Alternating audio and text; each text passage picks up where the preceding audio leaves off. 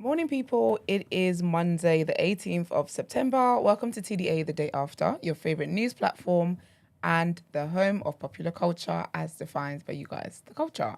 And let's get to know our host for today. It's your boy, Big Mark from the east side of the bridge. Eager Beaver. Was that a bit quick? It was very quick. I didn't finish my sentence. Sorry. Way to get this show on the road. I love that. Oh, is that it? Oh.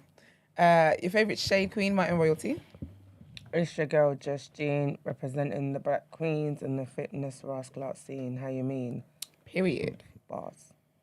And they call me Iman, the pro-black activist, TDA producer, and news analyst, melanin jam-packed. That's right. How is everybody? How was everyone's weekend?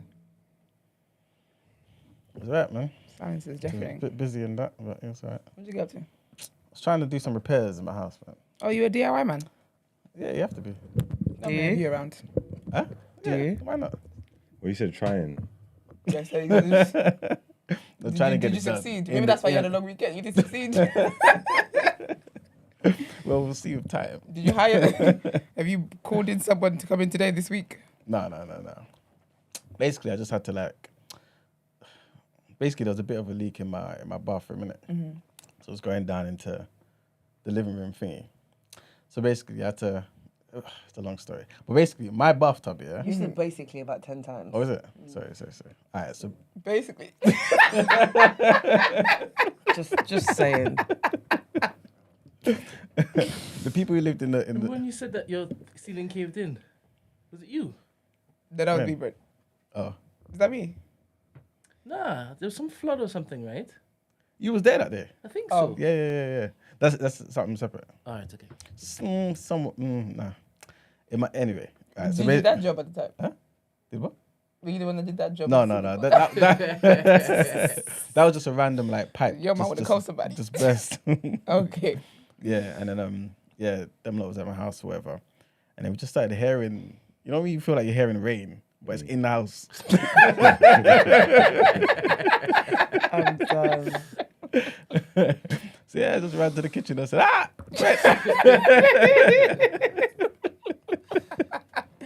So yeah. Hilarious. Anyway, so that was something else. But basically something similar to that, but it's a very slow leak. So basically, just basically had to sort out the resealing of the tub and some other stuff underneath it. Because basically, the people who lived in the house before me, Yeah. they thought it was a brilliant idea to have a freestanding bath, but have that up against the wall. Okay. So, which don't make no sense, because really, it's not gonna have that seal all the way around the bathtub, innit? Oh, yeah. It's just gonna be at a certain part. So anyway, that's what's caused the issue long term. But yeah, kind of sorted Did it. you successfully do it? Yeah, we'll be able to tell over the next few weeks and stuff. But hopefully, it's done. How's that for you? And you guys, what was your weekend? Yeah. You was doing some coordinating. Yeah. I'm done though. That's good. Thank God. You didn't do it after that, did you? No, I've done a whole reel, but I'm gonna put up. Oh yeah, okay, that's it. That took even longer to edit. I can imagine. Did you manage to finish the wardrobe packing? That's what you're talking That's about. what I'm talking about. Did you finish it? The coordination. Look. It's so cool. That is nice. Marks, your weekend? He was tidying up after his son. I saw that.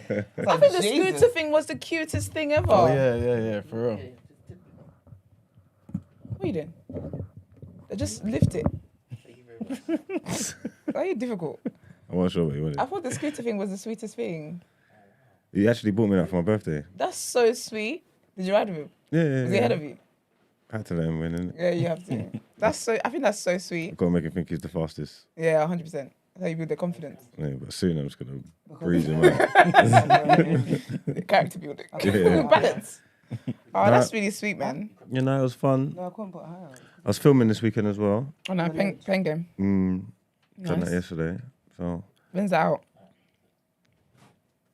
Do you feel like a season's worth before you put it out? I've done 7 battles yesterday or something like that. Oh, okay. So I think I got enough to give me once a week, maybe up until the end of the year, maybe. Nice. So I might have to film it again, maybe. So you wouldn't have to film, or you will have to? I shouldn't have to. Actually, I'm going to do a tournament actually, so I probably will. But That's sick. Yeah, I got a few of them in the tuck in the vault. You know what I mean? That's lit, man. Yeah, so I was just doing that. It's good. Yeah, I had a quiet weekend. To be fair, I had a come to Jesus moment, which is great. Church was my highlight. What was that about? My come to Jesus moment. Talking to Mike, Brent. Jesus said. I said Jesus said. God for sorry, Lord. Brent said. What was my come to Jesus moment about? Basically, I feel like I haven't been as spiritually disciplined as I should be. So I've been feeling a little bit disconnected. We've been doing flirt with other gods or something. No, I'm not Iman. I've just not been as focused as I should be. So basically, let me finish my sentence because you're breathing heavy and I have a feeling it's got nothing to do with anything I'm talking about. Yep, I know you too well. Yes, and I prayed about it, actually, that church and everything church, the service, the sermon, everything would be the answer and what I need to reconnect. And God is a living God, everything was. Everything was. So, back in the spiritual game. Brent, you're dying for it. So basically, right? Yeah. Put the camera on Emmanuel. Why? Because of what I want to say. Okay. It's not anything dangerous or anything. That's good. So basically, I was watching a video about some Indian pastor who's the head of a church in India. Okay. Or maybe an island that has a lot of Indians on it. Can't remember what it was, right? Okay. Whatever it is, it's by the sea. It's by the ocean. And he was talking about marine, say it is a marine kingdom. Yeah. Yeah? He's talking about all these particular demons that possess the people who live by the sea. And he was talking about, he gave quote-unquote evidence of these particular entities that live in the sea, that when it is that you go to any coastal location, all the people there are into wholesale debauchery and whatnot because they get messed with by these demons, right? Okay. But anyway, he said one of the demons advocate for polygamy. Okay. That's where you come into it. He's saying, literally, that's of the devil. Wow. Yikes. It was a massive claim. I was gonna screen record it. Yeah. But then I was like, if I do this and send it to you, I could have easily used that time to tell you something about Kalechi as opposed to doing this. So I said I'll wait patiently. In a good way, by the way. Yeah, in a good way. Until it is Kalechi's audiobook is out, by the way. Oh, is it? Whoever was asking, it's now available on Audible. Oh, that's quick. It launched when it is the book launched. Oh, that's amazing. Yeah. All right, big up and it's her. wavy so far. Anyway, I think that's bollocks. Well, actually depends. Actually, you know what? That's right. the spirit of polygamy. Yes, but yeah, you got. Yeah. Because he just said their book is on Audible. He said Oh, that's bollocks. sorry. got Yeah, not the pause, book. take it- Yeah. yeah. Two things. If he's talking about polygamy, then that's fine. I'm not for polygamy. What's the difference? Polygamy is where men and women do whatever they're doing. So like, I'll be married multiple people. He's Yeah. married to multiple people at the same time, No, or it just basically be a situation where the woman's got multiple husbands. and he's got multiple wives. as She well. doesn't have to be, but it's just And I mean the husband too. no. He could be just one of the husbands with her. Oh, I see what you're doing here. Yes. So you're for this if it's just the man benefiting. I don't call it benefiting. I see the community benefiting, but I'm for it if there's a man with multiple wives, not a woman with multiple husbands. That's exactly what I've just said. All right. No, So because just seeing only benefit. we don't need to get into this. Obviously. I'm saying responsibility. It's all right. All I was gonna say though, Yeah. is if he's talking about polygamy, Yeah. then fine, that's fine. If he's saying polygyny, then he's shouting bollocks. Okay. Because the Bible sanctioned polygyny. But he did say that men like Solomon and them man there, they were possessed by these marine That's spirits. nonsense. So what about Abraham? He didn't mention Abraham. Abraham had concubines. He didn't mention Abraham. But this is Old Testament you're talking about. Yeah. It's not The New Bible Testament. It's the same God. Does the Bible tell us that Abraham has concubines? Yeah, he did. There are quite a few prophets and whatnot that happened. Yeah, Abraham had But again, concubines. this is before If you Jesus show Christ. me the The scripture. yeah, that'd be I great. will do that for you. In the intro. Thank you very much. Because Abraham was a great man. Because then I'm wondering if Abraham had concubines, I wonder why Sarah then sent that one person away. Because She only had one a of lot them to getting send this. away. So I'm gonna I need don't know why. receipts. Are you I'm gonna gonna need need I'll receipts. find it for you. I'll find it for you. Well, okay. All right. Question of the day. I forgot about those. What's your favorite black slang term or phrase? Mine is recently mukmuk. I learned that from Brent. I just love it. It's the best thing ever. It's just the best thing ever. I just love it. Hella mukmuks around. I'm gonna spot a mukmuk vibe. That's mine. I don't know. Yes. Huh? Killy. You say kitty? Maybe. Meaty. I thought you meaty. You love meaty. Yeah. I saw someone talk about this friend of meaty the other day. This guy's talking about as one of the forefathers of the word. This is how it's spelled. Well, I am one of the founding fathers. So annoying. Nice facts. People don't like to. They don't like Give it. me your But credit. give my flowers, man. I hear you. Creator, you get me? Meaty flowers. I hear you. Anyone else? Damn. She sure told your ass. Yeah. Anybody else? This man is out here looking for Abraham's concubine. Yeah, I need to prove it to you, lot, man. Because I'm pretty sure there'll be people out there who are, Christians like, no, Abraham never didn't. Yeah, You don't have to put a voice on. We don't sound I'm like that. We're sorry, very I'm sorry. calm and holy. sorry. You said Brent, Gina? I don't know. I don't know, you know. What's the question? Favourite slang term? Yeah. Or phrase. Black one. Well, white people didn't have many. I didn't have any. No, white people have good slangs, you know, actually. What, like geezer? No, but you don't really say stuff like, well, pour some sugar on me and call me a donut. No. Do you know what I mean? Stuff like that. It's just Get out. No, you see the door? Front, open the door. Open the door. You even said it with confidence. Like, Of course, you're I heard that. annoying. Pour me a That's sugar and... Oh, Some they, sugar there's on a me, portion call me of a it called Call me me a a donut. donut. No, Esther, I've They do. I've heard that I've before. never heard that in my life. I didn't make that shit up. I have You no reason did. making up things about donuts. But I do love donuts, but that's not the point. See? Nah, that's definitely Esther, you made it from the up, white bro. man. You made it up. And they be saying some stuff. They have some sayings, man. Yeah, no, there's bear slang still. They have some sayings. Brent, what's yours? I remember an era when I used to say beanie all the time, innit? What's a beanie? Still say that, man. You still say beanie. Yeah, a but buff thing. I don't say it as much as wavy now.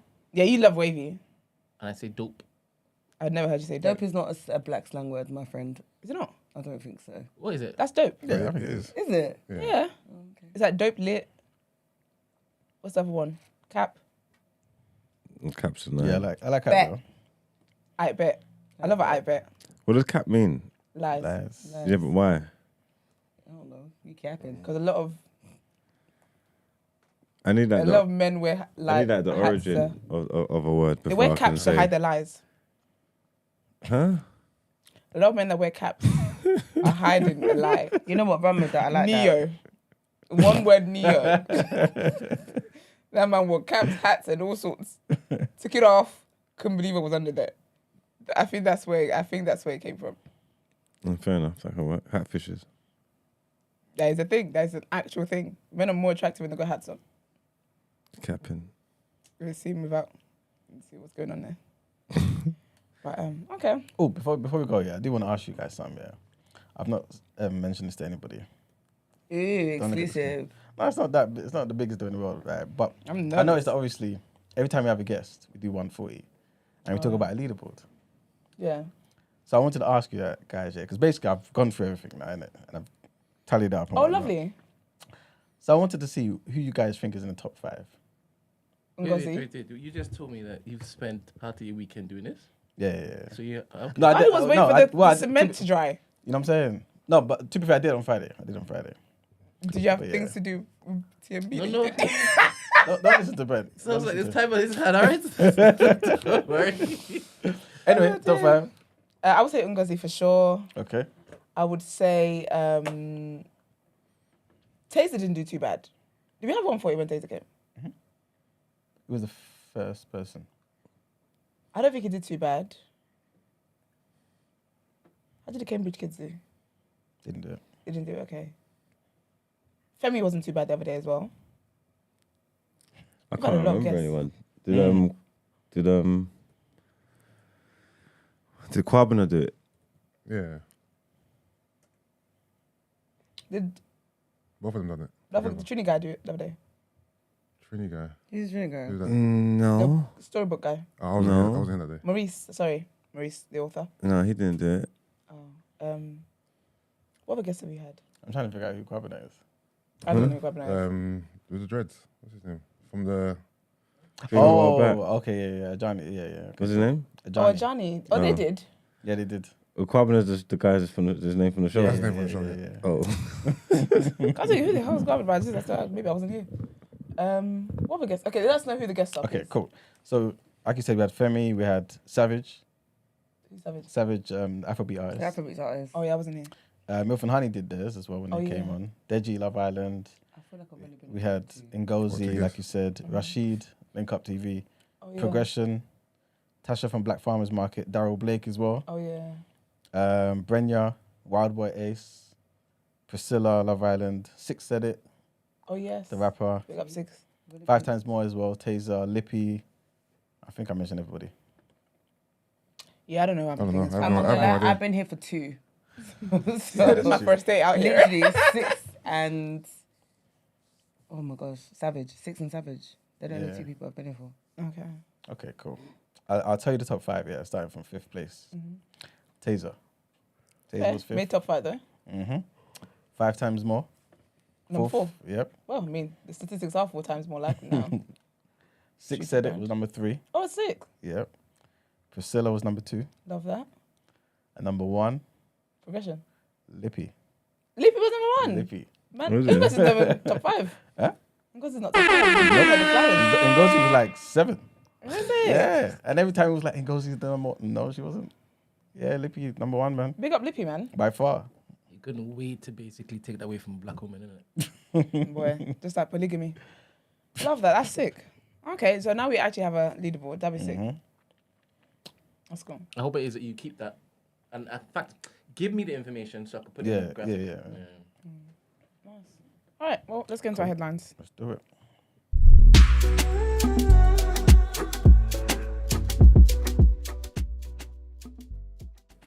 All right, so our first headline, again, Esther's boy is back in the news, man. Boris People are sending, Johnson. yeah, man, they're sending for him, man. So apparently the BBC's been told that senior government officials spoke to Buckingham Palace at the height of the pandemic to express their concern about Boris Johnson's conduct in office. What are they going to do? I don't know, but officials even discussed suggesting to the Queen that she raise the concerns with Mr. Johnson during their private audiences.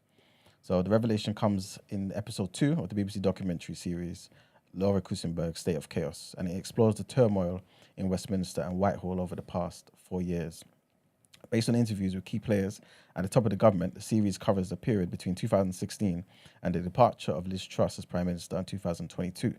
In May 2020, as the government was grappling with the pandemic, there were significant tensions between Mr. Johnson's political team and the civil service. Now, sources have revealed that senior officials expressed their fears about the former Prime Minister's conduct in the government to Buckingham Palace. Second headline, another Prime Minister's back in the news. This one, I'm not too sure why they've even asked her opinion on anything. And this is about Liz Truss. And she's basically said that Rishi Sunak should cut taxes, reduce benefit increases, raise the retirement age, and delay net zero commitments. In the speech, the former Prime Minister is basically planning to vehemently defend the policies that she tried to enact during her chaotic 44 days in office. She will acknowledge that she tried to do things in a rush, but the Tory MP will argue that she could not deliver her plans due to the political and economic establishment. Her speech at an event held by the Institute for Government, a think tank, comes almost a year after her government unveiled a series of economic measures described as a mini-budget that included £45 billion of tax cuts alongside support for people struggling with rising energy bills.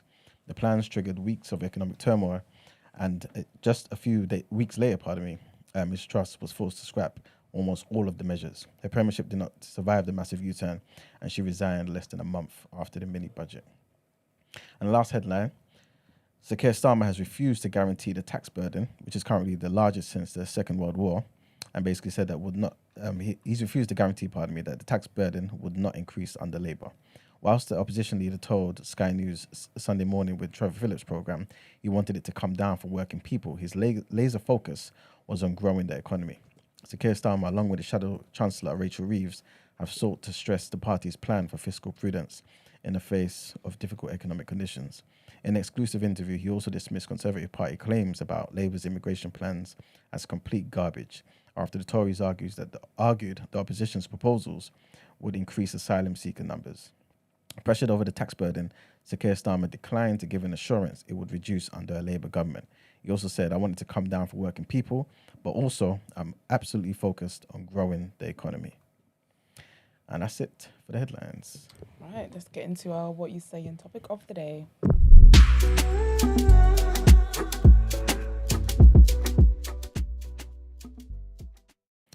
All right, people. So today's topic of the day is one that is pretty much, I'm sure that everyone's kind of heard about. Trigger warning. Trigger warning, big trigger warning. And this is surrounding the allegations that were made against Russell Brand, the comedian, the host, and everything else that he does. So basically, I'm just going to read out a bit of the headline. And he's basically facing fresh allegations about how he treated women just days after being accused of rape, sexual assaults, and emotional abuse. So apparently, 4 women have made allegations of sexual assault between the years 2006 and 2013 as part of an investigation by the Times, the Sunday Times, and Channel 4 dispatches. And all these allegations, of course, he's denied them, right? Since the publication, the Times said it had been contacted by several women about claims about Russell Brand, but said that allegations have not yet been investigated and will now be rigorously checked. Again, he's denied all the allegations against him. Met Police have responded to accusations, and they're pretty much encouraging victims of sexual assault to contact the force.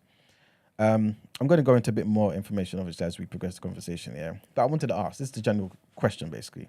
Do you feel as though there's a culture of inappropriate sexual misconduct, inappropriate sexual behaviour in mainstream media?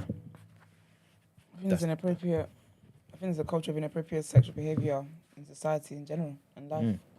I do. I think the reason why I guess it's a bit more prevalent, not in mainstream media, is I feel like a lot of men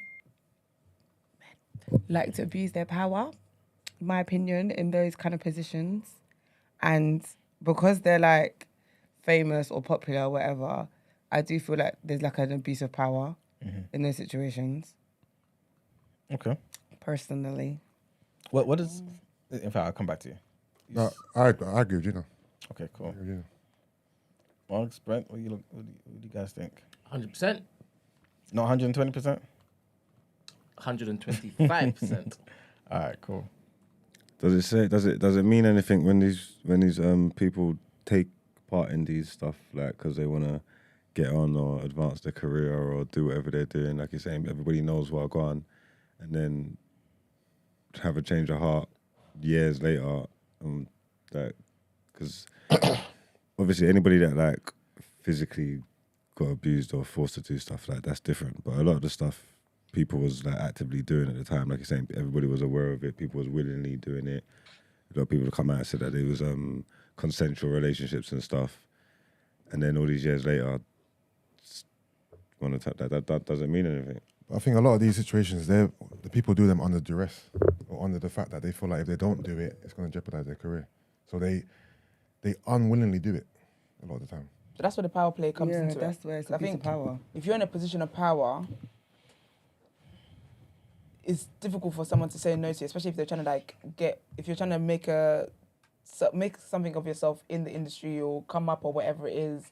People do feel like if I say no, that will affect the working relationship. I'll get And there's people blackballed. and there's people that have said no and they haven't been promoted and it has affected their career progression. So yeah, even though I went along with it, I was put in an uncomfortable position to begin with.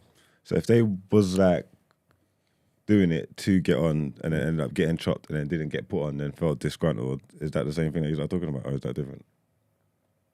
Say again? As in they done it, but they didn't get what they wanted out of it. Yeah. That's the same thing. Okay. It's even worse. Matter of fact, It's advantage. that's even worse then. That's worse. That means I done what you told me to do to get on, and then when And I you done didn't it, put me I Not on. didn't get on. necessarily what you told me to do. They took part and had a relationship and had the thing because they thought I would advance here or this, that I could get this promotion or whatever, and then they didn't. So they're not being coerced into nothing. But you know sometimes that's the selling point. selling point is I'm the top dog here. I can open doors for you. But are you saying more? Are you talking more from a place of like, that's not the case though? Like it's your own. Like an assumption you've It's made. your own assumption and your own game plan that you've decided to like do. a person's decided, you know what, I'm going to sleep with Yeah, because I the feel like boss. it's gonna. The boss didn't initiate it. You decided to sleep with the boss because you thought if you sleep with the boss, you'll get promoted. Yeah. And then you slept with him and you didn't get promoted. Yeah. No, that's different. That's different. No, I'm saying because obviously we don't know what the individual stories are, and there will probably be times because people always take advantage of their power and stuff like that. But there will be bare situations where people was willingly doing what they're doing. You know what I'm trying to say? Yeah, no, not all situations you're being coerced or you're reluctant. Sometimes you're a willing participant. I think we're talking to the ones where they're reluctant to do what they've been propositioned to. You know what I mean? How do we know when somebody's? I know this may sound like a silly question, but how do we know, especially after the fact, years later, that this person wasn't a willing participant?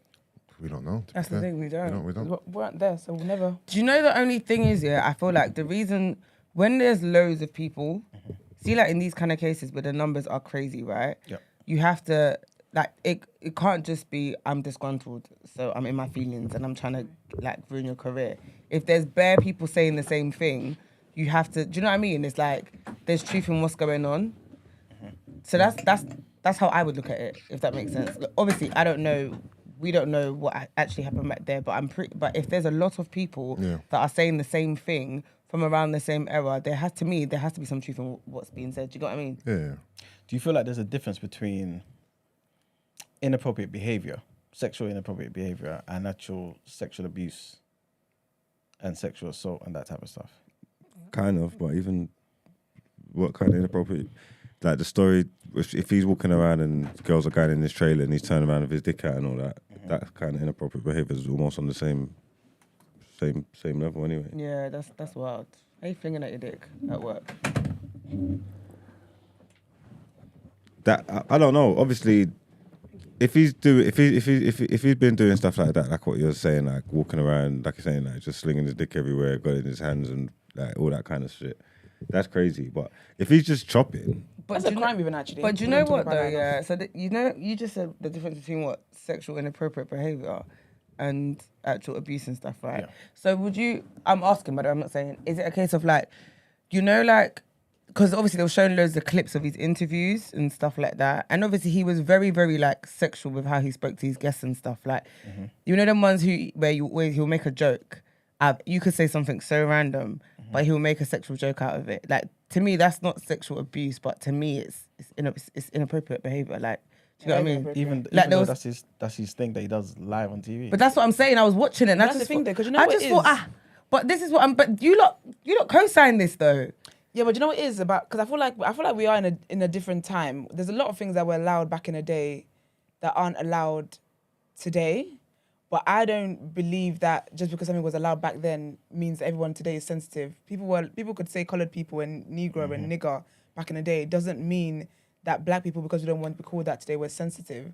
So someone, like, at the end of the day, if I come on a show to promote whatever it is I'm promoting, a new film, a new album or whatever, there's really no reason for you to be making sexual jokes at me like that. The reality of stuff like that is you don't know people's situation, you don't know people's history, you don't know what people have been through, you don't know if that person's a survivor of something, or maybe they're just not that way inclined. Maybe they're more conservative. So you making a sexual joke, yeah, you said that's your brand, but even then I feel like with jokes and how you interact with people, you check their vibe first. If someone's not giving you the vibe of, like, they haven't given you that vibe of they like sexual jokes being made at them, it's still inappropriate, even though this is your brand. Bro, it's you still signed up to come inappropriate. on my show. No, I can't have a whole style and feel, and then you come on my show and you chat shit for me for being how, like you're saying, what I'm doing in public and what I actually do. If that's not your thing, you don't like it, don't come and be interviewed by me. No, but the reality of his show is that it's not his show. He is the face of a show. He is there to make the network money and whatever it is. So it's not a case of anyone who signs up for sexual jokes come through. It's the fact that in the business side of things, he has a job to do business-wise. There have to be different guests and whatever else who come on the show. So it's not a thing where because you come on the show, it's different. You're on TV. Do you know the only thing I'm gonna say about that I agree with you? Yeah. But it's like going to a comedy show knowing that the comedian is like someone that roasts people a lot and you sit at the front row. Like, I feel like I couldn't go to a comedy show and get roasted and then be upset that I got roasted because I knew what I was going there for. Yeah. So I agree with you, but I also agree with you in a sense where they knew what his brand was. He was very public about who he was, and they pushed that out there, as in that the TV stations or whoever he was working with, they didn't shy away from that. So I do feel like going on his show, you would know what you're going to get. If that But you know makes what's different sense. about that though is with comedy shows, you're aware that when you go there, the person's making jokes. When PR, your agent, your manager reaches out and says, "Oh, we're gonna go on Russell Brand's show to promote the show," they're not like his show is not advertised as this is where you come and people make sexual jokes at you. Do you get me? Like that's what people know of him. That he's lewd in the way he talks, he's flippant in the way he talks and whatever. But that's not the marketing of his show. So when people go on there, like when people go on, like if say for example someone comes on this show, yeah, we make jokes about whatever, but if we make a joke and they're offended by that, they're within their rights to be offended by it. We can't be like, well, you came on our show, so that means I can treat you any way I like. Because that in itself, I personally feel like that's a dangerous territory to be in. If we start doing, you know what you're like, this is how that person is, that people will not be accountable for their actions. So with him, his shows weren't advertised as when you come here, this is what happens. And also as well, as someone who hasn't been on the show, when you watch the show, I would think, oh, this is you relationship. Like this is how you guys are. But obviously when I go there, I don't talk about sexual stuff on my platform. So when I get there, why would he be talking to me about stuff like that? Do you get what I'm trying to say? Morning. Good morning, Caller. caller. Morning, guys. It's Black Rob. Morning. How you guys doing? Good, thank you. How are you? I'm good, thanks. Do you know with this one, with the Russell Brand one, it's a bit of I think there's a little bit of an asterisk on this one because I want to compare it to. Do you know the guy from that 70s show that got done for rape? Yeah, Masterson. Yeah, Matheson. Yeah, his one.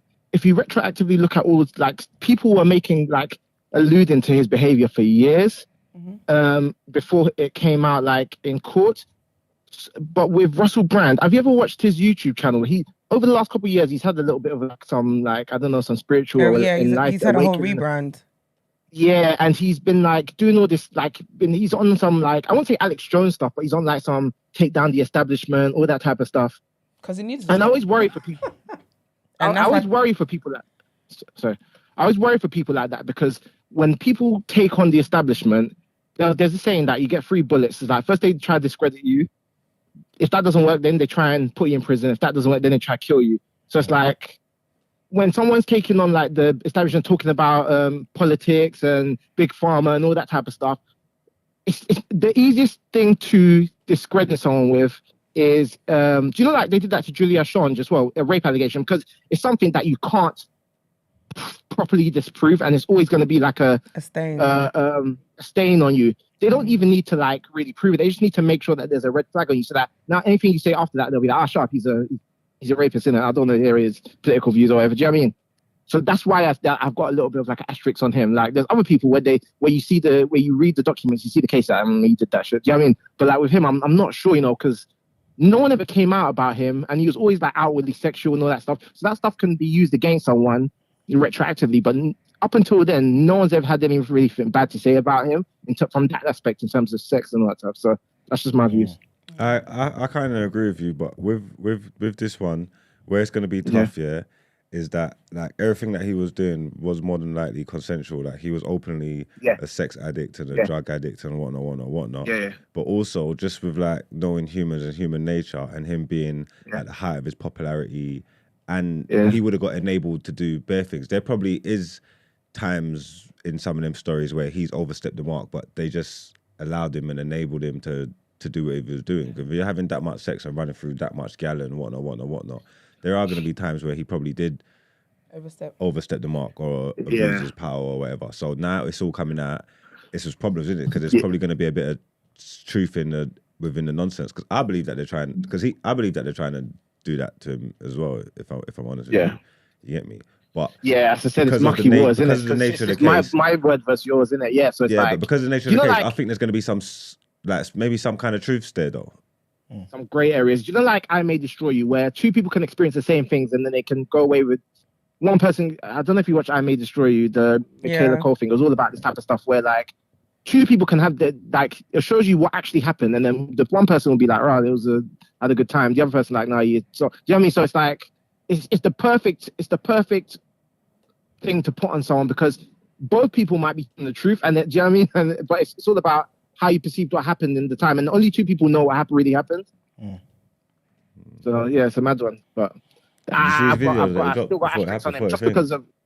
He dropped a video on his YouTube saying that, like, look, they're coming for me, basically. Serious. I feel like if he's gone, if he's he was saying like I can't really talk. He goes, there's gonna some stories gonna drop, and he basically said like, he said that they're trying, they're coming for me, man. But if he's rebranded, don't you think that he's trying to get ahead of all of this? Then I'm sorry. No, I think that's what Charlemagne did. I think that's what Charlemagne did. And so lewd and just the way he is. That you'll come to Jesus moment, now you're trying to take down the system. Bro, you knew what's coming. Because you know some of these cases, before it becomes public knowledge, there's stuff like going on behind the scenes. You're being served by lawyers, you're doing out of court settlements, there's all that kind of stuff. This man must have known it was coming. Yeah, but only recently. And is now coming to do I'm a preacher. Yeah, no, only recently though. He's changed for years. But he's rebranded for a minute though. Like it hasn't last year. It's been a while. So I don't think it's him getting ahead. Of like the bad press. I do think. I agree with you. I think there's definitely truth to what happened, but I also definitely think it's also because he's trying to take down the establishment. I think both things can be true.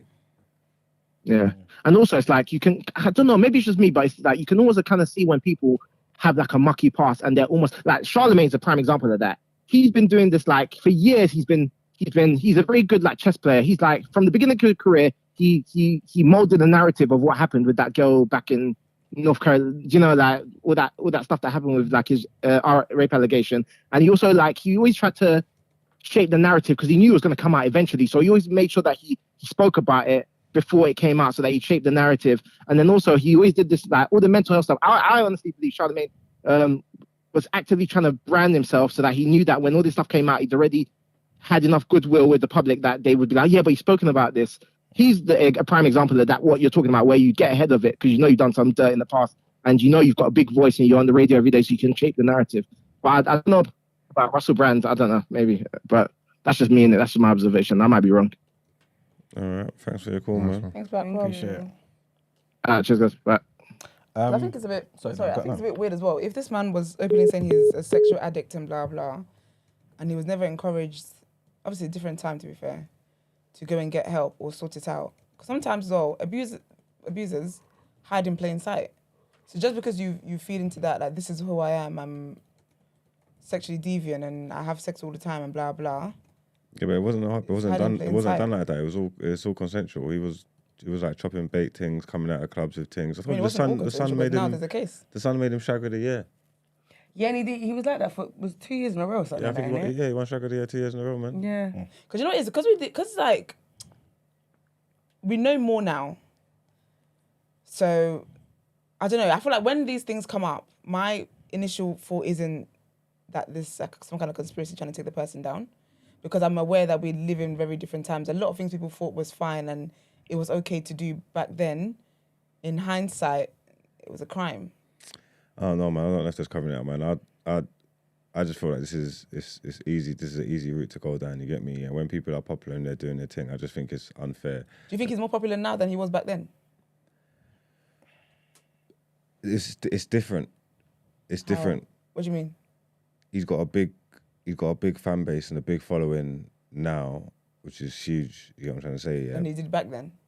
Maybe it's different, like because you can actually see it. It's tangible, like with his subscribers. He's got like 6.5 million subscribers on his YouTube that listen to him talk every day and stuff like that. So it's different. Back then, he might have seemed more popular because he was out in the limelight all the time and doing movies in Hollywood and on TV and in the tabloids and shit.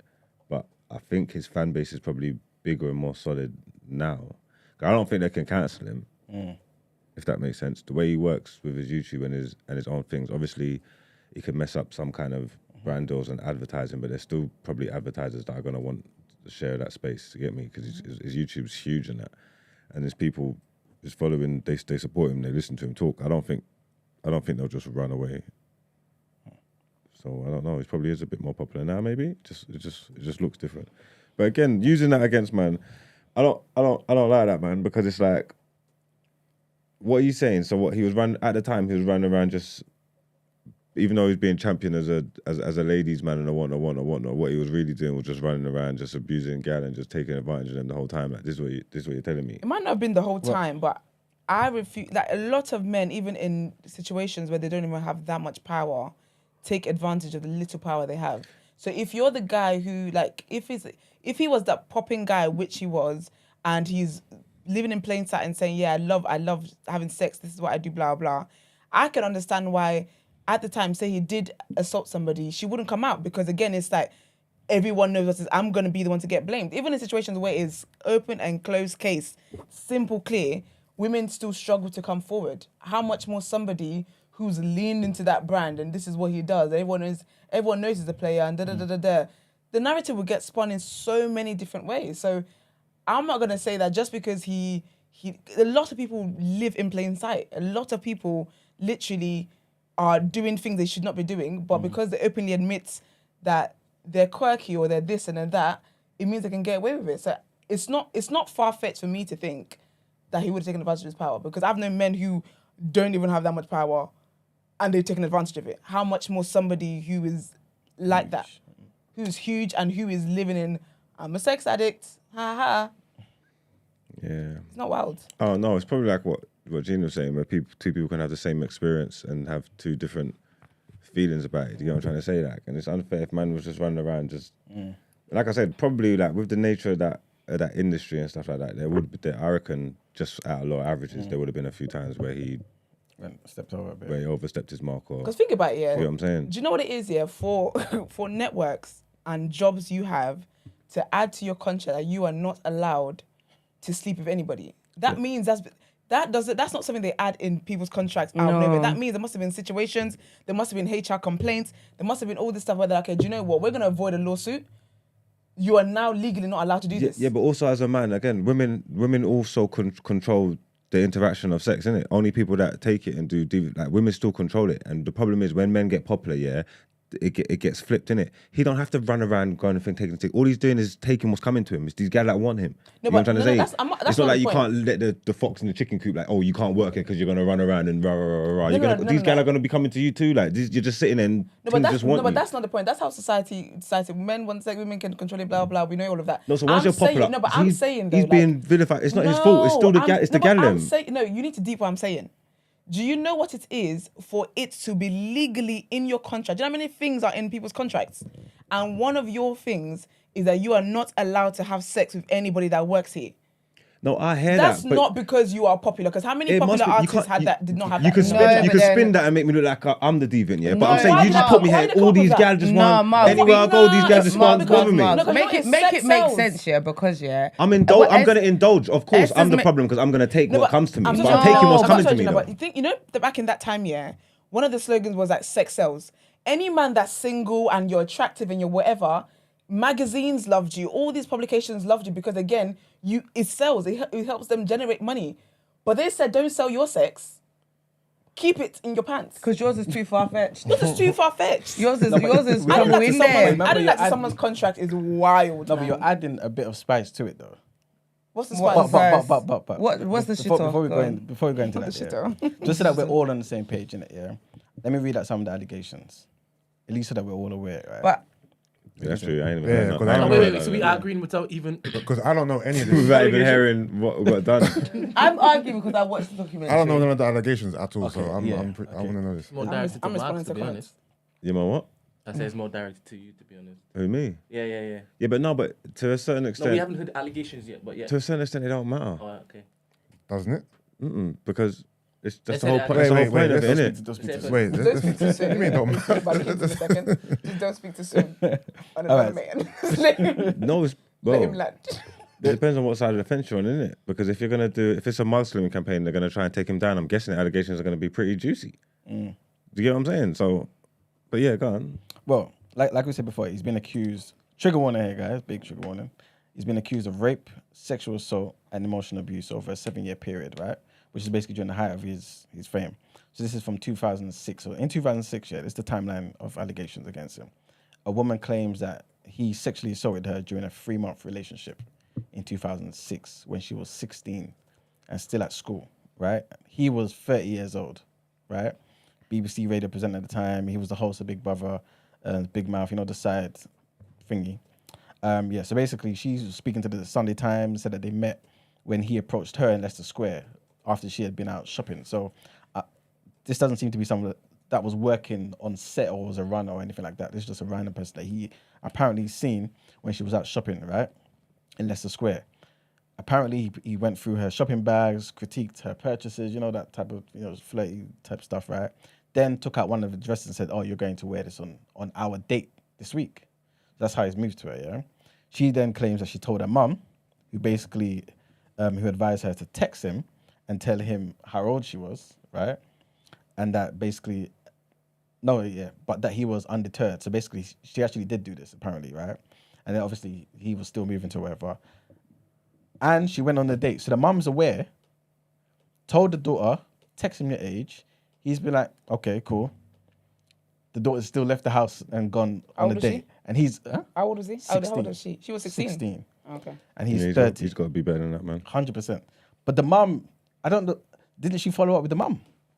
This is the crazy thing, yeah. It's I'm just mad. seeing it as the mum thought it's Russell Brand, isn't it? So No, but the mum had Pimp sense her to out. say, tell him how old you are. Yeah, Because but this is not kid- correct. okay. But why didn't she then follow up and say, you're not leaving your house? You're not leaving my house. He's like, children don't but- lie. No, I'm not going out with Amy and Lucy. Are you saying Maybe like I'm saying how I would be in a situation. Like if my son or if my daughter's some guy, he's known or whatever, but my daughter's 16. Yeah, but your child was out when the person met them. Mm-hmm. Your child goes out with friends anyway. So if your mum is saying, if you said, tell him your age, whatever, like that, obviously because it's a celebrity, you might be asking more questions or whatever. But kids lie. I don't think the onus is on the mum. No, I'm It's saying, not. Everybody's morals no. are different. So it depends. It depends where your lie is, isn't it? So I don't know if 16 is the age of consent or whatever. But if that parent is cool with that, that's on them, and it's on us whether we're cool. Like Russell still shouldn't be Yeah, of course. doing that. 100%. You know what I'm trying to say? So the fact that the parents, I think that doesn't even. 100%. No, you're 100% right. But I think I'm just kind of, 1 second, caller. I think I'm kind of seeing it from an angle of the protection part. As a parent. Because if it was me, it wouldn't be, yo, tell Russell Brand that you're 16. You I'm saying? calling Russell Brand and Thank say, you yo, very stay the much. fuck away from my daughter. Thank you. That's what I'm basically saying. You know what I mean? Yeah. Yeah. You know, Leah's parents do that. You need to do more. We've seen enough. All them kids, R. Kelly was out here pimping. No, but a lot of those parents are animals though. Because Nah, a lot of those they parents are the drove ones- their kid to see him. No. I'm talking about some of those parents are in court and doing all these things. Those are parents that said no. So for me, I don't feel like the onus is necessarily on the parent like that.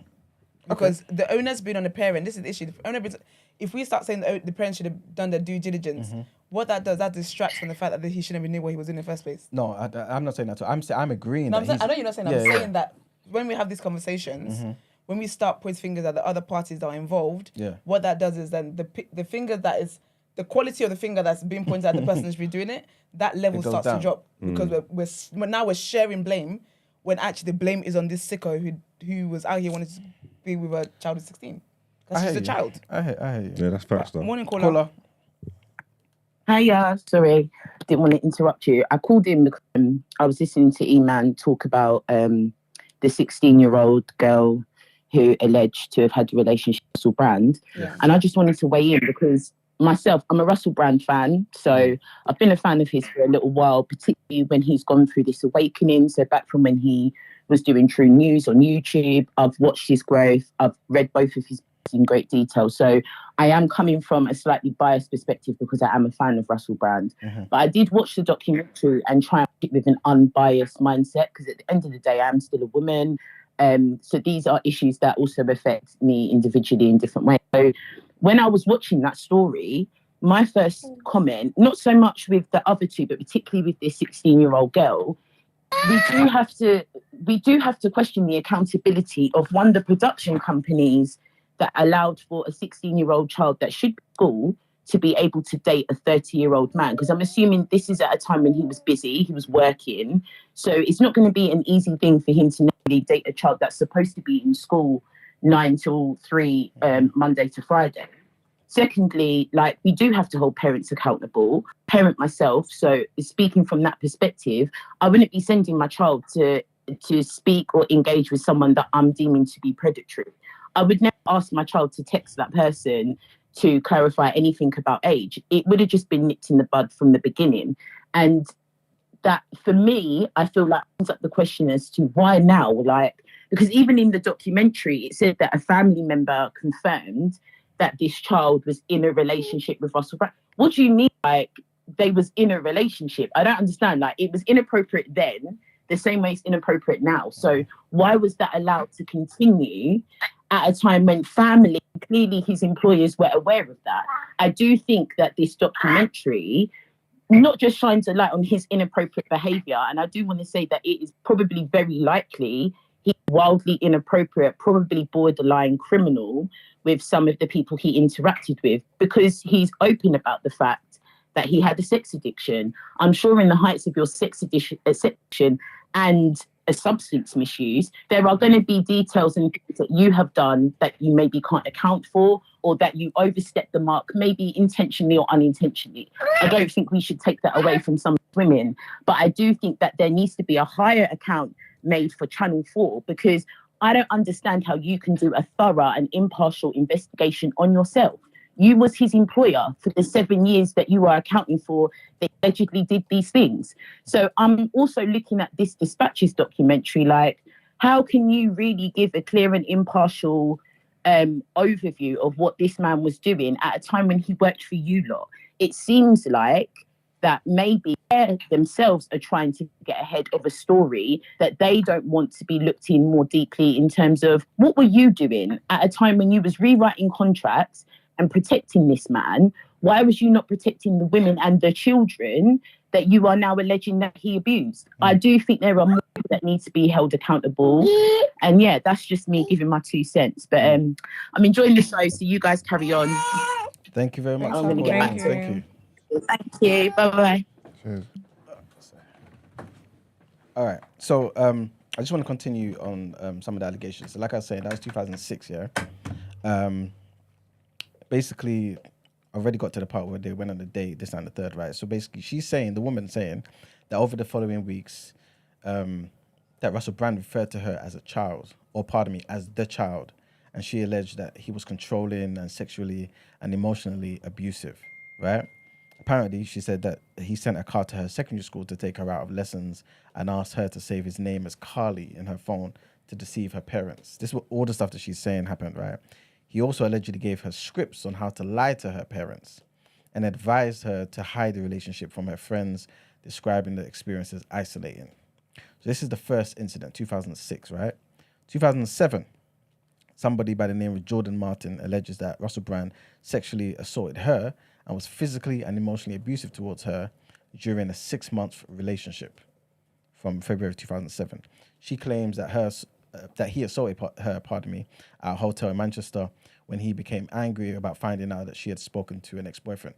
So these lot were together, it seems, but obviously he was physically and abusive to her because of some other stuff, right? That happened. So like I just said, she's speaking to her ex-boyfriend. He apparently ripped her phone case apart, pulled out the battery before touching her sexually. She said that she was not ready for this intrusion and did not find it pleasant. This same person, Jordan Martin, made the allegations in a book published in 2014. So she's spoken about this in 2014, right? She declined to be interviewed by the investigative reporters, but she told the Sunday Times that she stood by her account. Obviously, Russell Brand denies all the allegations made by the Sunday Times, but he's never challenged, apparently, according to this article, the content of that book that she brought out. So she already spoke about this 7 years after the thing happened, but back then, you know what I'm saying? A good almost 10 years now, 9 years ago. 2012, the third allegation. This woman alleges that Russell Brand raped her against the wall in LA, basically at his house in July 2012, after she refused to join him in a sexual activity with a friend of his, right? So basically, I saw this part in the documentary. Apparently what happened was he was basically, again, in LA, spoke to her. So this is an American woman. So I think they use an actor to dramatize this particular part, but the actor had an American accent, so I'm assuming American.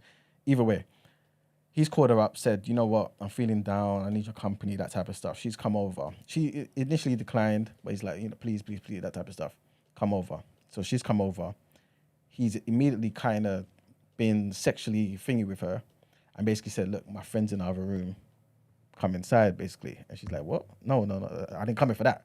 You know what I'm saying? And that's when apparently he's pushed her up against the wall and raped her.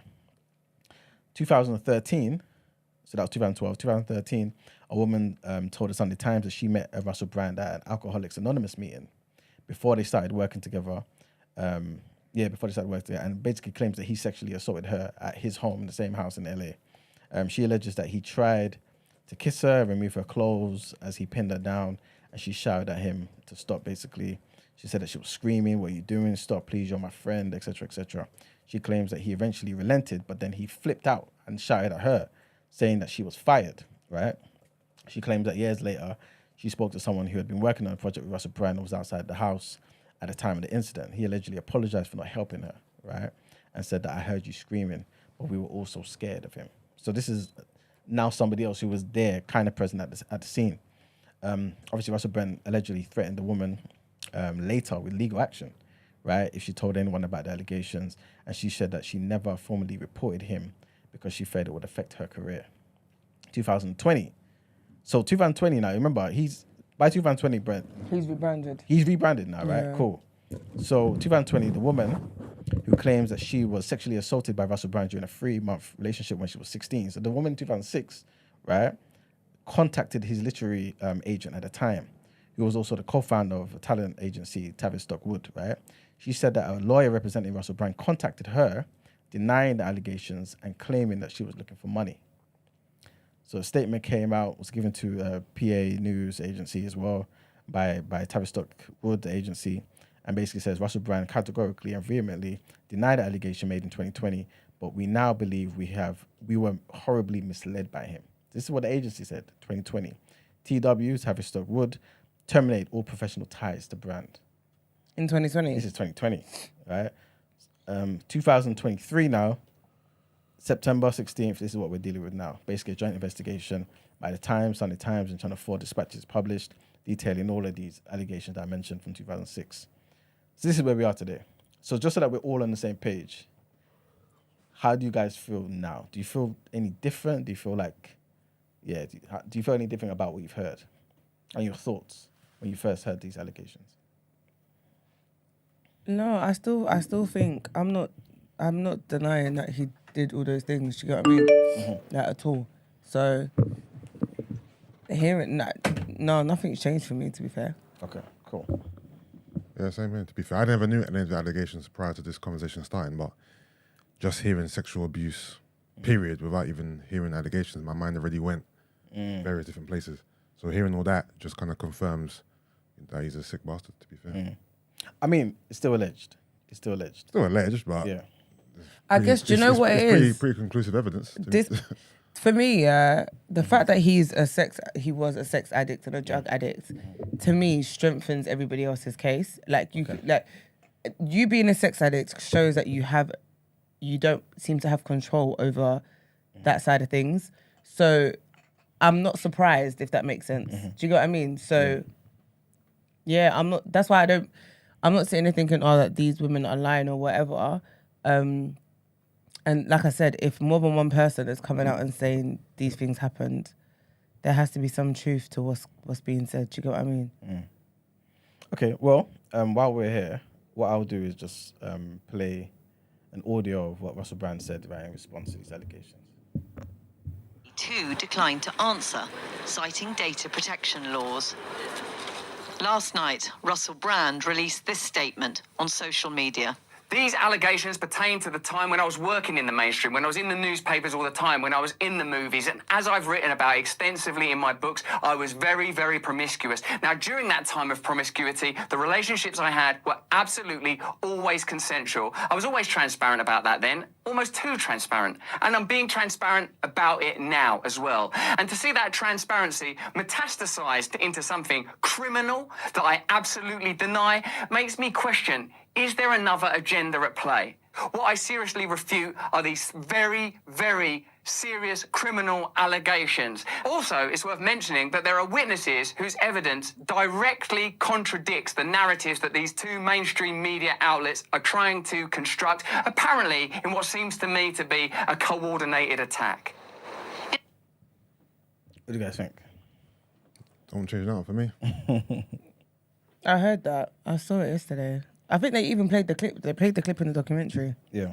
And also saying that you had a consensual relationship with a 16-year-old girl doesn't make it any better. So He may be denying that one completely.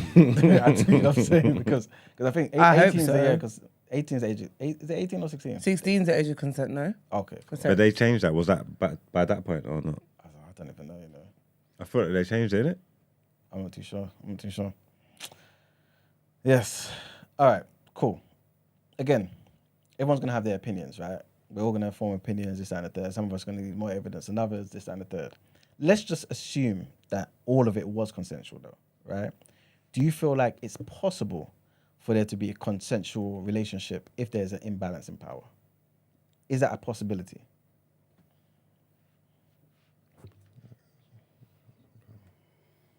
I feel like when you're in a position of power, there's always going to be an imbalance. So I feel like there's a lot of due diligence and extra care to be taken when you're in a position of power, asking out or wanting to date or whatever it is, somebody who is in the workplace, your subordinate. That there's a lot of things to be done. And really and truly, the correct process people should take is actually going to HR. Then HR know all these secretive linking, all that kind of stuff. That's how you get in trouble. If you let HR know your wishes and whatever, they have a meeting with you, then have a meeting separately. Like there's due diligence to be. There's a lot of boxes to tick, and the power dynamic will always be what it is, because again, there's a clear power dynamic. You're the boss. This is someone that works for you.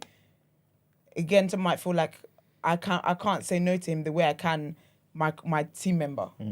There's always going to be that issue there.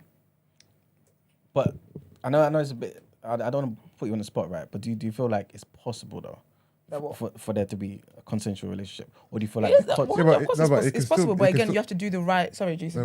You have to do the right thing. Okay, as long you as have to tick the right boxes. Okay, cool. To make sure it makes sense, but it is. There's nothing that's impossible. That nothing's impossible. Okay. It is definitely possible, but unfortunately, we see more abuse of power than not. And having one second, caller. Having a consensual relationship with someone who's 16, it doesn't make it right.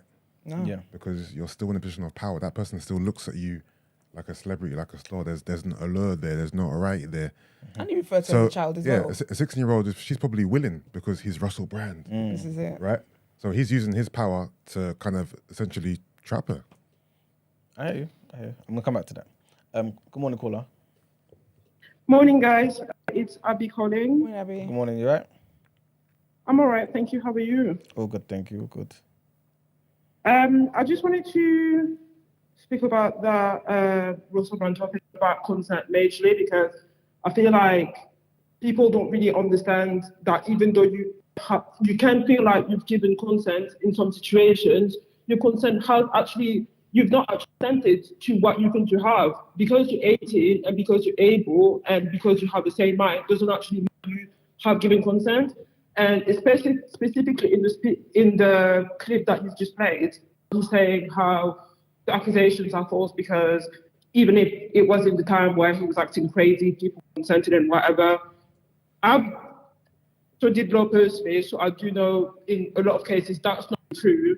And when I've checked online just now, just for people to be reminded actually that it says actually that consent can be given if it's been given through mistake, violence, intimidation, undue influence, or it's void. So I don't understand why people are making excuses for not understanding that there can be a really bad abuse of power in some circumstances, which means that the consent that you have given is not consent. It's enduring. And people really don't want to get that one. I just don't get it. It's making excuses for predators and predatory behavior. Abby, if you don't mind, can you repeat that sentence again? What voids the sexual consent? So consent is given through mistake, violence, intimidation, undue influence, or fraud. The consent is void. It's literally what it says online. Did you say by mistake? As in, so if the person didn't know their age, or what do you mean by what you're consenting to? Okay. Okay. Sorry, say that again. No, I just wanted you to elaborate on the mistake part, but Esther pretty much said it. I said the mistake part can be if you don't know what you're consenting to. Yeah, exactly. So if you haven't even got the information, if you haven't even understood what consent is, how can you give consent? Mm. And I think obviously people like that, they'll prey on people that are young, people who are new to the industry when you clearly are young, trying to probably raise to a higher level, and they use that to their advantage. Like there's people that have said as well, putting the whole Carisha and Diddy situation. I think obviously that's different, but when we even look at it that way, there's an abuse of power. You may think that you give the consent, but looking back in 10 years' time or whatever, not, you actually realize that actually you've been abused. Actually, you've not consented to the thing that you think that you have been. You've been put yourself. Someone's put you in a situation. So obviously, maybe you have benefited too, but still you've abused. That is the fact of the matter. So I don't understand why we making excuses for this type of character, and when they're coming out as well as that, people say, oh well, it's not true, it's not this, it's not that. I think obviously there's people that unfortunately take advantage of the situation, and they take and they may lie, but we need to try to believe people who actually do come and say these things. Otherwise we're making a disservice to actually victims in that situation. So Abby, let me ask you this, yeah. Do you feel like, the same question I asked the guys in the room, do you feel like it's impossible for there to be consent if there is a power imbalance? I don't think so, no, because your consent was void. If there wasn't this imbalance of power, and this is what it is, if there wasn't this imbalance of power, would you have made that decision? That's what needs to be asked. And also, can I ask the same question, right? I don't want to assume that you're obviously just factoring in age, but if the person was 40 years old, the man, let's just say 40, and the woman was 30, he's the CEO of a company, and she's maybe the secretary, front-facing desk or whatever, right? Can they have a consensual relationship? I still don't think so. Simply because I think you would have to take it away in another situation where, because you're not equal. You are really not equal. I think that someone in this situation, in this power, clearly can do more. So I think that maybe some people think that it might be attractive or whatever not, but really it's not. And so that person has essentially groomed you, I think. And So you with that see mindset, all the all time. these young people that Diddy and Leonardo DiCaprio are dating now, if in 10 years' time they just wake up and decide, actually, I didn't like that experience, and he's just come for them, he's just going to support it, and even though it was open, and like, do you get what I mean? It's not a thing about I didn't like that experience. It's about being more mature to understand what that experience actually is now. Because the thing is, when you're a certain age, you're not as mature as the person that you're dating. The person you're dating is a lot more mature than you. No, wrong. So the thing is, so yeah, I can be, say I'm 20, I'm dating a guy who's 40, right? Right now, there's no one who can tell me that I'm not doing the right thing. However, when I look back on it, when I'm now 35 and my brain has developed more, I can be like, actually, that wasn't a healthy situation. And when you start thinking about your interactions, how it is that he got you, how it is that he moved to, all that kind of stuff. That's the person. It can be That's that. the person in the situation. I'm talking about from the outside looking in. We've reported on these people that Leonardo DiCaprio dated. We've made jokes and Kiki laughing about his taste for young girls and whatnot. I'm saying if in 10 years' time they decided for whatever, I wasn't mature enough to them, I didn't know what I was doing, and they think, are you gonna jump on board and get the pitchforks and go for Leonardo after we watched it all play out in real time? I've gone for him even when I'm reported on Word Road. The allegations are.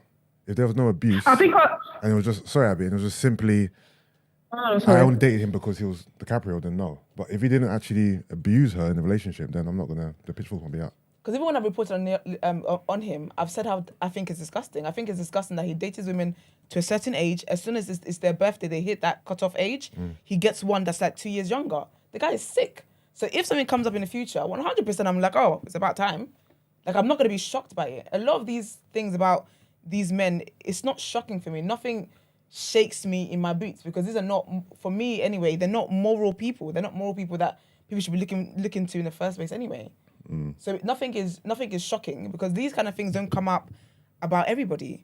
And furthermore as well, these sometimes they're not coming out. It's not like an isolated case. sometimes you find out actually that there's been years and years and years they've been trying to dig stuff. Like Trey Songz, he's been doing out of court settlements for years. It's just now this cup that he's been pushing everything into, it's overfilling now. So now we're spilling out. And a lot of situations, that's what it tends to be. Where now you can't contain anymore. Now your case is beyond settling out of court. Now this actually has to go to trial because there's too much evidence. Sorry, Abby? No, I was just going to say to add to your point, actually, there's something that I listened to recently was, Portia Williams from the Real Housewives of Atlanta. She came out, so she did an interview not a long time ago. She wrote a book, and she, in the book, said that she actually was one of the victims from Out Ere, but at the time, she didn't feel like she wanted to speak about it or even shed light on it because she felt like she was a grown woman. She felt like she had her own penthouse, she had her own place. So she felt like, obviously, she wasn't in a situation where she was clearly being abused. But now looking back, she's saying she's definitely been abused. She's definitely saying that she can see that there was an imbalance of power and the way that he was treating her was abusive. So I do feel like people don't realize these things. It's like you may think, you see abuse and think that it can be rape or whatever, not exaggerately, but really it can even trickle down to these small things. Abby, can I ask a question? Yeah. Again, I'm just trying to present a different angle to this. Yeah. So I'm pretty sure we've all heard of certain stories, real life stories, people who are famous, this and the third, just in all areas of life where there's been somebody who's in a higher position than somebody else. They get together in the workplace, they get married, have kids. Are you basically saying that those relationships, yeah, a lot of them anyway, are situations where it wasn't consensual first? I'll give you an example. Power. Marcus Houston, put that man in jail. Put him under the damn jail. No, but no. He's married to his wife. Yeah. They've got a kid. Yeah. That man is a groomer. But wasn't she underage? But that's the thing. So basically, he hid her until she was of age. All of a sudden just married her out of nowhere and said we didn't have a relationship. Tiger, with the whole Kylie stuff as well. Same. Madness. Same, exactly. So just because you're married now, you got kids. Sorry, I just see that as the victim. No, the thing is that I hear what you guys are saying because in those situations, those women are underage. Yeah, I understand what you're saying. But even if you're not underage, exactly, that's what I'm getting to. Yeah, exactly. But what I'm trying to say to you is, if there's a 20-year gap or whatever, that person has clearly lived through life. They have had more experience than the other person. When you clearly are young, you're going to think to yourself, that guy is clearly, like, he wants me, I'm impressionable, that kind of thing. But really, looking back, they're grooming you. They know what they're doing because you've got less experience. You probably have less experience with men as well. That's a fact of the matter. If you are in early 20s or whatever, which is what they are aiming for. And so that you're grooming them. It's not that every girl's an idiot. It's that people are not mature enough sometimes to make certain decisions. But some people are, though. But some people are. Regardless of age. But not many Maturity people. is not necessarily about age. And some people are. I hear you, but not many people are. And that's what she's saying is that the man will have more, if he's like significantly older, he's had more experiences of life, he knows more being in life. You're dating somebody who's just finished university, don't even know who they are, and you're going to tell me that this person is in the right frame of mind. They don't even know what career they want to go to. They don't even know how to go about applying for jobs. But you're going to tell me that they're in a position to dedicate spending life with you and having kids with you and stuff like that. Also, there's a reason why these men who their type consistently is younger women, there's a reason for that. They know why they're doing that. It's because the women their age cannot stand or cannot stand their bullshit. So what they do is they go for women. No, I'm not making. I'm dead serious. Society's changed though. Back in the day, women were getting married at 18 and staying together for 20, 30 years. They knew from when they was 18 they wanted to get married. Let me finish my point. What they then do is they then date younger women who you get to mold to be the woman that you want to be.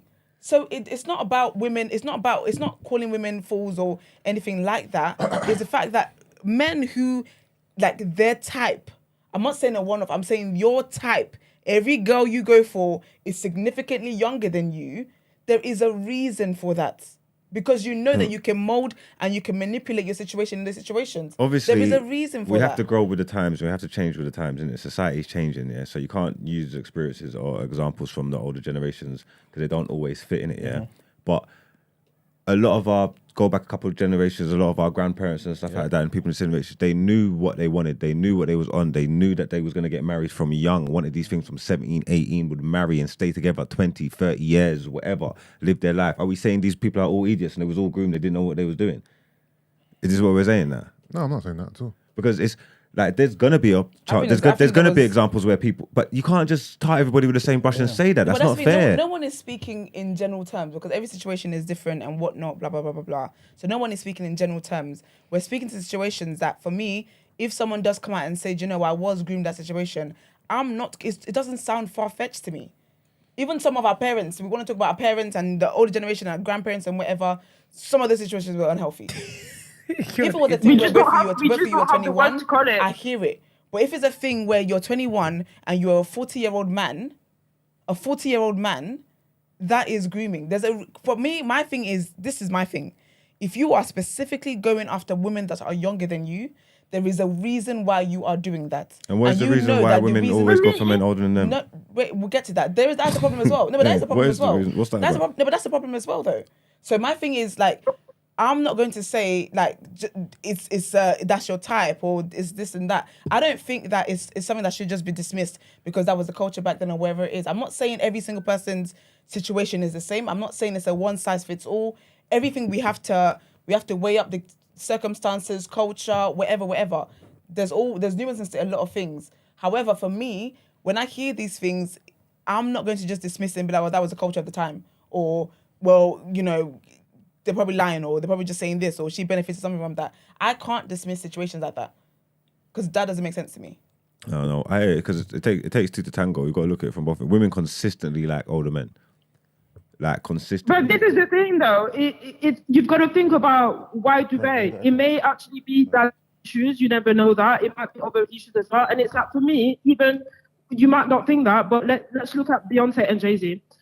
That did that woman not know that man when he was like 30 plus?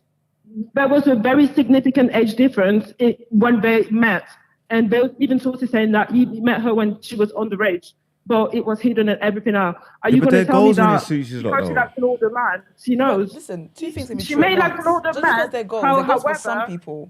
That doesn't mean there's not other people that look at them and don't approve of it. They're not goals for everybody. I don't look at Beyonce and Jay-Z and be like, oh, that's goals. I don't look at anybody and think that's goals. I don't know people's reality. I don't know what people are dealing with. So they're not goals. Same way you said, stop painting the brush with whatever the saying is. That's that. They're not goals for everybody. And like Abby was saying, that is something people bring up very often, actually. But sorry, Abby. Sorry, quick question, right? No, it's all right.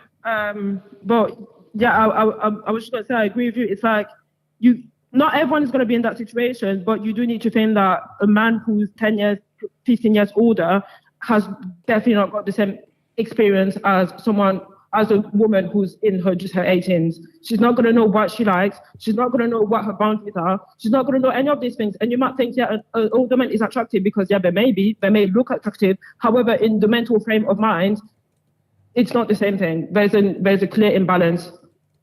When the woman's above, say, the age of, I don't know, 30, right? Mm-hmm. Or even just 30 years old, to be fair. What age would a man have to be for you guys to look at this situation the way you see it, as in it's grooming, taking advantage, abuse of power, when the woman exceeds a certain age in your mind? And what age is that to you guys?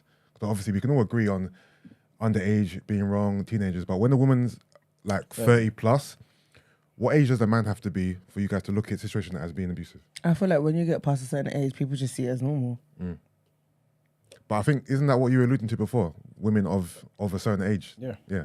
And this is why I wanted to take it away from the age 16. Abby, thank you for. Thank you very much, Abby. Yeah, see you later, guys. Have a good day. You too. You too. Bye. That's why I wanted to take away from the 16-year-old, 18-year-old stuff, because we can all agree. Yeah, we all agree that's wrong. You know what I mean? But when somebody's 30 to me, and like I said, maybe she's a admin person at work, and she's dating a 40-year-old CEO. Why are we gonna say it can never be consensual? Like, how many relationships are formed like that? And also, does that speak to any relationship where the people are not the same age? Is that abusive? Is that non-consensual? And also just across life and positions of power. Yeah. In workplace and stuff. I can't accept that wholesale like that. I can't. That just obviously it may sound crazy me saying it, but it just doesn't make sense to me. 30 years old, how much life experience do you need to be able to say, this is not for me or this is for me? So wait, you're saying 30 is old? You're grown. You're grown was years before. 30 years old. That's what I'm saying. For you, what age does a man have to be for you to consider that an abuse of power? So like, I don't know, a 50-year-old billionaire dating a 30-year-old girl. I feel like I do agree that when you get to a certain age, like I say 30 plus, yeah, you're old enough to to me, you're old enough in it. So you should be able to have discernment at least to know the situation you're getting into. A 27-year-old woman don't know enough. Huh? No, but I'm saying like 30, for me, 30 onwards, like there's no debate about that for me personally. 28 is that? No, I agree. Grown. 28. Big person. 30 is when women start thinking about freezing their eggs. Yeah, like 28 Because, is you know a what I'm saying? big person. It's a big somebody. What are we doing here? Morning, caller. Yeah, we'll come back to it. Yeah, good morning, caller. Morning. Sorry, it's Rebecca. I was just calling very quickly. I don't want to sound like one of those women that's going to be pro or anti, women speaking up, etc. But I think when it comes to this whole like abuse of power or imbalance in power, I think we have to be like really careful because like I can't believe I'm agreeing with Iman, but like Iman, you're saying like where does this stop? We can't put it would be odd to have a blanket rule that whenever there's an imbalance in power, that's automatically classed as rape, because how many rape cases would there be? That's and how many of those when there's been genuine consent would there, like, it's just, to me, that's just a bit of a really hot take. And in like Russell Brand's scenario, I mean, like you guys said, obviously the one with the 16-year-old is obviously wrong, and even by the Sexual Offences Act, it's wrong because there's a section in it basically where if the child, literally the wording is children under 18 having sexual relations with a person in a position of trust, and obviously in this case Russell Brand would have been in a position of trust to the 16-year-old, so technically, legally, that would be looked as a sexual crime, sexual assault, rape, whatever. And like with the other cases, like I find it interesting because I'm like, I'm not really on either side of the fence. For me, it looks like both things are happening. It looks like he did all of these sexual deviant or sexual crimes, but it also potentially looks like they are trying to trying to silence him a little bit for his, like, I guess, political opinions, whatever. But also I'm just in my mind, I'm thinking like he like, no pun intended, but the rebrand has been so strong, it's been like complete opposite of who this guy was before. And it's like, I'm wondering whether he did the whole rebrand because he knew all of his misdeeds and stuff like that, so he kind of needs to do a complete like 180 and be a new person, because he moved to America, like in the documentary, I don't know if you guys see it, but he moved to America basically after he got like blacklisted for calling some lord or some sir and telling him that he slept with his granddaughter live on radio. So he got blacklisted from everything, basically moved to America just to restart and rebrand. And potentially he knew all of this was going to come up. I mean, obviously the last 3 years he's been knowing that this was happening because he was doing these super injunctions on all of these like media companies to get them to stop. So he knew it was coming. But again, if you are guilty of the things that they're saying you are, then you probably do deserve to be outed in the manner in which he is.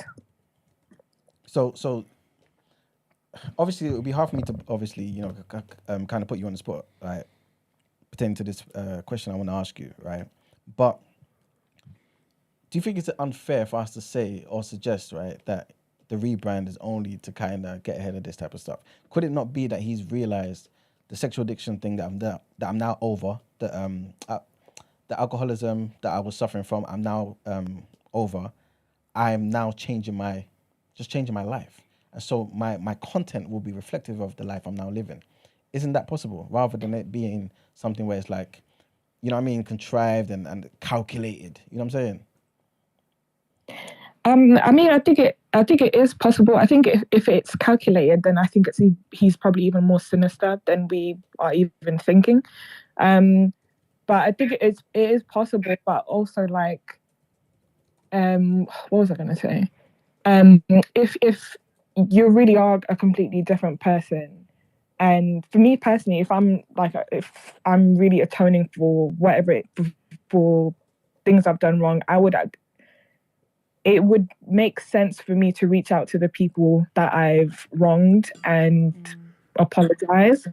And it would make sense for me, if I'm really wanting the public to know I'm a different person, it would make sense for me to be like, yo, I used to be like this. This is who I was. This is things I've done that have been really bad. And I'm different now. And it would make sense for that to be the stance, instead of kind of just writing your kind of books about, you know, this is whatever it is, and then kind of almost moving on as if that person wasn't you.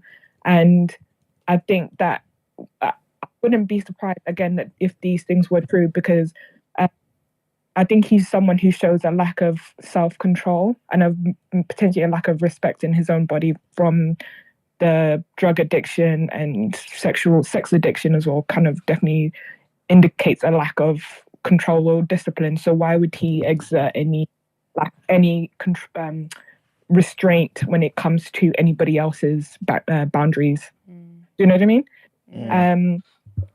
So it makes sense that these things would be true, and it makes sense that they would have happened whenever it is that they said they did.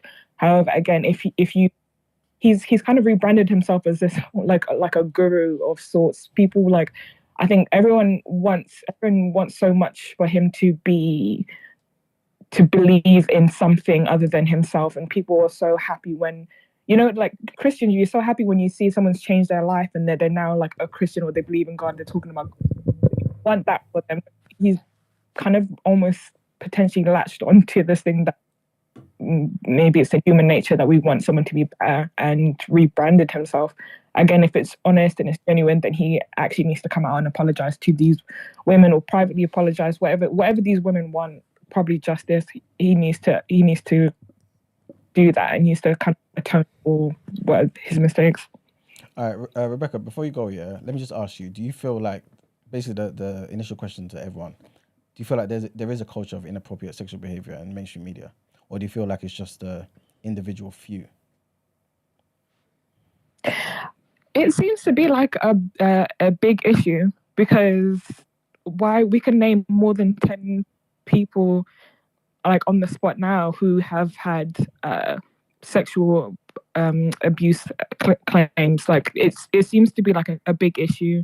It seems to be like, even like there's things in the surface, under the surface, bubbling about Diddy and his parties and things like that. Like you guys said, Marcus Houston one. Like there's so many. Like even like the kids, the child stars that have grown up to then have like addictions and all this kind of stuff. There's problems. Michael Jackson. Whenever we're all gonna admit that was weird or whatever was happening there. So I think it's an industry problem. I think it either attracts people like that or it corrupts people. So I think it's an industry-wide problem, and I think it would be good if everyone just got outed and we just knew who the people were that we were like listening to. Okay, I hear you. Thank you very much for calling in, man. Appreciate it. No worries. No worries. You guys take care. Bye-bye. Yeah, I think Russell Brand is pissed here because I don't think it's like some righteous crusade, if that makes sense. Mm-hmm. Like it is like a witch hunt, innit? You know what I'm trying to say? That so they're bringing it up to bring him down, yeah. Mm-hmm. So that's probably why he's pissed, because he's probably is committed to his change and stuff like that. But because it's come from the place of truth and what it's in, mm-hmm. he has to take responsibility for his actions, innit? You know what I'm trying to say? Yep. Even without knowing all the information, I reckon the chances are so slim that he hasn't done anything like this. Yeah. Do you know what I'm trying to say? That he hasn't overstepped the mark. somewhere along the line, innit? And his frustration probably lies in the fact, like, obviously you have known about this, so you enabled it, where you're only doing this now because you want to bring me down, innit? But that doesn't matter if you done certain things, innit? Because even regardless of things that get taken out of context or whatever, certain things like you actively engaging in a relationship with someone that's 16, if that's what you want to do, or you walking around and taking your dick out on gal and if you actually done these things, then you got to take responsibility for your actions, isn't it? Like, it is what it is, kind of thing. Yeah. One second caller, yeah. I remember even when I was watching that short documentary thing, there was a situation where one of the women who claimed she got raped by Russell Brand, she actually went to a rape clinic, I think the following day. So she's got the certificate of the of when she actually visited. And when I saw that, it's like, okay, cool. I believe you, you know what I'm saying? Even though she didn't go to the police. It's kind of what we were talking about on the show maybe a few months ago, right? Where it's like, if you've got something, you spoke to somebody, and that's kind of like your proof. Granted, it could be any random guy that maybe made her go to I don't know, right? But it's hard for you to believe that somebody would go to those lengths to have the information about it, to speak to somebody, have sessions at a rape clinic the day after you're, you know what I'm saying, alleged to have seen Russell Brand.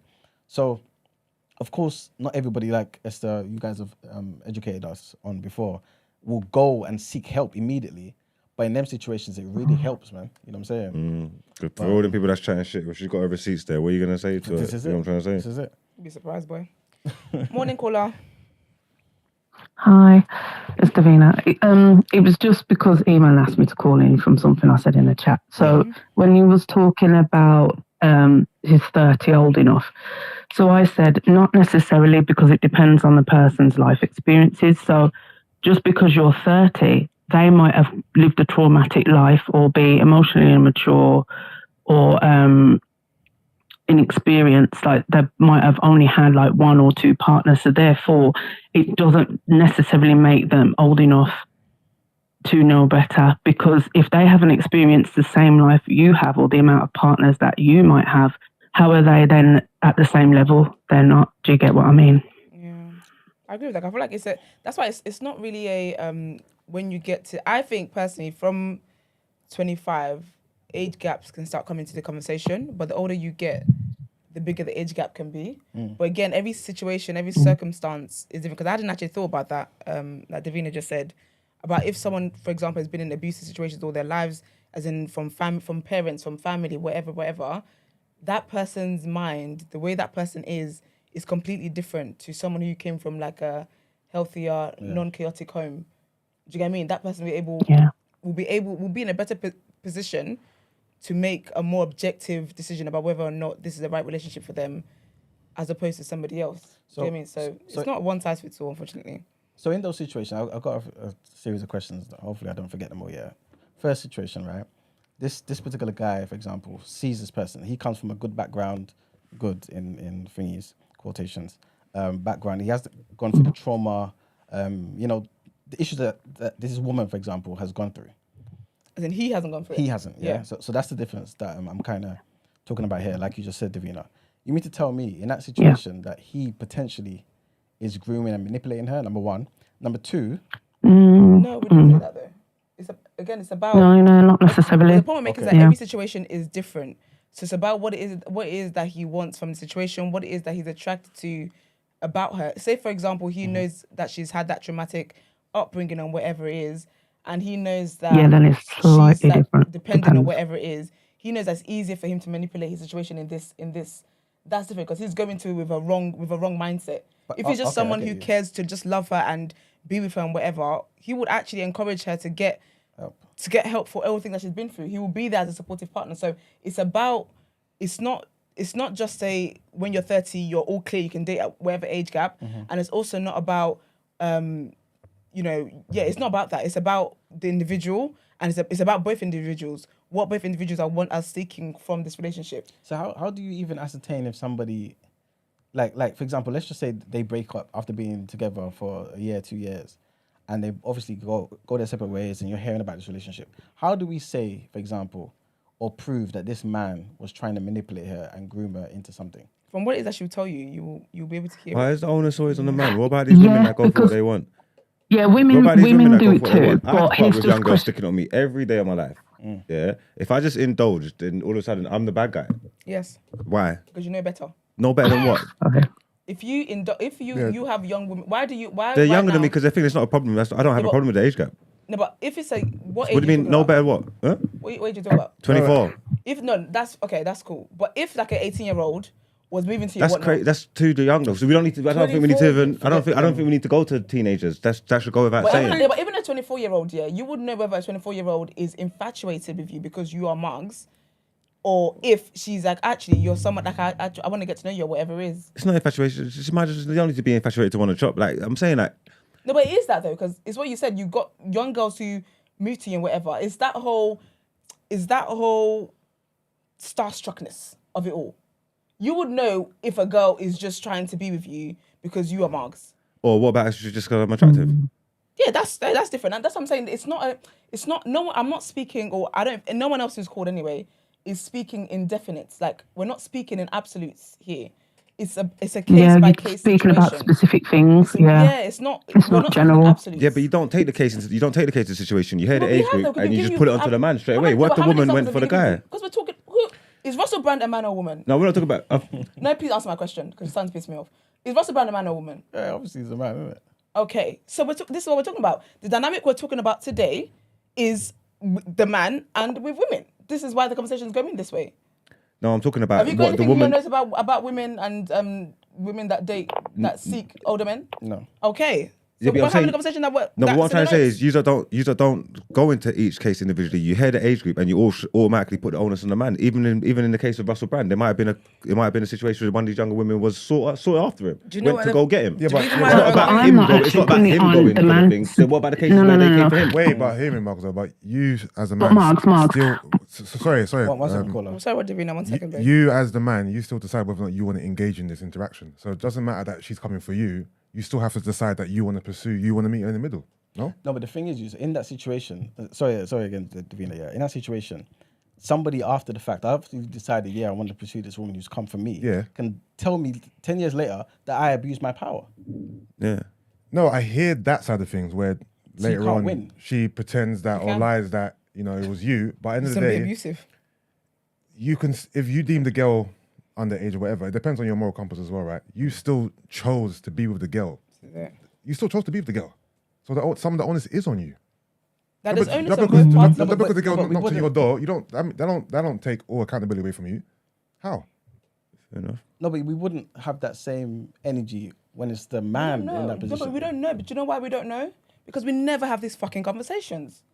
That's the truth about it. There's a lot of things that men have issues about that we can have men conversations about, but we never have those conversations. No, but I'm talking about in a situation like with Russell Brand here, for example, where he's pursuing that woman, right? Or even if it's a younger guy who's pursuing that older woman, we're always going to kind of assume, as society, this is what we do, assume that the man knows better, right? Especially if there's a particular age gap, right? And that same energy we have for that man in that age gap is rarely ever put on a woman. No, because when we've had conversations in Out Ere, in headlines and wherever it is, and it's a female teacher and she's taking advantage of a that's younger literally boy, what I was gonna say has the energy before. been? We're talking about kids. No, We're but not what has talking energy about been? kids No, but here, even then, that we've got, from here in this conversation today, Yeah. we've said talked the same about kids, Jada. we talked about age gaps. We're talking about all of it, right? If a conversation comes up where it's a female celebrity, Let's talk and about Cher. Ghislaine, I was even going to what's say it- Cher. what's- Wasn't she dating Amber Rose's? Is it Amber Rose's guy? was it her? Yeah. can't Wasn't Cher remember. going up some young model the other day, like recently? It might have been her. And it was Amber Rose's ex-boyfriend or whatever. She was getting cooked for it. Yeah. She's getting cooked for it. Ghislaine and what's it called? That was helping Jeffrey Epstein and whatnot. No, but She these was are- getting no, cooked but for that these as are well. underage No, but people. We're not talking it's, about no, but it's those. not about whether it's underage or not. You can't say that the energy is not going to be the same when you've never brought to the table a case where you can test people's energy towards the matter. Okay, fine. You can't say that. Okay, So bring a fine. case to the table, see what the energy is like. Then you can then say, you know what? Whenever we talk about when it's reversed, it's not that, because when Mark's mentioned that there's women that go for older guys, I said that's a problem too, because it is a problem. It's a problem too. And there's situations where women are called out for what it is that they do, where they they know that they're going to the wrong situation and they're going to blah blah blah.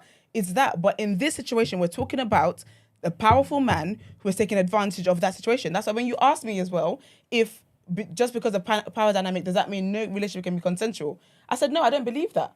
Because it can be. It's a case-by-case situation, and there's different factors to take into things. It's not a one-size-fits-all that every guy is guilty, and it's not a one-size-fits-all that, just because there's an age gap, that means it's unhealthy is this.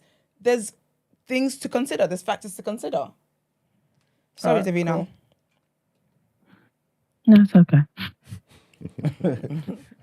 You kind of said a lot of what I was saying, but in terms of switching it around, just like with Jada Pinkett Smith, we disagreed with that. That was an abuse of power. That was a large age gap, and he was a vulnerable person. Yeah. Mm-hmm. So again, we did disagree. There may have been the odd person that was like, no, it's okay, but most of us was like, no, that's not right. The onus was on her for that situation, because that guy was going through things, and she knew that, and she took advantage of him. She got cooked, still gets cooked. The point where flipping, what's his name? Not about calling him Oscar Proud. What's his name?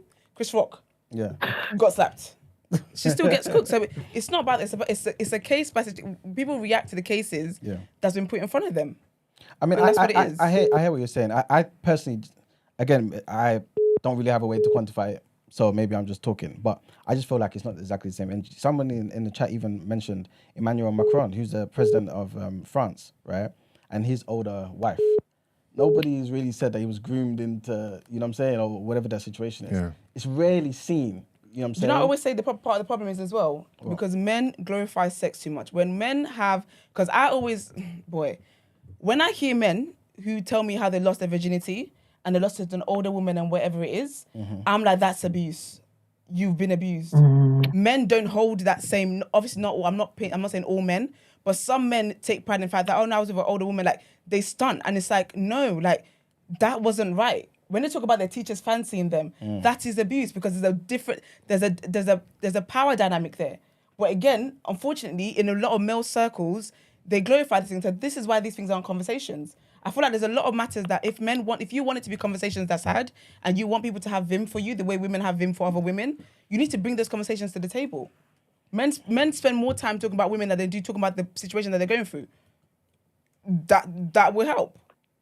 So whenever these things, unfortunately, the way sex is looked at in male circles, it's more a thing of pride and how many bodies you have and all that kind of stuff. But a lot of time, whenever men talk about how it is that they lost their virginity and it's the fact that it's an older woman, I'm like, that is abuse. That is actual abuse, and that woman she's a sicko for that. But again, men don't want to have these conversations, because when you tell them it's abuse, they're like, no, it's not. It's not that deep. So women can't fight the fight for men if you are not fighting your own fights. Unfortunately. I hear you. Well, thank you, Davina. Okay. Thank you very much, Davina. I'm going to go now. Thank you. Okay, bye. Thank you very much. Bye, hon. Before we wrap up, I just want to ask you a quick question. This type of information that comes out to the public, right? Do you feel like it should even be allowed to come out into the public? Do you feel like this should be something that's dealt with behind the scene? Not saying it should be covered up, but dealt with appropriately behind the scene, instead of potentially people who are innocent being destroyed in the public, or maybe just, I don't know, further facilitating this type of behavior. Has this become a legal matter or no? I think they're going to make it one, because they're investigating at the moment. Well, the 16-year-old girl, did she come out and tell the story? Or yeah, she's told her story. So she's told it to somebody. Yeah. Maybe Channel 4, BBC, or whatever. And that person's put it out there. Yeah. So they are investigating it. Yeah. But I'm not too sure if it's like charges and all that type of stuff. Okay. Still allegations. Yeah, it's dangerous when allegations are put to the public before you've been tried, because then if you're innocent, then that stain's going to be on you forever, innit? Mm-hmm. So it is a bit techie, but at the same time, how do you really control these things from coming out, man? Okay. What about you guys? What do you think? What was the question again? Do you feel like these type of situations should be allowed to come out to the public, where we can, start judging and talking about it? You know what I'm saying? Or should it be kind of dealt with behind the scenes? Go through the proper measures and all that type of stuff. I'm always for a public flogging. Even before, I'm talking about before it's been decided. If it's dangerous when it's just allegations. Yeah, I think if it's allegations, it should be kept in house until there's that solid evidence. Because obviously, and I'm not saying that the women speaking aren't like telling the truth, yeah. But obviously, not every situation is accurate. Do you know what I mean? So you have to think about people's livelihoods and their family members and stuff like that. Do you know what I mean? So I think if it can be dealt with in-house initially until, like, let's just say it goes to court or it's being made like a case or whatever, then yeah. Yeah, I don't think you can. You should stop it. It's the public forums there. If someone's doing stuff, you should, like, even if it's just allegations or whatever, you should be allowed to spread the information. I think if it's just allegations. I think But make it clear there's allegations though. But also, would you feel differently if it was about you? Nah. You sure? I feel like everything is. So a false allegation was made about you, and before it could be conclusive or decided that it was you, it was out there. Now everyone thinks that you're XYZ. I mean, I'm never gonna like it, but that's just the game, innit? Or what would I want them to do? Hopefully, like, because so I'm not gonna like it, but it is what it is, isn't it? But would you prefer it not to come out if it's not true? Yeah, everybody would prefer. I think everybody would prefer that anyway. That's the point I'm making. Yeah, no, if you got a preference, you'll take it. But I feel like if there's allegations out there, if there's a story to tell, then they're telling the story, bro. Then tell the story, man. You just got to do with it. You get me?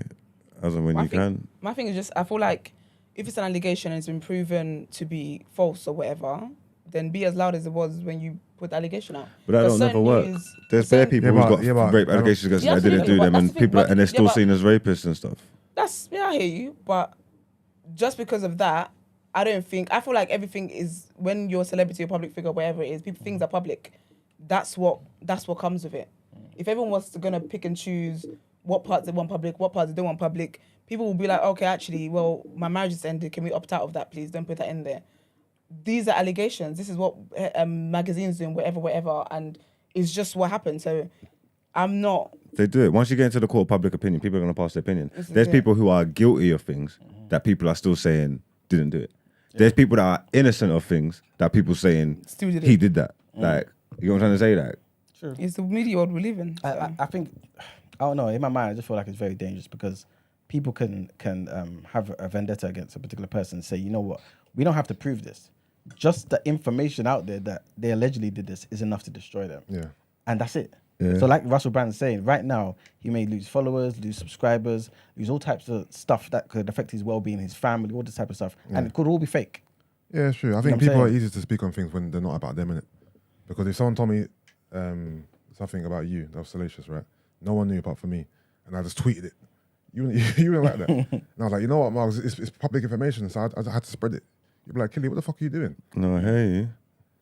But Russ, he ain't lost no subscribers. He's gained a couple 100,000. There you are then. From the last time I looked. There's a tribe going on. Well, we'll see what happens. I guess everyone wants to hear what he's got to say, though, innit? So, but yeah, I guess we'll see what happens. I just feel like it's kind of dangerous because it can happen to anybody. You know what I'm saying? And I think this is just my personal opinion. If for example, these things come out and it proves that this person is innocent of these allegations, everything that person was going to face should fall on the accusers. That's personally what I think. So the industries, the Channel 4s, the BBCs, I'm not saying they themselves are doing this, but if there is something untoward that they're trying to, you know what I mean, to some agenda that they're trying to formulate against him, they need to pay him big money. Similar thing with the whole, you know, Amber Heard and what's the guy's name? Johnny Depp. In the same way, them lot lost and had to pay millions, and she had to pay millions. That's what should be the standard. But yeah. This is a stain that he can't wipe off. So that no matter where he goes now, this is what I'm saying to you. This is with him. This is it. Even if they say he's innocent. Yeah, but I don't think he's. You said though that when you're looking at the things, the one with the certificate and all that, you don't really believe he's innocent. No, but that's just my opinion though. I don't think my opinion means anything. But this is what we're saying though. Everyone will have their opinion. Yeah, but I'm okay with keeping my opinion to myself. I don't think I'm necessarily within my rights to go and start telling everybody I saw this particular thing and I think he did it. Yeah, but you know what I'm saying? If you ask me, that's what I we've may done tell for the you. last hour. No, but I'm not going to go out there and say he did it though. Don't bother watching this. I'm not going to watch this. It's different though because your opinion is already out there. We give our opinion on a daily basis. Yeah, that's because we're just having this discussion type thing, right? But like, I'm if we decided not to talk about it, I'll be perfectly fine. You know what I'm saying? Like, it's only because we're here. if I wasn't doing this, I would not be telling anybody anything. I'll just read them like, oh, okay, minding my business. I just feel like it's very dangerous to kind of spread misinformation. I mean, you know part of the game, man. You put a project out, you want people to buy it, you want people to retweet about it, and talk about it. That happens. If people claim that you've done something, unfortunately, you can't pick and choose how people talk about you. I hear what you're saying, but the thing is as well, this man was on a whole campaign happily receiving awards for Shagger of the Year. Sorry. The same people who's giving him Shagger of the Year, the same people that are enabling his type of behavior. And there you are. And well, now he's where he is, and he's going to have the day that he deserves. Whatever that day looks like. If he's innocent, then he will have an innocent a great and lovely day. best And if day. he's not, then... But the facts don't, the receipts don't look like he might be. So you will have the day that he deserves. But I don't know, man. I think when we start doing the whole let's wait for things to be proven, blah, blah, there are people that have done shit. They've done it. It's been clear as day. And because of one little thing in the law, they haven't been able to be convicted. So that means no one ever find out what they were actually doing. Nope. But the thing is, in life, you have to draw the line somewhere because you can never know every single factor that goes into something. Look at the time we were talking about Kell Brook when he was sniffing up coke. We seen the video. It's out there. Okay, cool. We know he sniffed up the coke. But if we're hearing stuff about him sniffing up coke behind the scenes, it's like, okay, cool. Like, why are we... It's still allegations. Do you know what I think people need to do ultimately? Be sexually disciplined. Have some sense about you. Understand the position of power that you're in. Understand your role in society. Understand all these things, and move forward with that in mindset. Yeah. You can't think because you're famous and whatever you're gonna move in any way. Play stupid games, you win stupid prizes. That's what. If really everyone moved like that and moved with sense, we wouldn't need to be having a conversation about whether people reports and media houses should be doing their jobs and reporting news. I hear you. It is what it is. I just feel like people lie and stuff in it, and yeah. More people don't lie than lie, but there's that too. All right, cool. I feel like we've kind of touched on everything, man. All right, let's get into our headlines. So did he. He's gonna.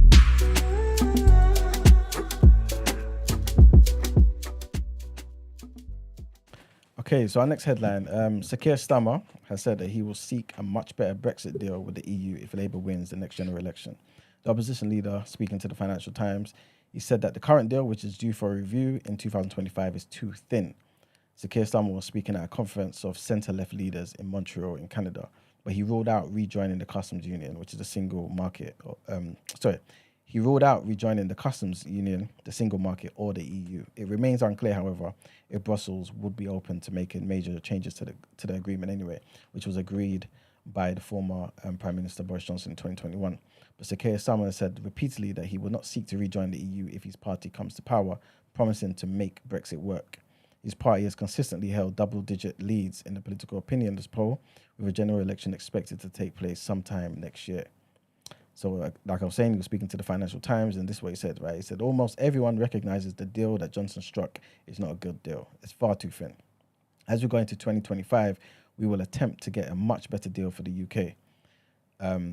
He also added that he was confident a better deal would be negotiated with Brussels, as well as a closer trading relationship. Next headline, the DUP, the Democratic Unionist Party, wants a seismic offer from Rishi Sunak in order to return to power sharing in Northern Ireland. The Stormont Assembly has been unable to sit for more than a year as the DUP refuses to accept the post-Brexit settlement. Even the Windsor framework, the renegotiated deal agreed between Sunak and the EU, was unable to convince unionists to return to power sharing.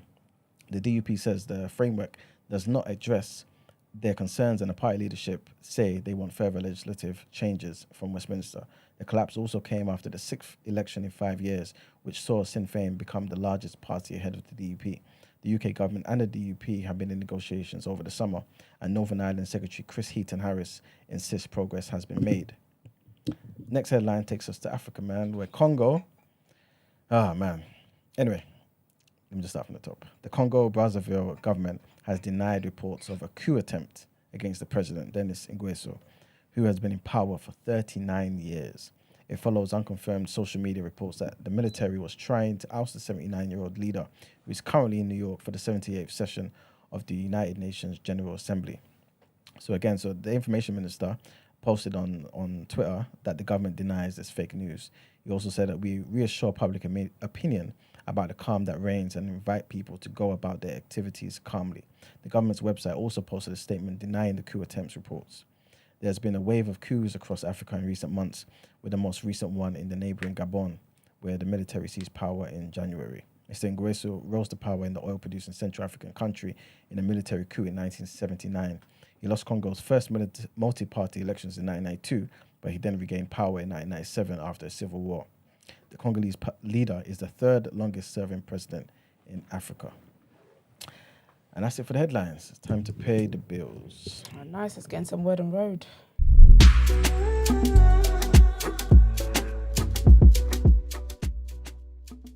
All right, so I have a lot to get through today. Gosh. All right, let me start. Mohbad. So last week I told you guys, sadly, that Mohbad passed away, the Afrobeats rapper and singer, artist, passed away at the age of 27.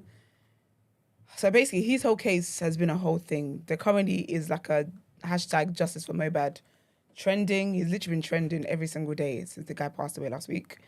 How deep? I didn't get into it. So basically, when he passed away, one of the blog pages, the biggest blog pages I would say in Nigeria, one of them basically alleged that he had an ear infection, went to the hospital, got an injection, and he then passed out, and from passed out, passed away. This is what it was.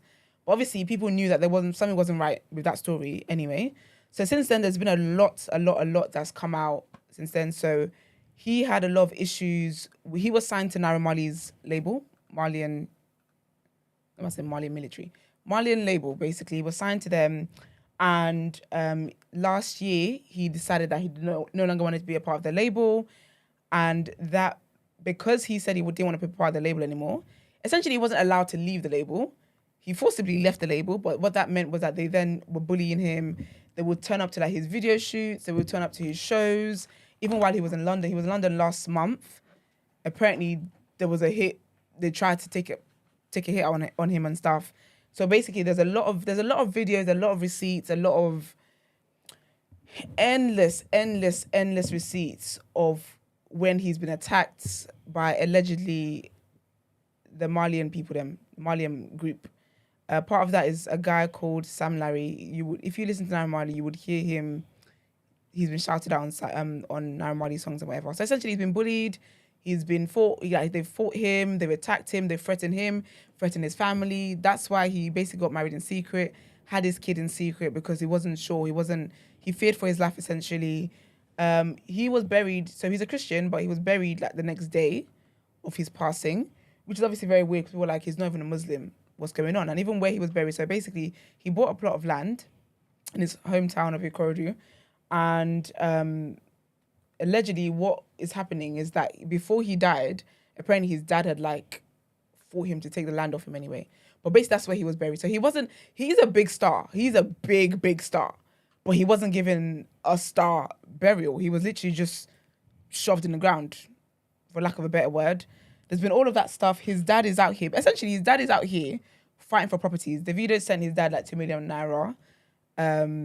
And his dad is basically his dad was on live the other day, telling people to see his house and see the conditions he's living in, and essentially kind of like begging for money. And then also when they were digging up the grave or whatever, someone was doing a live, someone in this area, and you could basically hear them, his dad's side, them talking about when his wife came, they were going to bully her and get her to hand over like his accounts, all essentially his monetary stuff. So basically his dad is fighting for properties and money and all that stuff. And his mum, on the other hand, is fighting for justice for her son. So she actually did a live, she put a video out as well. Very, very heartfelt. It was really, really sad to watch. And she was saying how her son was deeply worried and deeply destroyed. So essentially what they did in the Malian camp was they put out a narrative that this guy was a drug addict. So essentially every time he came out to talk about them attacking him and fighting him and whatever it was, they would just blame it on the fact that he was on drugs.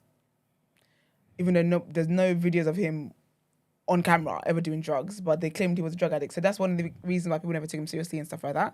But anyways, his mum was saying how she spoke to him before he died, and he literally lived in fear. So he's 27 years old. Since being signed, he was diagnosed with like high blood pressure and like hypertension and all these illnesses, basically, which has obviously come as a matter of stress and blah blah. And big up as well a legend in the film industry. Her name's Iyabo Ojo, and she's also on Real Housewives of Lagos. She's like an OG auntie. She's a baddie. She's just queen everything. But basically, she did a live yesterday as well. So she actually knows Naira Marley. She's cool with Naira Marley, whatever. And she said about how she's known like younger guys who want to do music, and she sent them to Naira Marley to be like as a mentor, whatever it was. And she was like, it's a shame because like people trusted him kind of thing. And this is what's happened. So essentially what's been alleged is like the Marlian situation is not just a record label, it's a cult situation as well. And it's a drug pushing, what's it called? Organization, essentially. And basically Mohbad didn't want to be part of any of that, which is why he wanted to leave. But because he knew their secrets and whatnot, they weren't trying to let him go just calmly.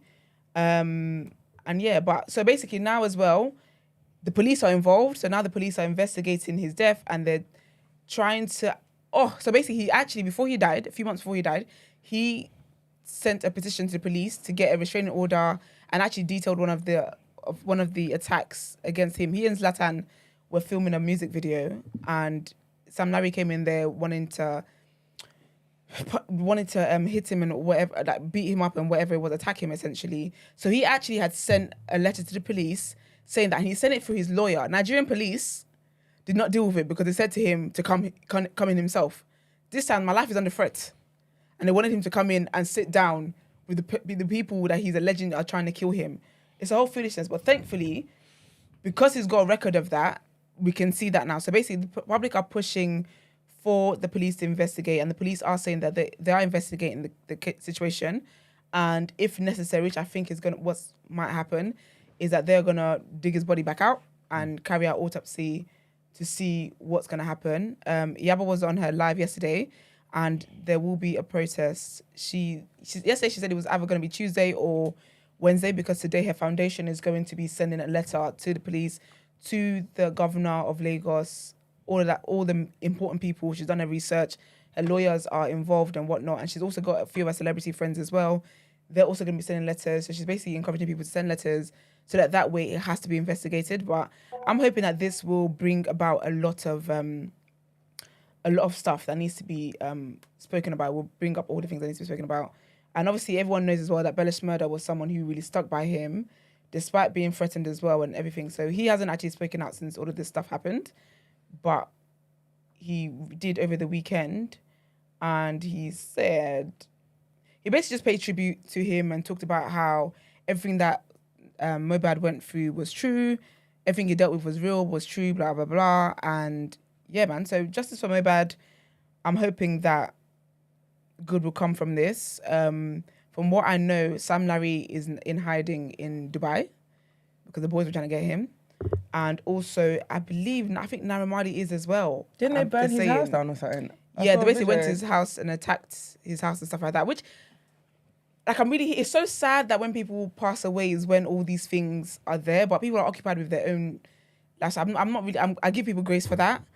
It's just a shame, but I give people grace for that. But there's a lot of, like, fight for justice. Do you know one thing I do say that I really love about Nigerians though, is that when things go left, they come together. They're ready. Fully band together. Like, apparently I've been seeing that they're blocking his music, like yeah, in clubs people and stuff. They're not playing Naira Marley's music. Him, Zelensky, which I hate so much. But basically, there was a situation where the house got raided. So, ironically, right, Naira Marley is an ambassador for the National Anti-Drug Organization. I saw that advert. So basically, there was a day when Mohbad's house got raided, right? And essentially it was basically from that, they're saying it's on Naira Marley's orders, right, or whatever. And Mohbad was in a situation where he was trying to protect Zelensky, whatever it was. But he never knew that Zeno was out here snitching to Naira and Sam and setting him up. So there's a video of him so emotional, realizing that this is a fake friend of mine kind of thing. So basically people are cancelling Zeno, they're cancelling Naira Marley. And actually, promoters as well have now come together to say that they will not be booking. They won't be booking him. They won't be booking Naira Marley. They won't be booking Zeno. They're not playing their music. So they're kind of doing like a radio protest as well, where they're not playing them on radio, anything like that, which I'm here for. Obviously, Nigeria is Nigerian. And Nigeria, we don't always get the results. We don't always get justice. Like, it's a whole thing. Because really and truly, the president of the country, allegedly, is a drug lord. So where's this really going to get? But I'm hoping that, the people doing what they're doing, and there's so many, and in Nigeria, you just pay people off. And that's how they've been able to get away with all these things. Because basically, I was watching another live yesterday, and the guy was saying how Sam Larry literally walks around Lagos as if he owns the place. And how apparently, he just bullies people. And then he would tell people, go and report it to the police. Then they will go and report to the police thinking the police are going to help them. And then he'll walk in and be shaking the police's hand. And now the people are in deeper shit. So apparently this is just what he does, which is why he's in hiding. So I'm really praying that something good comes from this, because it's just out of order, man. They literally made that boy's life hell, actual hell. And I don't believe he died of natural causes. And that's what's so crazy, because his mum was saying, she spoke to him, he confided in her about all the things he was going through and whatever. And he spoke about his family dynamic in his music. So he talked about how his mum was threatened. So a lot before his mum died, but because sis was in hiding, because she had been threatened, he talked about it in his music. And also in his music, he talked about how his dad had been compromised because his dad was collecting bribes. And here we have it, his dad is out here saying, all the attacks we can see on camera, his dad's talking about how basically, how do I say in English? How basically it's like a power play. Naira Marley and Sam just wanted Mohbad to know that they're the ones with the power, kind of thing. So it's like a discipline situation. I'm thinking, they attacked your son, and this is what you're here doing. But I think his dad is trying to cover up all the things. Sorry? How's it sung in original tongue? I can't think of the words, sorry. Okay. Not today, sorry. Yeah, so it's basically all of that, man. But Justice for Mohbad, I feel so bad. His whole story is just so sad, man. Very, very sad affairs. But I'll keep an eye on stuff, and I really do pray things come up. And obviously, when the date is set for the protests, either tomorrow or Wednesday, I will post on my story. So if you're interested, watch my story. Also, in very sad news as well, Irish from 702 passed away, man, at the age of 43. R.I.P., man. R.I.P. I watched her on what was that BET show called again? Encore, I think it was. It had a lot of the girl bands and stuff, and she was on there. But basically, she's had a whole battle with an illness. It's not disclosed what the illness was, but basically in December, the 702 announced that she was taking a medical leave of absence due to serious medical issues, and she'll be stepping away from the group. And Lamisha, who is also in the group, said it's announced the other day, saying it is with great sadness that I have to let you know that my beautiful sister and friend has passed away this evening.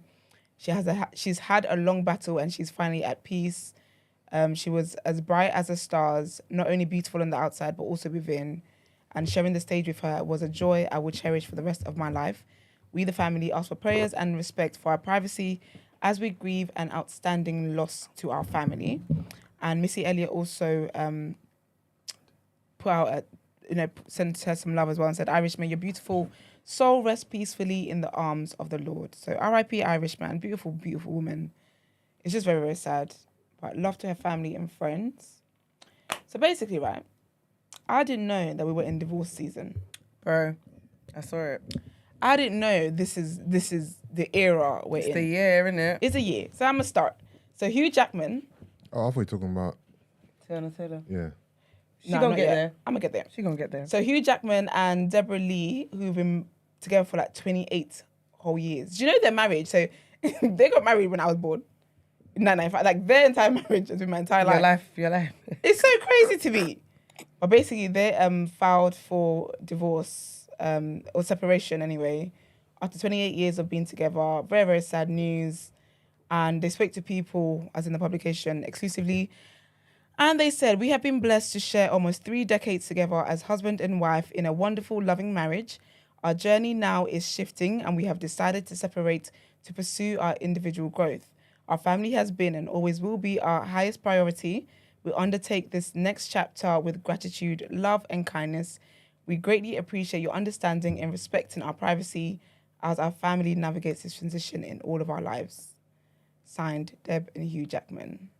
That's so sad, man. That is so sad. I like that. But they also said, this is the sole statement either of us will make. So that's that.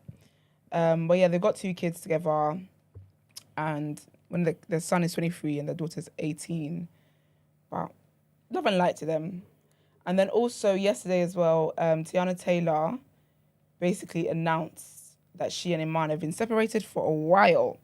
So she said, not too much on my bestie. So I guess there's been like speculation around and whatever about them. I think they're probably saying it's a cheating thing because you know how she said to clear it up, it's not. Yeah, so that's what, they basically said was the speculation about him cheating and whatnot. And she said, not too much on my bestie. In all fairness, Iman and I are separated and have been for a while. To be 1,000% clear, infidelity isn't one of the reasons for our departure. We are still the best of friends, great business partners, and are one hell of a team when it comes to co-parenting our 2 beautiful children. Most importantly, we are family, and in the 10 years together, 7 years married, we have never ever played with or about that. We just keep you guys' asses out of the group chat, which I love, which is the reason we've been able to successfully and peacefully separate without all of the outside noise. The only reason I'm even sharing this part of the chat is because the narratives are getting a little out of hand, and it's unfair to all parties involved. I hope this provided some clarity for all of you. Okay, I'm taking you guys out of the group chat again. So love and light to them as well on their separation. And then also one that rocked the scene is Jeezy, who is married to Jeanie Mai from The Real. He filed for divorce on Friday, I believe. And essentially, the filing says that they're currently living in a bona fide state of separation, and their marriage is irretrievably broken with no hope for reconciliation. So they've been together for 3 years now, and they've been married for 2. They actually met when he went on her show, and they've got a daughter, Monaco. So the reason why all of this was a whole hoo-ha is because she was married to a guy called Freddie, or Fred or whatever, some white guy, and they were married for like 10 years or something like that. She didn't want kids. Yeah, but they never had kids because she didn't want to have kids, which, very fair. She didn't want to have kids. Anyways, he ended up cheating anyway, having a kid outside of the marriage, whatever. They broke up, divorced, cool. She then gets with, she meets Jeezy. He asked her out. They went out, whatever. And they have a the daughter is so cute. So adorable girl. And they have a daughter together. And obviously, even with that, we're like, oh, I thought you didn't want to have kids, blah, blah, blah. Well, people can change their minds by having kids. And sometimes, I don't want a kid with you. And also sometimes as well, because what she said when she got pregnant and whatever, is that Jeezy made her feel safe enough to, like, he was the right one she'd want to have a kid with. Do you get what I mean? So there's nothing wrong with people changing their minds. And when people tell you they don't want to have kids, they're serious. So believe them. But anyways, so yeah, there's that. And then also, basically, one time on The Real, they were talking about men and whatnot, their type and whatnot. And she basically said something along the lines of, obviously, at the time she was married to a white man, in it. So she basically said sometimes, she said she has black on the side, but her meat stays white. I'm paraphrasing, something like that anyway. But essentially, like, you know, when she's dealt with black men, like, on like a light fling thing, it's never been anything serious. And obviously when they got together, people brought that up. And apparently he did have a conversation with her to let her know, like, what did you mean by that? Was blah, blah, blah, blah, blah. I guess he did his due diligence, but there's no word on why it is that they're separated or anything like that. I feel sad for her. I feel like people were rejoicing. And I think it's very weird when people rejoice at people's marriages and relationships and stuff breaking up. Like, even if you don't think it's healthy, you don't know people's stories. Like, you only know what people tell you. And I think with Jeannie as well, like, she's grown so much. And after that other situation she was in, because you know what, it's sometimes some relationships are not meant to last forever. I feel like the experience of it is beautiful enough. And she was very, very open about how she loved Jeezy and their relationship and the fact that they've got a beautiful daughter together. And she celebrated it. Obviously, there would have been, I mean, she must have known this was coming. And just last week, because he's got a new book out, and just last week, she had the cutest video I've ever seen with daughter, and they're basically praying for him and celebrating his book and stuff like that. So from the sounds of it sounds like they're going to be good co-parents anyway. He has asked for joint custody of their daughter, and yeah, man. But loved Jeannie and Jeezy, but I think it's a bit weird and a bit witchcrafty that people are celebrating and people were laughing at her situation. You never know where you might be tomorrow, honeys. So we're going to say something. Oh, I was just going to say, how come she spoke about her plate having white and then black on the side? None of those are what she is. Oh, because she's Asian? Yeah. Well, I don't know. I guess she doesn't want to be with Asian man. I don't think she's the type of woman Asian man want to be with. Oh, is it? I don't think so, because she's very, like, outspoken and very, like, fun and blah, blah, blah. So I don't know if maybe Asian, because she's Vietnamese, I believe. I don't know if they're not into that. Okay. But she didn't say nothing about Asian men. I'm sure on the real, they would have said something. That show was actually a good show. My TikTok keeps bringing up clips from the show, and I just can't believe a lot of things they used to talk about on there. It's actually wild in hindsight. But Jeannie's a good time, man. She's actually a good time. She's good vibes. I like her. I like her more that she's since the show ended for some weird reason. I guess I didn't really take her in that much after they fired Tamar. I kind of was protesting with my sister because they fired her out of nowhere. That was really out of order. But yeah, man, love to her. I hope they can work it out and whatever else. Oh, I'm getting tired. Nicki Minaj's husband is acting a damn fool. Why are Kenneth they beefing, by the way? Petty. I don't actually know where it stems from. There's no beef. It stems from the whole Cardi and Nicki Minaj thing. Oh, really? It stems from all of that. Basically, whilst Offset, whom I love very much, was out here breaking records with Kai Cenat doing the live, he looked like he had a good time. He looked like, yeah. You know, when you were younger and you're going to your cousin's house for a sleepover and you got your bag all excited. That's literally how it ended. He was so excited. They did a whole live stream for Kai's thing, gaming stuff and whatever it was, dancing. It looked really, really fun. I'm not even into all that kind of stuff, but it looked like a great time. What's his name? Kenneth Petty is out here on the streets with his other Agbaya friends. Like, you're actually too old for that. And looking for Offset. They're looking for Offset. Yeah, I didn't get it. Even at the VMAs, and then they're trying to threaten they're basically threatening Cardi. Threatening Cardi at the VMAs, talking about, when she comes out, this and that.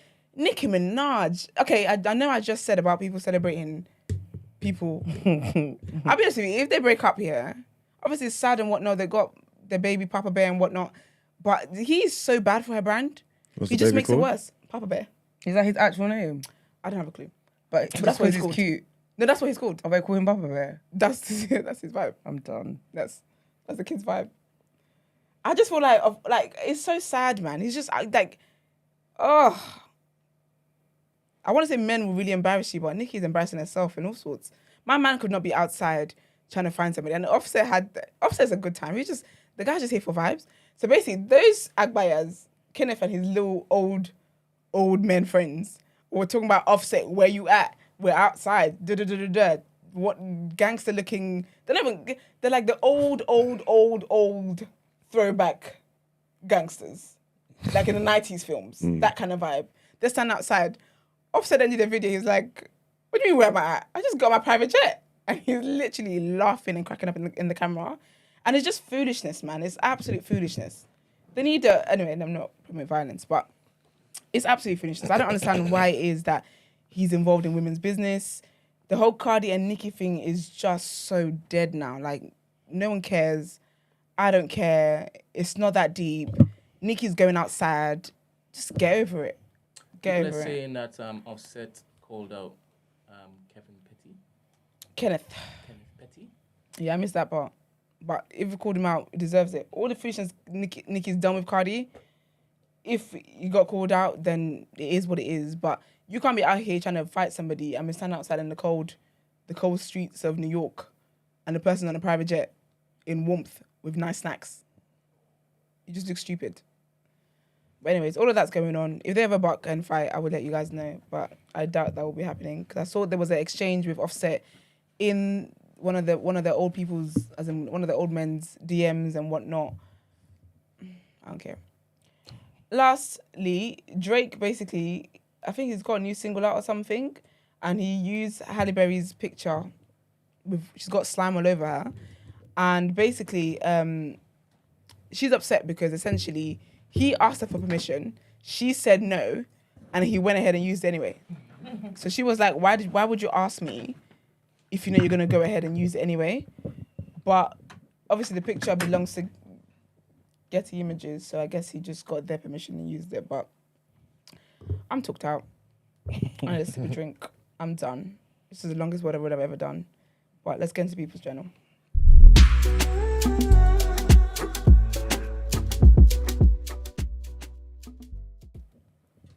All right, people, welcome to the People's Journal, where I give you the news from an economics point of view. Like Esther, there is a few things to go through, man, but I won't be as long. First thing I wanted to mention is the Eurozone interest rates have been hiked up, man, and it's a record high. So the ECB, the European Central Bank, they've increased it for the 10th time in a row now. So now interest rates, the base is basically at 4%, up from 3.75%. Basically, they're saying that inflation was expected to remain too high for too long, so this is why they've had to do this pretty much. That's also linked to, well, not entirely linked to it, but it's a similar type of thing that the US is dealing with as well, because the consumer prices in the US also rose by more than they expected last month. This was primarily driven by like increased costs for rent and fuel and things of that nature. But basically, it's up to you might as well go. You might as well go medicine. This is so annoying. I tried not to make it seem. I tried. Sorry. Shouldn't open the door. I know, innit? I'm done. Should've just waited. Yeah, so That's so funny. the inflation rate was 3.7% over 12 months to August, right? So this is according to the Labor Department in America, and then it is up to 3.2% in July. So basically, it's gone up. If that makes sense, yeah, it's gone up. I don't think I said it in the best way possible, but basically, in July it was 3.2%. It's gone up now to 3.7%. So obviously that makes them feel like, oh, what's going on here? Obviously, with these things, there's never anything that just kind of goes down continually or up continually. It's going to be up and down situations, but the overall trend is going down anyway, because there was over 8-9% back in like the beginning of the year. You know what I'm saying? So obviously they have brought it down, but they are saying potentially that they may have to do something about that as well, just like the Eurozone did. Next thing I wanted to mention is, I think we spoke about this maybe briefly anyway, I mentioned it about a week or two ago, and this is basically about COVID returning, a new variant, right? So basically, people 65 and over in England are being urged right now to go and get top-up boosters against vaccine, basically, against COVID, pardon me.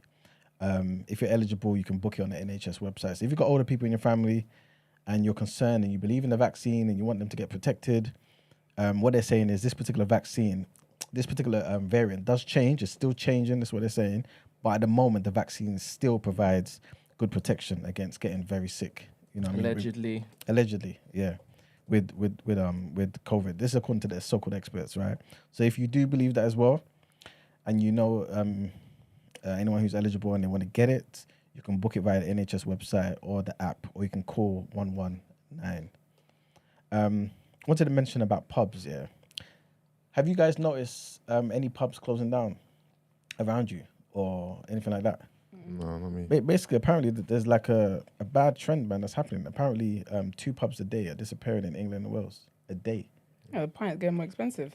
Yeah, true. So. Yeah, man. So this is according to government statistics, right? What they're saying is that figures show that 230 pubs vanished in the 3 months to the 30th of June, which is an increase over the previous quarter, when 153 pubs were shut down. So that means between January and June, just this year, 383 pubs have been demolished or converted for some other use. You know what I'm saying? So there are campaigners out there who've called for planning laws to change so that they can protect these pubs going forward.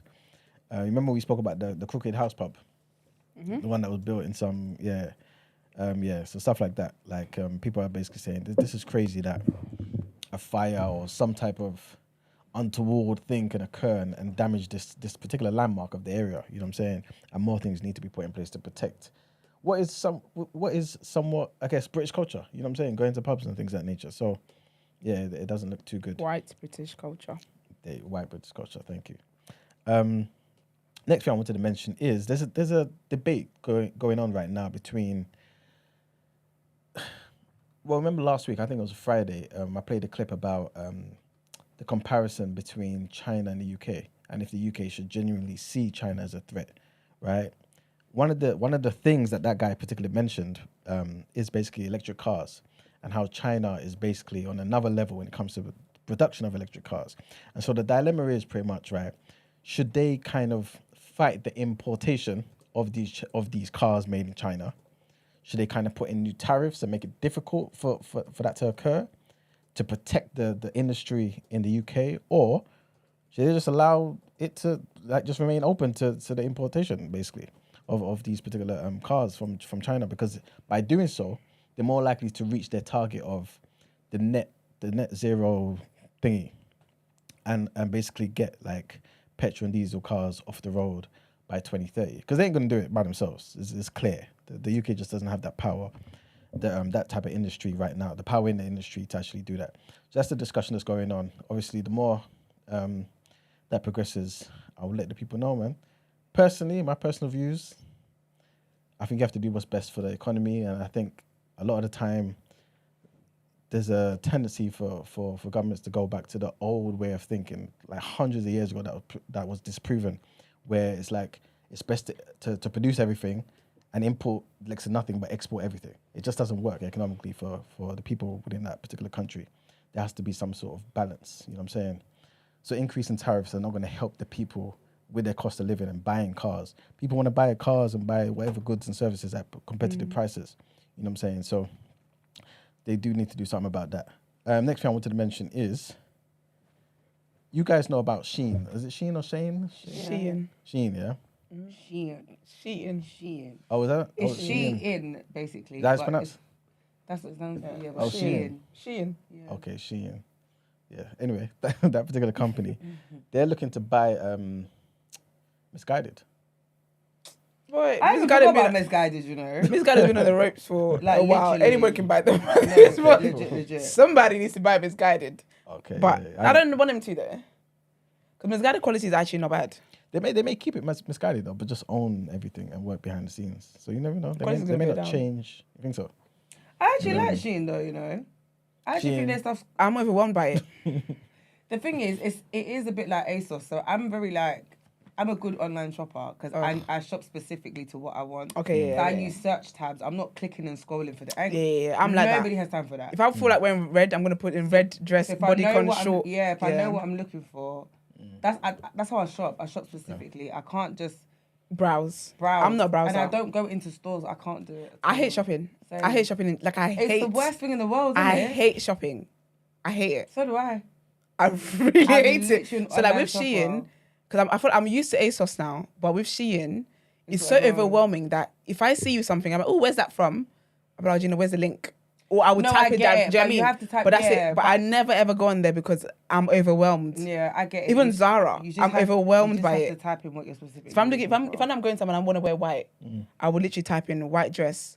Or I'm like, do you know, I want to wear like a shift dress. I would type in white shift dress, mini, long, whatever. Hate it. Well, Mr. Ashley, Mike Ashley, he's the guy that Newcastle, isn't it? Yeah. So What, is buying Shein? No. So he owns Misguided. Does he? Yeah. He owns Misguided. I like. And basically, he's looking to sell it to Shein, right? And by the way, Shein is, well, at a particular point in time, valued at more than $100 billion. That's how big. Yeah, because the Shein girlies is. are, see, this is the Huge. thing. The girlies are fine about the sustainability of the fashion. They're lying. Okay. They what? They're lying. You are liars. That's just- the case. A lot of these fast fashion places Okay. do not exist. Like, let's just. This is please. just, like, just stop in your I beg, high I beg, I beg, moral I beg, I beg. recycling ground. Nah. Can't look so short. Just for context, though, for people to get a gauge of how big 100 billion is, that's basically more than H&M and Zara's parent company combined. Sick. That's how big Shein is, right? I love that. It's for him. affordable. Yeah, Do you get what I mean? Like, people talk about fast fashion, sustainable fashion as if it's cheap. It's because it lives. Right. And if you keep your, if you don't dispose of your items, it's sustainable. True indeed. And the only thing I was going to add is basically, look how quick Shein did it. Obviously, I don't know about who owns what, this, that, and the third, but it was founded in 2012. It's only been But around they for 11 didn't start years. popping though in the last 2 years. Yeah, but imagine you've amassed that much value in just that small amount of time. You know what I'm saying? It's crazy, man. It's a well done to them. Next thing I wanted to mention is Body Shop.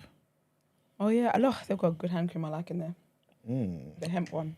Well, it looks like they may be getting bought by the owner of Waterstones.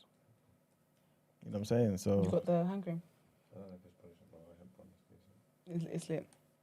Cuts for any dryness. So yeah, man, the owner of Waterstones is amongst a pack of other bidders, pretty much, who were trying to buy the Body Shop. You know what I mean? After their owner pretty much said, "Look, we're looking to sell, man." You know what I'm saying? And I'm not too sure about the condition of the company, if it's how well it's doing. Put the prices down. That's what they need to do. There you go. £15 Bro, for cream. for a little, listen, little toner. That's It's like not 50 even mil. lit. So yeah, that's what's happening at the moment. As that develops, of course, I'll keep you apprised of what's going on. The last thing I wanted to mention, there isn't much really that I wanted to talk about, but it's just to say that according to a leading property website, more than a third of homes for sale have had at least one price cut, which is the highest proportion recorded in more than a decade. So everyone who tries to sell their homes not everyone, more than a third of everyone who tried to sell their homes have had to come to realization that I can't sell it for this price, and I've had to drop it down. You know what I'm saying? The average size of the reduction is also the largest since January 2011, and that's at 6.2%. This is according to Rightmove, right? So it's legit. You know what I'm saying? And yeah, man, when applied to the average asking price, right, in September, that was 366,281. That equates to a typical cut of like almost 25k. Can you imagine that? Almost 25k. Wow. So it's 22,709, but You must be so upset. crazy. 25. People that want to buy are excited. Yeah, 100%. So yeah, I don't know, man. Obviously, it's not financial advice, but if you've got the money out there, it might be a good time for you. Obviously, you're gonna have to deal with the higher mortgage rates at the moment. But if the Bank of England continues to do what they're doing, yeah, but they are coming down. Sorry, they're not coming down. They are. The inflation's coming down. So hopefully, the Bank of England will start to ease certain things, maybe by next year and stuff. Interest rates are wild. Yeah, they're crazy. They haven't been that way for ages. You know what I'm saying? So yeah. But at least you can somewhat save a lot of money on the property. You know what I'm saying? I get it. You have to take your loss somewhere, innit? This is it. You know what I'm saying? And you may only be paying crazy interest on your property for the first 2 to 5 years. After that, you may be cool. I hear that, but 2 to 5 years is a long time. It is, but if you wait 2 to 5 years, you may now have to deal with a property that is, for example, let's just say you would buy it at 340, you maybe now have to buy it at 400. You know what I mean? So you never know. It's just one of those But things. I think it's about affordability though, innit? Because put it this way, I feel like when you're, in my head, I would rather the higher price of the house than the higher interest rate. Because if I'm thinking about this is my thinking, because when you're going to borrow money for the mortgage, right? You don't need the 400k there and then. No, yeah. Do you get what I mean? So I feel like it allows you to buy time and there's ways to work around it.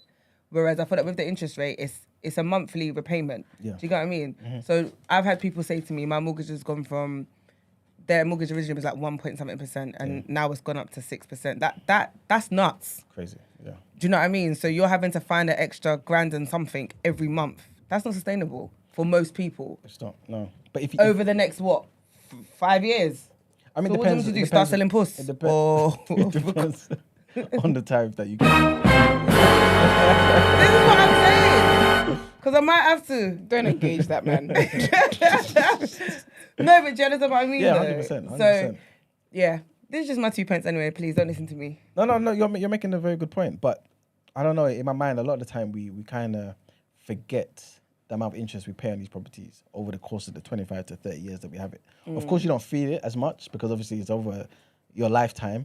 But if you do step back, especially when you look at your mortgage contract, whatever it is, and it tells you how much you're looking to be paying, it's almost double your property. And that money could be put towards something else, you know what I'm saying? So, of course, if you don't have the money to hand, it's easy to say, innit? But yeah, that's just a little something for people to think about. But that's pretty much it for the People's Journal. Thank you. Let's cleanse our palates. Get into Motivational Monday.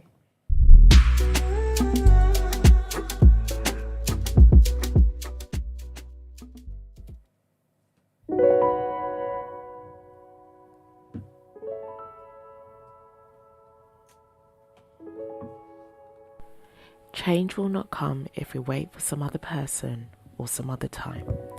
We are the ones we've been waiting for. We are the change that we seek. Barack Obama. Last week, we were reminded that our blackness is monopolised by yet another demographic. And what did we do?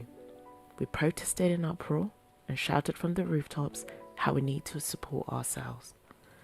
Oftentimes, we find ourselves constantly complaining that we're made to feel as though we do not belong in certain spaces and how we also feel unwanted by others.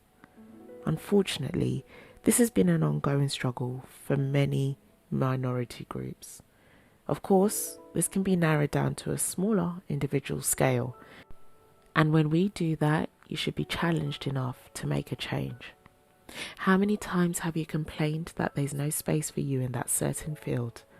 How many times have you said it's impossible to break into that niche? How many times have you stated we're not even represented there in any single way? Unfortunately, if all you're ever going to do is scream and shout about not being included, then I'm afraid you'll stay excluded. Take the TDA crew, for example. They saw an opportunity to represent the minority into worldwide news that we hear every day. Whilst it may be filled with scandals and shade, they took the initiative to create a space for the culture, by the culture. Instead of complaining that other journalistic spaces weren't providing the representation needed, they sought out to represent themselves and be the change that they seek. Today, I encourage you to stop your whining and complaining and contribute to the change in any way you can. No, this is not some form of an offering call-up, but simply a gentle reminder that you are the change that you seek. Amen to that. That is a word. All right, let's get into our last headlines. Rotation. So he Get to rotation. was meant to put that in there.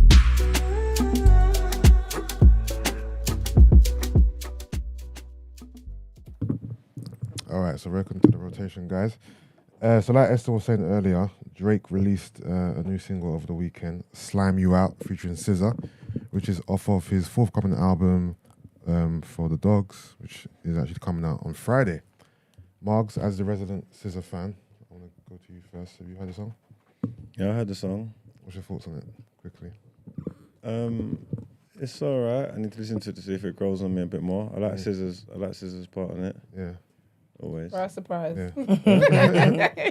No shit, Sherlock. Listen. Yeah, no, I thought it was. I think it's all right. I need to listen to it a couple more times to see if it can catch me. Yeah. Yeah, I like it. First listen, I wasn't really too fond of it, but after a couple, especially on the way here, to be fair, I liked it a bit more. I'm not really, when it comes to Drake and singing, I prefer rapping Drake. So I don't really take to more of the melodic songs, but this one's good. This one's good. First offering off the project. Do you think this kind of sets the tone for what to expect, or this is like just? I think it should be in keeping with the release. Yeah. Don't think we're gonna get too many surprises. I think it's gonna be good, man. I've got a feeling. I think it's gonna be good. I think. Yeah, I think this sets up to be good. I think this is a good first offering. I feel like I don't really feel the buzz around this album, to be fair, because there's been so many like teasers of the release and that. But I think as a first single, the first offering, I think this tells me the project will be good. You know what I mean, it's not really a commercial single. It's not really a radio song. It's more of a really good album cut, to be fair. Anyone's heard it? Jeanie, you heard it? Esther? Mm-mm. Brent? No? Iman? No? All right, but yeah. So yeah, the album comes out on Friday, so I'm sure you guys are going to listen to that, so we can kind of delve into that when it comes out. I know it's still a few more months left of the year, but I want to get you guys' thoughts on one of the BET Hip Hop Awards nominees for Song of the Year, to see what you guys think of it. So this was the list that they put out for Song of the Year. These are the nominations.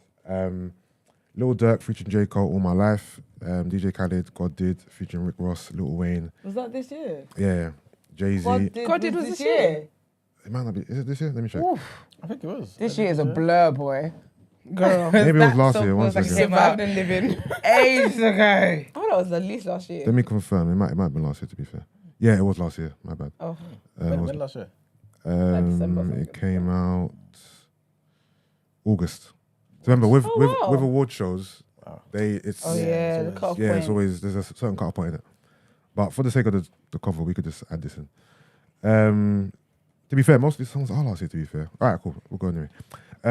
Just Wanna Rock, Lil Uzi Vert, Players, Coil Ray, Put It on the Floor Again, a lot of featuring Cardi B, Drake and 21 Savage, Rich Flex, Burna Boy featuring 21 Savage, Sitting on Top of the World, and Glorilla and Cardi B, Tomorrow Part 2. What's the question? Who should get it? Yeah, so that's nominees for Song of the Year. So out of that list, I'm gonna say Coil Ray. Coil Ray. Just because What, you girl- What song is gotta that? catch another flight. Oh, is that I can her? gotta make me run a bite. But that's like a TikTok thing. though. That's why I feel like Hold up. I'm thinking about all the songs you mentioned Yeah. and the traction of the songs. I feel like with her song, she got a lot of traction. I feel like And Big there Glow was did. so many different remix. You know, TikTok love a remix. They love it. That song was on rotation. Yeah. Even on radio. Like I heard it all the time. I'm surprised you went for that one, but I do hear the argument. But I had a list. I'm I surprised feel like you went for that one. Glorilla and Cardi. That was massive. What song's that again? Tomorrow Too. Tomorrow Too. Oh, Yeah. That's a tune. I'll probably pick that. You picked I Tomorrow picked Too, that and Cardi All killed my that life. verse. That I've verse was never heard a cold. rap like that. The rent was due. I've never heard sis rap like that. What's I the love her voice? so What's the much. voice on a new song with Meg? Love it. do you know what it is? Oh, I love yeah. it. I love it. Was it Bongo. Bongos, yeah. You know what it is? Get it? I it do Cardi get Meg? why people are Nah. tired of that. Does that make sense? What do you mean? Like everyone's tired of like, do you know what it is? And because I'm this person, Yeah. I don't want to always hear, because I said the same thing with J Hus's album, Yeah. We get it, you like vagina, Okay. you like ass. I don't need to hear you Too much sex. continuously. I've never been that kind of person who likes those kind of songs anyway. It's just Yeah. after a while, I'm just like, Yeah.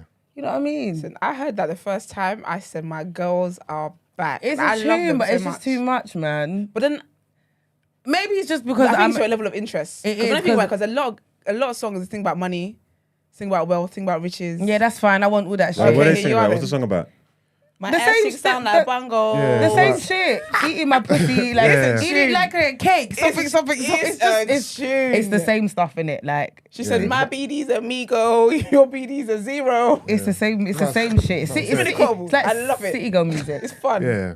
It's a great time. But it's not more every day. it's more polished. It's more than, you know, if you look at like Tomorrow Too, even Put It on the Floor again, they're more like gritty street Yeah, songs. but they're Yeah, like yeah, But yeah. this one's like This is, very like, fun. polished and very like, you know. This is like It's like WAP, WAP. yeah, basically. but it's just fun. And then the video as well is very like, It's very sexual very and like bright, that's the same sexual, thing. It's like WAP. like high production value. Someone was like, yeah, any chance Meg and Cardi get, they're gonna scissor. I was like, do you know what? Fair. It was. I like it. I really like it. Did you see Love it. the outrage about Kylie taking her son to the video shoot? No, You didn't see I it? didn't see it. No. So obviously, her son was there. Yeah. There's like a clip online, where it's like you've got the baby, you've got Meg holding the baby, Yeah. Meg's twerking, and Oh, then yeah. like you see Cardi with her leg up in the air. It just looks like bad parenting. Sounds like a mum trying to work to me. Yeah, basically, but he's like a toddler. Oh, okay. But obviously, Yeah. everyone's just like, 2 or something. you're taking the piss. Because Yeah. if this was a girl and she went to like a baby girl and Yeah. she was on a shoot full of naked men, Yeah. like you would call it grooming. Like why are we But you know looking what's at so why crazy? are we looking at this like it's not a problem? If she took culture, that they would have cost her anyway.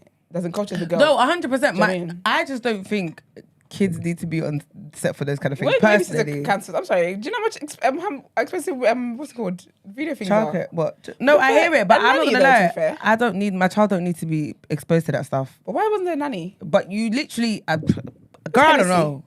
Get But Hennessy it- to do her auntie duties. But it was just I forgot that's her actually sister. funny. Yeah, beautiful girl. But then there's been so many memes. Obviously, because of the way they are dancing like on the deck, Yeah. it's given like Beyonce baby boy type of vibe. So people just keep throwing random random Comparisons. people in there in the video. And the VMA performance was sick as well though. Because that was Meg's first public performance since the Yeah. whole. Can we She just looks talk about so Meg's body good. though? And As she got in, motivation. her body actually. She lost a lot of weight, innit? She has- And she's, yeah, she's but in the gym. she's- as well, heavy. she's her doing body's boot camp. A1 though. Okay. Like Her body's I look at her, I think her A1. physique is A1. I think her body's But the way she amazing. works out, she does like military type of workouts. Okay. She can tell she trains, and then She's got motivation. her level of ass shaking, Mm. she should teach that. It should be a course. I would sign up. Where do we sign up? Because I just watched it, I'm like, wow. She's got a mind of its own, child. No, She's literally, so she buff, can. man. Wow. Shout out to Meg Thee Stallion, man. No, literally. And I think the reason why I'm gassed more is because she's natural. Maybe that's just me being Yeah, I biased, think that's but what a lot of people love feel, as well. I feel her a lot more because she's Yeah, natural. she worked. She actually did the work. Yeah. Okay. Is Meg natural, yeah? Yeah. All natural, baby. Big up her. Speaking of the VMAs, did anyone see, because speaking of Nicki earlier, did you see Nicki's performance? And how she was literally just taking shots at like... No, I didn't, you know. Is she wearing pink? I think she's wearing red. No, she red or something. it was Did she host it? Red or black or red. No, she didn't host it. So she got a new song on her album. Yeah. Right? And part of it's singing, part of it's rapping in. And there's a part which is rapping where she's basically, now she's just, these bitches are my What is sons. it? Oh, I love that. That narrative. Okay, yeah. She's spitting, I can't give you the lyrics, but she's spitting basically at, people saying it's like Cardi. Oh, Do you know But what? Cardi's in the audience and she's just kind of But you know what's basically annoying performing a diss though? song. Yeah. Because of this whole Cardi Nicki thing, like whenever any of them do anything, they was like, "Oh, it's like Nicki, it's like Cardi." It's like, Yeah. It might not be. Shut up. I think it's just at There's other female bitches that are rappers in sons. general. Yeah. Right, but I think it feels like, obviously, if you're looking at 'Cause you know they're yeah, beefing who are the head honchos, isn't it? I need to watch that. I didn't That's know. her. I didn't know she performed. Yeah, I thought she I thought performed. she hosted it. Diddy performed. I saw that. with And with Carisha. his daughters as well, innit? Yeah, his daughters were Part of dancers, the- Carisha yeah. and, And his then son as Justin, well. yeah, he did the thing. No, it was Christian. Christian, okay. Yeah, Christian. Christian's performed in as well. London now, isn't he? He was, I believe, for That looked fun. yeah, he was performed. He dances like Mary J. Blige. We didn't talk about that enough. Nelly and Nelly Chopper performed their rendition of Hot in Here. I'm not sure you've seen it. Did you see Ashanti's A little clutch bag. clutch bag? With her of and her Nelly. Nelly? So Yeah. Can I be honest? Yeah, I generally love them too. Oh, I When love they them too. announced that they were back together, yeah, I just Yeah. thought like I love both of them together. I actually think they're a beautiful love story. Because you were saying how the picture was from the first time they ever met. Yeah, I think it was at At the VMA. At the VMAs, yeah. I actually cute. love them too. I just think it's unfair how actually no, man. Go on, girl. Oh, go on. Speak your I truth. just think it's unfair how like we were together. Obviously I know life, blah blah, whatever, shut up. But you've gone around, lived life, and then now you just circle back to me like I have nothing doing. But how do we not know but that both she of them hasn't? She's live lived life. She's dated.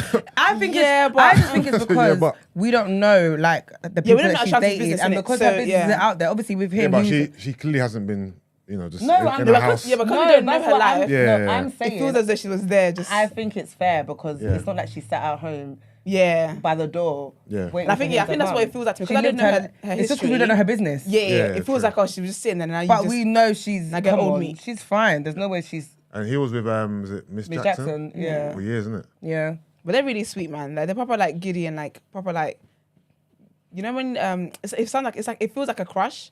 When he's talking about interviews, he's very- all I saw the giddy and yeah. all smiling. Like, oh, It's beautiful. beautiful, I think man.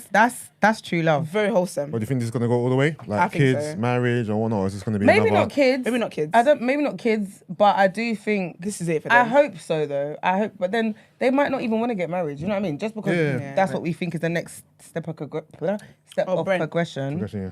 It doesn't necessarily mean that I hear what you're it saying. will go that way. But I do think this is it for them though. But I Because yeah. when you circle back after all these years, Yeah. it's baby. I'm not and gonna you break up. can tell my though, 40s. yeah.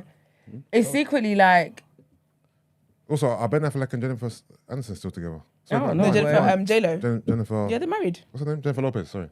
Yeah, they're still together. They're They're married. still together, yeah. Remember, they came back. Yeah, they after came all exactly. this. So Yeah. even that as well, I feel like that's it. But sorry, Joe, I'm laughing. Do you remember the video clip that went Yes. round where he's like Yes. he looks so stressed out, Yeah. he opens the door for her and he's even when they were at some show, or I something, don't know, but it was so And she actually hilarious. I sent was him like, off. he is over her today. But it gets like that, man. Relationships, isn't it? it's sweet, man. I love nobody's I love rosy. rekindled love. I'm always here for it. All right, so speaking of Diddy, anyone heard the new album, the Love album, Off the Grid? No. I'm not gonna lie, when it comes to music, but Yeah. my head's in the clouds. I'm never gonna give it a So time. it's a very long offering, to be fair. It's 23 songs, it's an hour and a half long. I've managed to get to track, what did I get to? Track 15.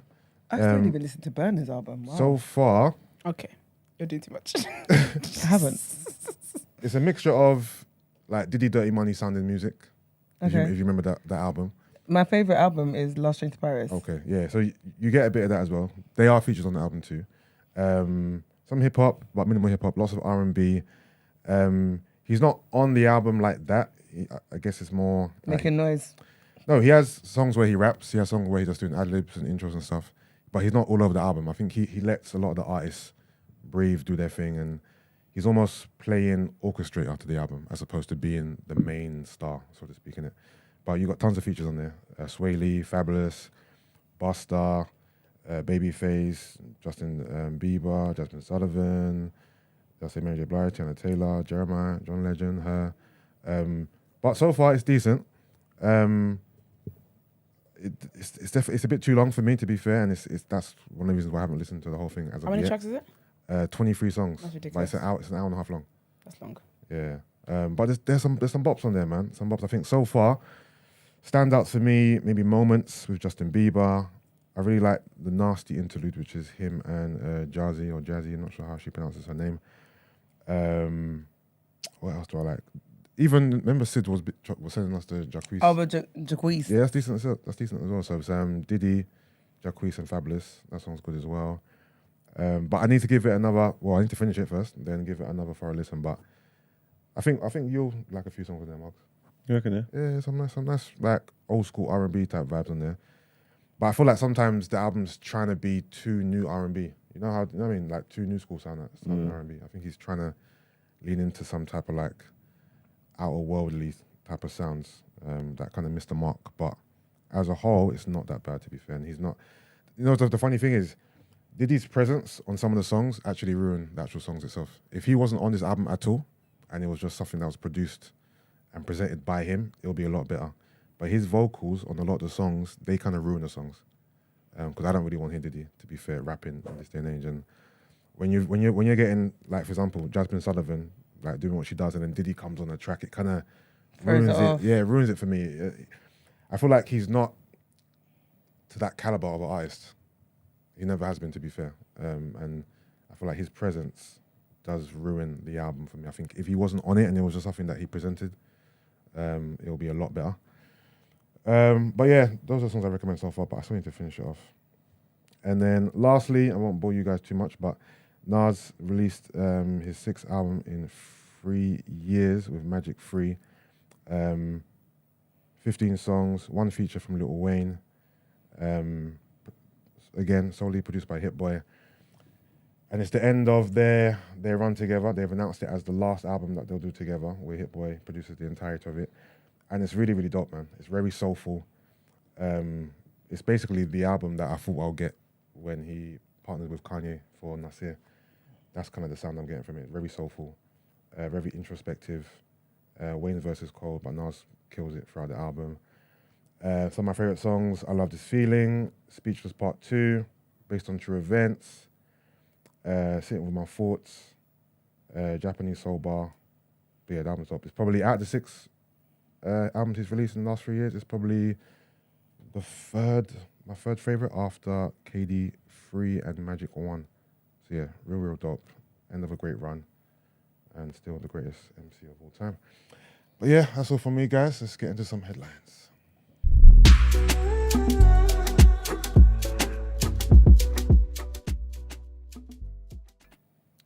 All right, so our next headlines. Trigger warning here, guys. A week after a massive wall of water ripped through the Libyan coastal city of Derna, sending thousands to death, the focus has turned to caring for the survivors. So, citing the Libyan Red Crescent, the United Nations Office for the Coordination of Humanitarian Affairs said on Sunday that 10,100 people were still missing in the devastated city. It also said that these figures are expected to rise in the coming days and weeks as search and rescue crews work tirelessly to find survivors. Aid is now arriving in the war-plagued North African country as the world mobilizes to help emergency services cope with the aftermath of the deadly flood after 2 dams burst near Derna last week.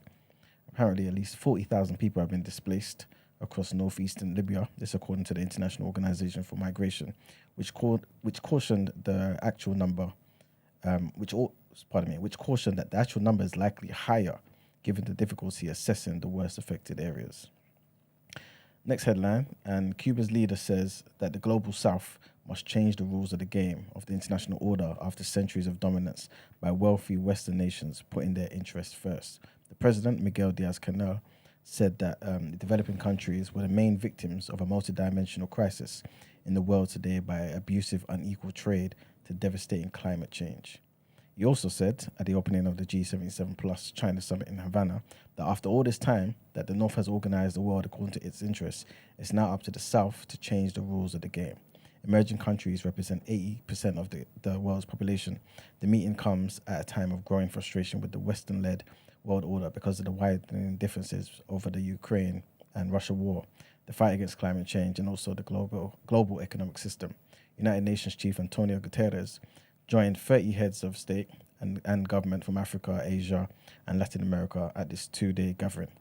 And at the opening of the meeting on Friday, Guterres called for a world more representative and responsive to the needs of developing economies, stressing that nations were trapped in a tangle of global crises.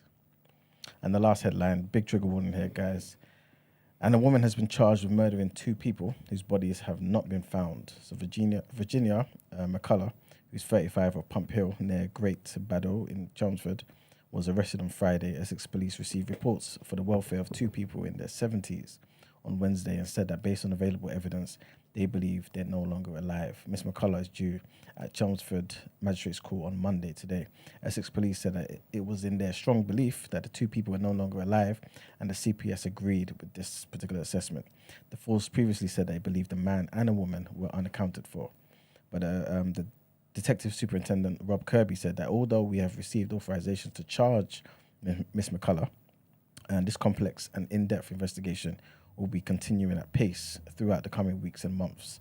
I would also reiterate that our continued belief is that this is an isolated incident and there's no threat to the wider Chelmsford or Essex public. And that's it for the headlines. It's time to pay the bills. All right, let's get into some reaction.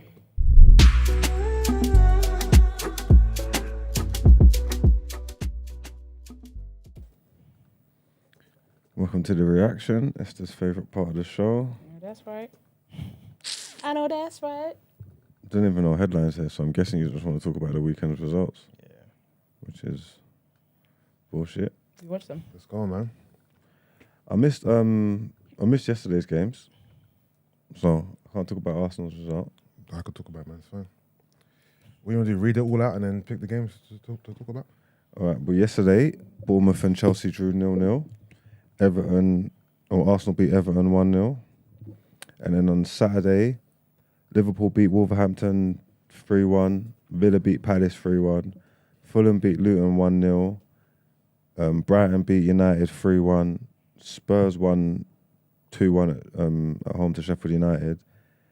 City beat West Ham 3-1. And Newcastle beat Brentford 1-0. Oh, bare 3-1s, isn't it? Yeah, hella 3-1s. Cooking. Hella 3-1s. Let's start on Saturday then. Well, might as well start with United, to be fair. Yeah, United got done over. What's your thoughts, man? Another loss. Club in turmoil. Yeah, I think that's like the first home loss in like 31 games, you get me? And I think our home form, because Old Trafford was a bit of a fortress, you get me? Yeah. And I think our home form was going to help us. I think we might drop a few more points at home now after this. You get me? I don't know if it's gonna be the same thing. I had a feeling that if we lose at home to Brighton here, then it could be problems. Because Brighton are definitely a better team than us in a minute, but you'd think the home form would be able to see us through, you get me? And it's mad because if we started the game first 20 minutes, easily the better team, and then I think it was just like their first attack on goal, they just scored with, you get me? Yeah. And then obviously that just changed, that just allowed them to settle and to be able to play. And they were just better than us. Yeah. Just everywhere. To a man, you get me? It's not even like to say, oh yeah, the boys weren't trying or they weren't doing this. Yeah. They just weren't good enough. Yeah. I didn't see the game, but I saw the highlights. I'm looking at the starting lineup right now because I know you lot got a lot of injuries, isn't it? But considering that, the lineup isn't too bad. It's not the worst in the world. It's not. I think it's bad at all. You got Rashford, what's it called? Haaland, how you say his name? Haaland, sorry. Fernandes, Eriksen. He done all right. He scored. He got disallowed. So that would have made it 1-1 going into the half. That could have changed things. But VAR said no. So we've played 5 games now. You guys have lost 3 and won 2, right? Yeah. What do you think is, besides obviously the injuries, right, and obviously discipline of certain players, Sancho, Anthony, whatever, this team is still decent. This starting 11, right? What do you think the main issue is right now? I don't know if there's a main issue. Because there has to be. But what would you put? Okay, what would you put the 3 losses down to, and just the general? Like you guys are 15th in the league, right? Like what would you put it down to at the moment? What would be the main thing? I'll put it down to in a minute. I can't say it's just the injury record. I don't think it's just the injury record. I think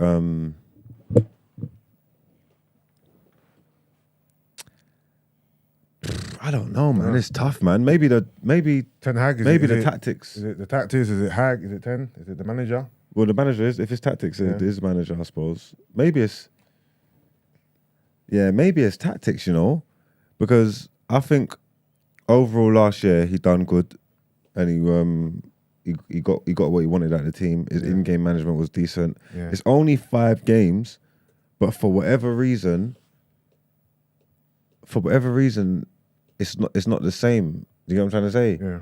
And obviously he's not telling the boys to go out there and lose and stuff. But whatever you're doing on the training pitch, it's either not translating or it's the wrong thing. But in your defense, a little bit, the teams you've lost to have been better teams. Spurs, Arsenal, and Brighton. Yeah, the Spurs one's debatable. It was at home, so that's cool. But even watching the game, it was a game of 2 halves. We would have liked to at least get a draw from them. That was away. No, it was at home for Spurs. Okay. So I'm saying it's at home for them, so you would expect them to. But I would have at least liked to take something. Yeah. But you're right. What was the other ones? So you lost. No, sorry, you beat Wolves 1-0. Yeah, but even but the games that we won, the performances were shaky as well at home. Even you beat Forest 3-2. We was down 2-0 in like first 5 minutes as well. It was all shaky stuff. There ain't been like one convincing victory, basically. Or performance even. Yeah. Our best performance probably came in a loss where we was dominated. That was like probably against you lot. Do you know what I'm trying to say? You didn't dominate. Huh? You said that was a loss that you dominated. No, it was a loss to where we was dominated. Oh, where you were dominated. Sorry, we said that you dominated. No, it was a good performance, but not like it was a good defensive performance, isn't it? Like, it was a away game and that. The 3-1 result didn't reflect how the game really went. Yeah. That's what I'm trying to say. Even in our best performance, it was a game where we was under the cosh and we lost it. Like, do you know what I'm trying to say? So the performances ain't been there. And then we got Bayern next. Yes, back in Champions League, we have PSV on Wednesday. Yeah, I don't know, man. I don't know what to put it on. Oh yeah, Kane, innit? You got going against Kane. Yeah. So that should be fun. We'll have to see how that goes. Yeah, but things can go from bad to worse. Things don't look like they're gonna get better anytime soon. It don't seem that way. Nah, just the way everything's going, off the pitch, on the pitch, it just seems a bit. To be fair, you can bounce back against Burnley. Yeah, I feel like, especially after the international break, we need and with the home record, we needed to keep that going. Like the results are the only thing that's going to keep us going. You get what I'm trying to say? Like, so for Brighton to come and mash up our home record like that, Brighton have beat us 4 times in a row now as well. You know what I'm trying to say? So that just wasn't good. Like nicking 3 points against Burnley, especially if we get battered by Bayern, nicking 3 points against Burnley, don't really do anything. That game's a shit game to have. If we lose or drop points, you pile on more pressure. If we win, doesn't really do nothing, doesn't say nothing, doesn't change nothing, you get me?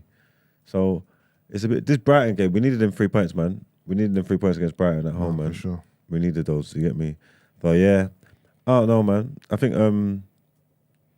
think like all people saying that the pressure's on the manager and all that, I don't think that's true. I think he'll be all right.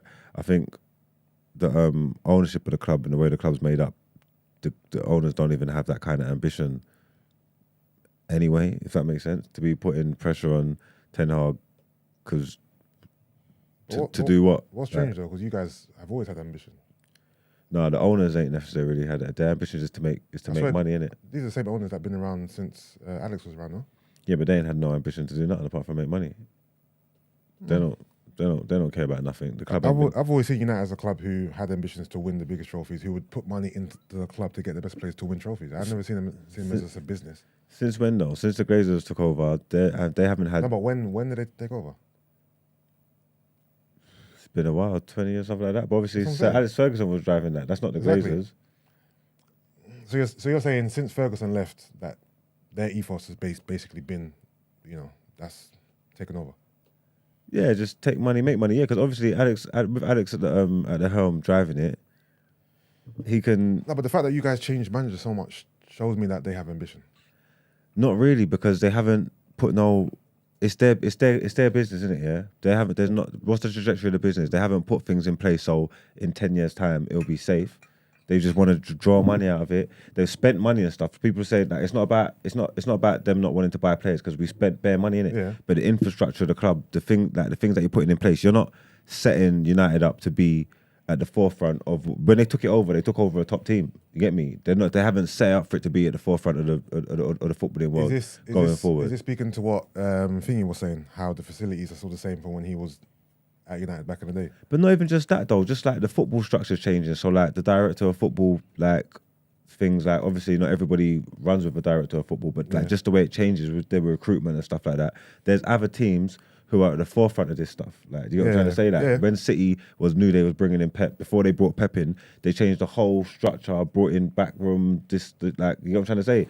They don't look to that. They would it's all commercial value in it. So with Woodward and all that kind of stuff, they'll support these man. They'll give these man money. I'm not saying that they ain't got money to spend, but it's like there's no real understanding of direction there. It's United. We want to be at the top. Oh, buy the big names. Oh, bring in this man. Bring in this man. Pay whatever he wants. Let's get this sponsorship deal. Oh yeah, let's take out our 10 million this year and spread it to the family and whatnot. Okay. It's not like they got the best interest of their own business at heart. Because when they took it over, it was the best in class. It's not anymore, regardless of still having the biggest name. You know what I'm trying to say? That.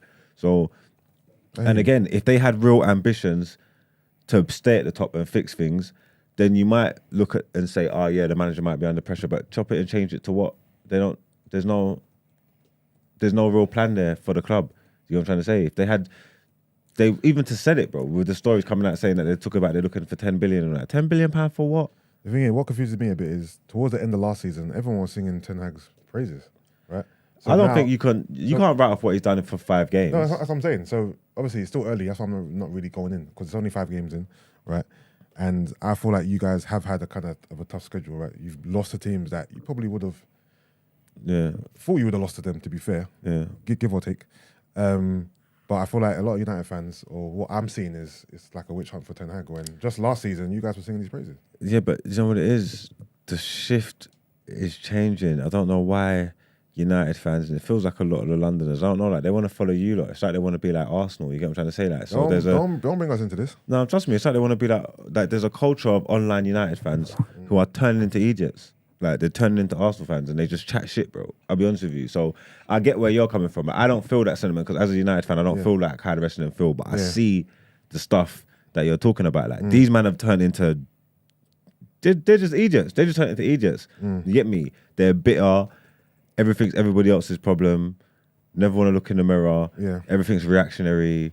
Just chat shit. Like these man don't know nothing. These man couldn't tell you what Old Trafford looked like. You know what I'm trying to say? Like ever. They just sit online and just chat shit and there's better than them. But again, turning to the gaffer, bro. We've had like who was it? Obviously, I never. These online fans like to chat shit, but I would never turn up my nose at the job Ollie done. Ollie didn't get the respect he deserves while he was there or since he's gone. Ollie done cool. Then you got Mourinho telling people. Don't forget Moyes at the start. Moyes never done that. He's only, was he there 6 months or something? If that, like, rah. You get me? But I'm saying that Mourinho had issues there. The problems that Mourinho told us we had were true, didn't want to listen. You get what I'm trying to say? Like, and that's what I'm trying to say. The whole club and the model of the club, when they go and they put the power in the hands of the players, that was always going to be wrong. That was always going to lead us to where we are now. You get what I'm trying to say? Like Van Gaal doing these things. So there's changing the gaffer don't do nothing. You don't like saying, oh yeah, is Ten Hag the problem? Change Ten Hag to go to where? What will you do? Just do the United thing and pick another name again. Try and get Nagelsmann or see if you got enough money to get De Zerbi out or something. You just throw money at the problem, throw a big name at the problem, and it's still in the same position. It's still going to be a gaffer that comes in. The players are going to be there, not going to be the players that he wants. You bring in the players that he wants, that's a whole new style of player. And it's still the same core of players. There's still the same problems that you got. Doesn't change. It's just rinse and repeat. You've been the same problem 2 seasons away. You know what I'm trying to say? Like, so getting rid of the gaffer's not the problem. It's easy to say, the gaffer's the problem, but the gaffer's not the problem. But I don't think you could put it on just one thing, man. Like, the club's in the mud, from injuries to scandals to ownership not being able to sell anybody, to recruitment being a joke, to not having no money. Like you get what I'm trying to say? Like, and it's just everywhere you look. I don't know. I think if, say, like, it's just got to start now. It's coming up to like 2-3 games a week and all that. By Christmas, if we're still in the same position, like bottom half of the table, nonsense, then you could probably start looking at the ownership, to start looking at the gaffer, thinking about putting the trigger on what or whatnot they're gonna do. Yeah, you get me. But by now, I think it's too soon. It's like you're saying, the schedule's not been favourable. Not been favourable. It's still early anyway, so. But again, even the wins have been bad performances. That means anybody that's doing half decent, will trouble us, from the Fulhams to the West Hams to the. I can see you it. don't like just anyone that's just doing half decent. I can see it. It's just gonna give man problems, and that's brazy. You get me? I can see it. All right, Arsenal. So Arsenal beat Everton at Goodison for the first time since 2017. We got the monkey off our back, man. Yeah, you just don't like going to Merseyside, do you? We don't. And even like, the infamous game last year, the new manager bounce when we needed to win and we lost. So yeah, 1-0. I don't think the 1-0 tells the story. I think we should have scored a lot more goals than that. Martinelli had a goal disallowed. Okay. Trossard came on for Martinelli because he got a hamstring injury. And Trossard's goal was exquisite. I'm not sure if you see it. I ain't seen it. I heard it was VAR contention, though. No, that was Trossard's goal. Oh, was that? No, it was Martinelli's goal disallowed based on VAR. Trossard's goal wasn't. There's no VAR in that. That was pure technique. Open up the body. I think Saka crossed it in or passed it to him. You know when you just open your body up one touch into the far corner, like Tech. So there was no VAR on that goal. No. Oh, okay. No, not at all. He was in the box. There was a lot of players in front of him. No, I see a headline, so I thought, because when was it? Late in the game? It was Brent. When was the goal? Was it late? Yeah, kind of. It was like 70 or 60 something. Yeah, something like that. Yeah, the headline that I see, the way it made it sound, it was like it was a late winner with a VAR decision or something. I think he probably got the two. Maybe it was after 70, because I think Jesus was on the pitch. Yeah, he was on the pitch. Yeah. But yeah, man, we got the victory. That's 4 wins, 1 draw so far. We're not playing as good as last season, but I still feel like we're a better team. I feel like the football we're playing now, a lot more resilient. We're not starting as fast, but I feel like the way we're playing now, to me, is more in company with a team that might win the league as opposed to last season. I know that might sound weird, but it's less flash and more like steel. You know what I mean? I feel like... I forgot. Sorry, cool. I thought someone there. Go on. What's up? Yeah, I was gonna go to the point, and I was like, obviously, we've won. There's no need to. Your voice sounds. Okay. There's no voice app or something. Sounds like you're using like a computer, like a voice app or something. Oh no, just full voice. Can you hear me? Call back. Oh, with the same voice. That's Frenchie. Is that Frenchie? Yeah. That's definitely something wrong with the phone or something. Wrong with the phone. Hello?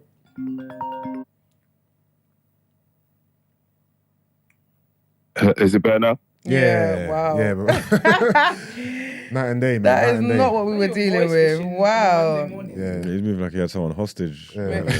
Like literally make the drop at 12 p.m. Basically. Go on, bro. Yeah, I was gonna say, obviously we've won most of our games. We drew to Fulham, but do you actually feel like we're playing better and we're a better team? Because I think the only difference is we signed like a top 2 DM in the world, basically. So obviously defensively we're going to be better. But if you look at offensively, all of our attacking players last year, so Jesus was scoring, Martinelli scoring, now he's injured, Saka was scoring. Yeah. Now all of them, it feels like we need like a goal. And even the Man United game, obviously we did dominate. But if you're being honest, 96 minutes, we basically drew that game. So how do you feel, basically? You know what it is? I feel like because one is obviously only 5 games in, but 2, because Jesus was injured for the first 2 games, then he's coming as a sub for the others. And Havertz has kind of been in the mix as well. I'm not going to judge us offensively right now until I see a run of games where Jesus is up front with Saka and Martinelli, to be fair. I feel like it's been a lot of chop and changing up front. Even there's one game where Trossard played up front. He didn't really do the best. So I feel like, cause I haven't seen our best offensive options together consistently right now. I get we're not, last season we're firing from game 1, so I get it in terms of the comparison, but I'm not too fast right now because I see Jesus as the better option than Eddie, and I want to see Jesus up front a lot more than he is right now. So once I see that, and if we're the same, if Jesus plays up front for the next 5 games and we're still not firing on all cylinders, then fair enough. But right now, I'm not judging it too harshly. Fair enough. And what do you feel about the Raya Ramsdale situation then? The thing is, it had to happen eventually, right? It had to happen eventually. I thought it would happen on Wednesday, and they'll bring him in for the Champions League, as opposed to a league game. But whether it happened now or later on, he had to give him game time, innit? Like he's, as we know, we've got 2 number 1 keepers on our squad, innit? So they both got to play. And maybe this is the beginning of the changeover, right? Where Ramsdale plays cup games and whatnot, and Raya's in the Prem.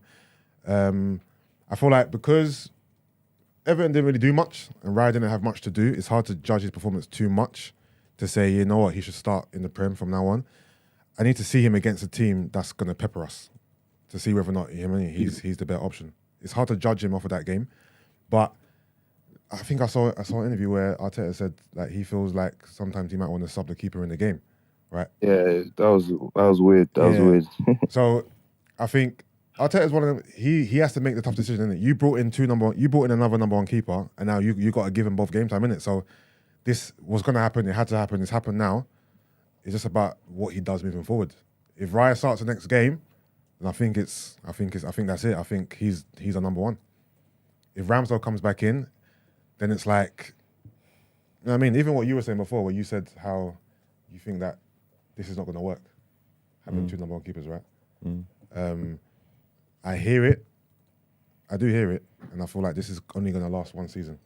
It's not. This just doesn't happen. Yeah, I can't think of an example where you got and it's not even like to say that at that level, like they're both like they're the best thing moving, and let's take one in and swap and chop and change and whatnot. No, with anything you want consistency. You want your back 5 to be consistency. You want your best chance of winning. Like that's what you want to put your best foot forward all the time. Even me, like I play Football Manager. Even if I had 2 dope goalkeepers, at the end of the day, the better one's gonna stay. The worst one's gonna have. If he's that good, he's not gonna be back up. He's gonna have to go. You get me? Like so, the way that you might try to romanticize and all that, it sounds nice and all that, but it's like what you're saying. It's like 1 season max. One of them's gonna lose. He's gonna get beat out to the top spot, and the second one is too high of a caliber goalkeeper to be happy to sit there. You know what I'm trying to say? And with the second one being Raya, who came in, who's better with the ball at his feet and the way that football is moved, I think it's obvious, as plain as day, that like this was the move. You can have like say like the cup games, but Champions League's too high. It's elite football. Like when you have a cup goalkeeper, you're talking about FA Cup and Carabao Cup and all that. You know what I'm trying to say? How can you have your man who's keeping you clean sheets and making you win at the top of the thing, and then you go into elite competition, Champions League, you talk about you're changing it? No. Like, why on earth would we do that?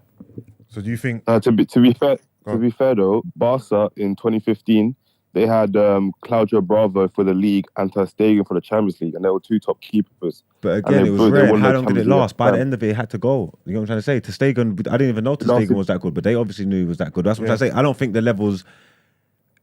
Like, if Ramsdale is going to be able to beat out Raya and still think be number 1, then what was the point of doing that? But what if... But no, that's what Arteta said though. He said, I get the chance to change up strikers, wingers, midfielders, but why can't I change keepers during the game? So I feel like they'll do this weird thing where they'll have both top keepers for like at least this year. I think they'll buy him on a permanent as well. So at least next year as well. You see keeper, yeah? There's one spot, you know, You know, like as a kid playing football, like, Yeah. you want to play on the 11, there's 11 places. With the keeper, Yeah. there's one spot. And if you've got ambitions, if you've got the quality to be a number one, Yeah. you need to play. All this subbing the goalkeeper and all this nonsense. Forget what the player wants. I mean, forget what the manager wants here. These are men, like humans of their own right, got their own ambitions that play to top level. They want to be number one and play all the games. You get what I'm trying to say? Like this, you could just, how can you romanticize and think a man's just going to be cool? Like Ramsdale done what he done for you lot, gave you one of your best seasons in God knows how long, and then now you're talking about I'm fighting for my place and I might not be playing in Champions League. I'm the one who got us here. Like, what are you talking? He's not going to be happy with that. Yeah, but we know he's not going to be happy. I don't think that's what we're arguing. We know that either keeper's not going to be happy if they're number two in it. It's the point of... And also, he signed a 5-year contract contract as well. Will this work? This is not a long-term plan. This is a short-term plan. If it works this season and we win something out of it, then they're all right to do it, right? This is not a long-term thing, innit? One of them keepers is going next season, unless one of them says, you know what, I'm happy to be number two, right? I don't think that's going to happen. Yeah. So I don't think they're gonna go. I think it's bro. Ramsdale signed a 5-year contract 2 months ago, and I think Raya, because of if he plays a specific amount of minutes, they're gonna have to sign him, and it's 27 mil. So I feel like we're gonna have 2 top keepers for the next 3-4 years, and maybe because we haven't. Everybody's got different ambitions. Ramsdale's on the cusp of England number one in that. If he can't even hold down a spot for his starting team, and obviously you see the way Gareth moves, he ain't gonna beat Pickford. So well, hold on, Frenchie. Do you think Ramsdale is staying beyond the season? Yeah, but Double could he sign the contract? Yeah, that don't mean nothing. He can still be sold. Nah, I don't think he's gonna go. I think you haven't seen it before, so you're like, obviously you need a number one and a number two. But I feel like because they're gonna change and chop. Like for example, next game you don't even know who's gonna start, and it's gonna be like you're gonna play here, you're gonna play there. They're both gonna play a significant amount of games, and it'll be like, okay, well, fair enough. I'm not a number one, but you can't call me a number two as well. To be fair, that is one way to look at it though, because it's the same way you've got strikers who are on rotation or whatever the case may be. If you've got 2 good goalkeepers who both play a significant amount of games per season, right? Isn't that still fine? Right? I suppose if it's saying a significant number. I think we've been programmed to believe that a keeper has to play every single game in it, but you can still have 2 great keepers and still rotate them. And if they're both happy playing a decent amount of games per season and they're winning things and it's a great morale and great environment, then what is the issue really? So do you rotate them come what may?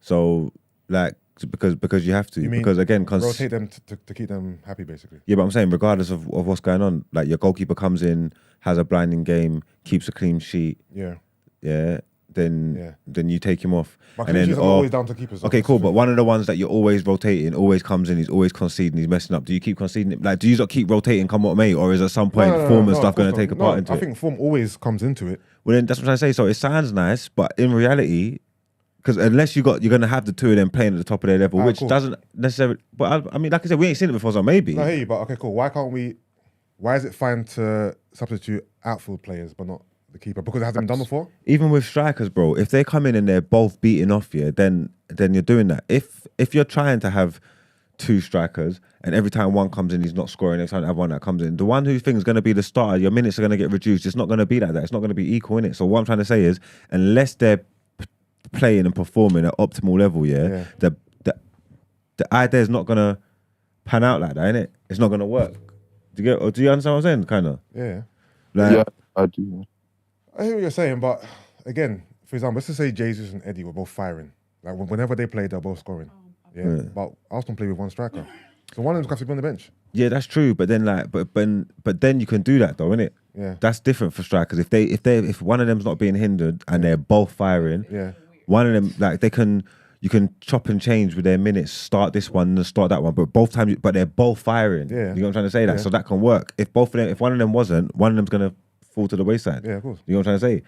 So, and again, that's not something that happens all the time. We've seen examples of it where there's strikers and they're doing their thing wherever it works. But with the goalkeeping thing, I don't know. I just don't know whether that's. But the thing is, football's evolving, right? Let's just say this is something new that Arteta's trying to introduce, and it's a new way of playing, a new way of whatever, right?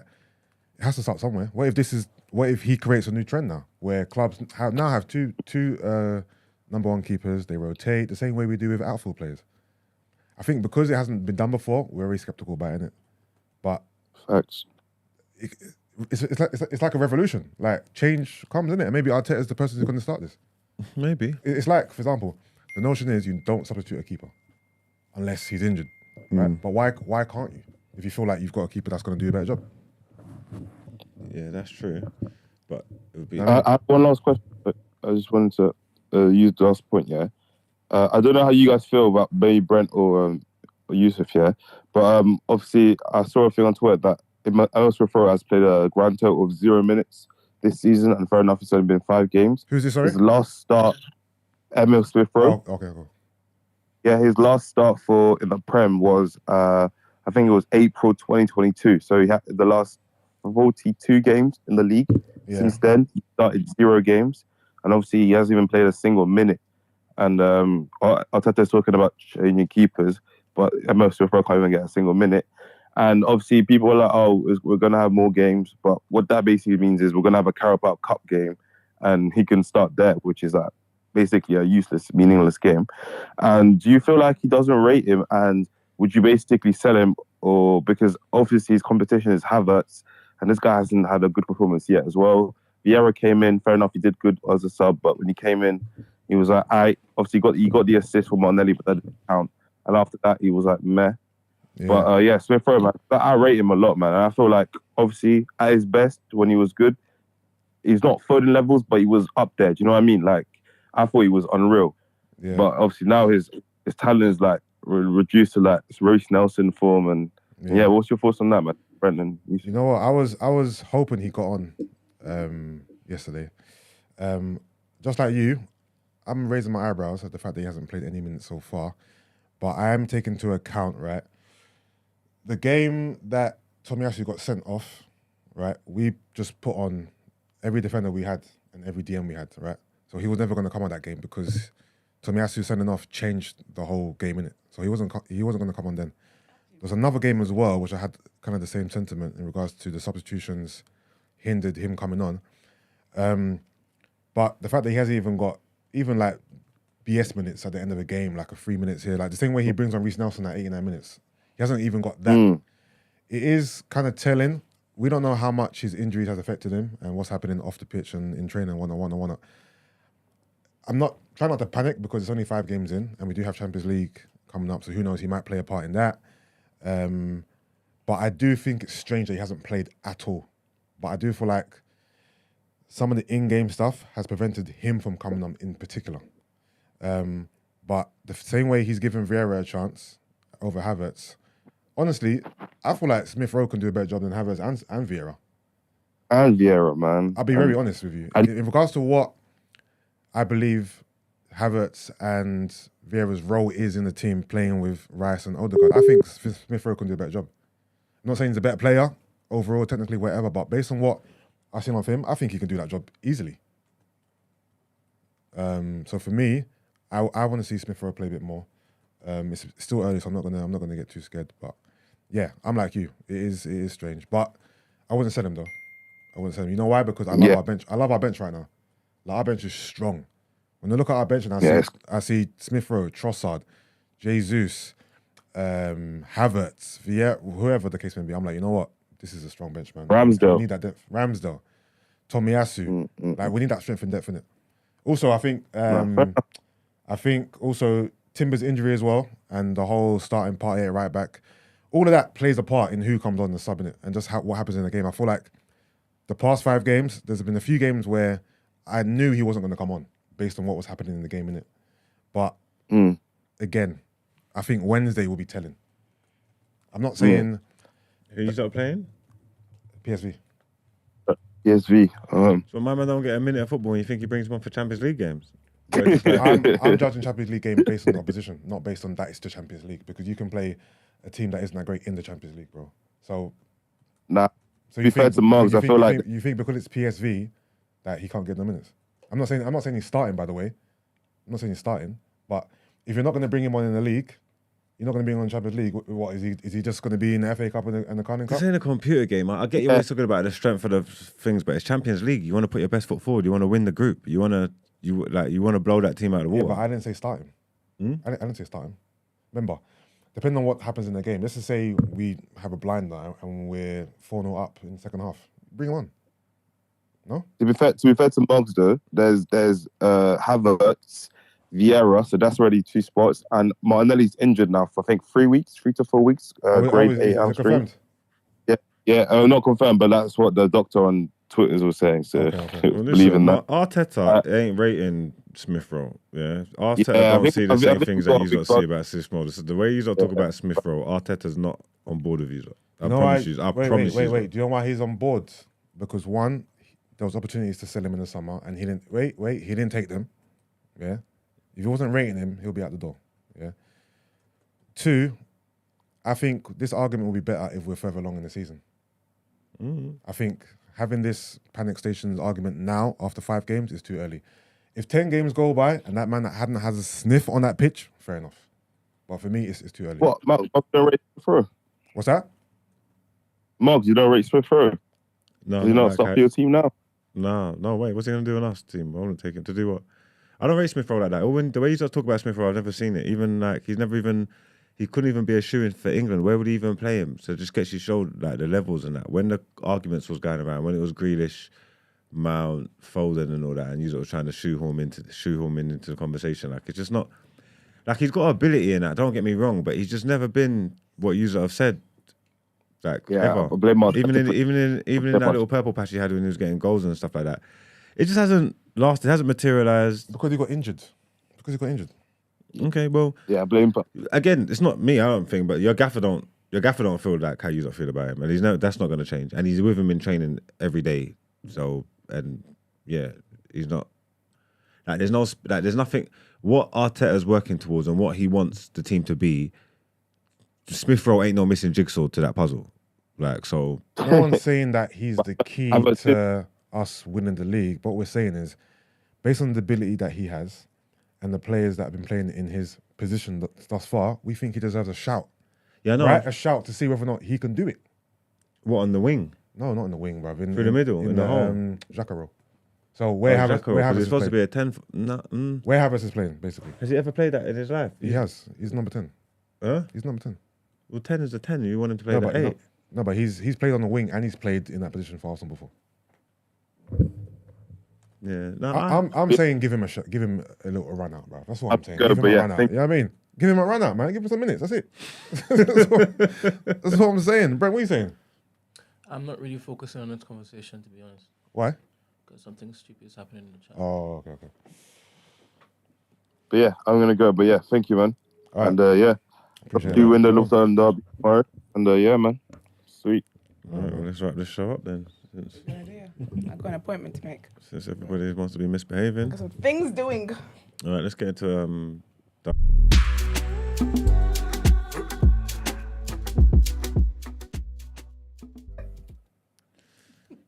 I ain't been seeing this, so I don't know what's going on. I'm just, I want to cause trouble, but it's fine. I don't know what's going on. No, I don't. I'm not even going to ask. That's right. Huh? So, no, don't worry. All right, cool. What are we doing? We've done it here. Oh, Iman has brought something to my attention. The fact that there will always be candidates for Dana is actually wild. Huh? The fact that there will always be candidates. Because people just act a fool. There would never be a day where there's no Dana. Well, this person didn't really do anything, but Iman... It might be the judges of the country. Huh? Might be the judges of the country, man. Brent, click number 2 so you can see what Iman wants the world to see.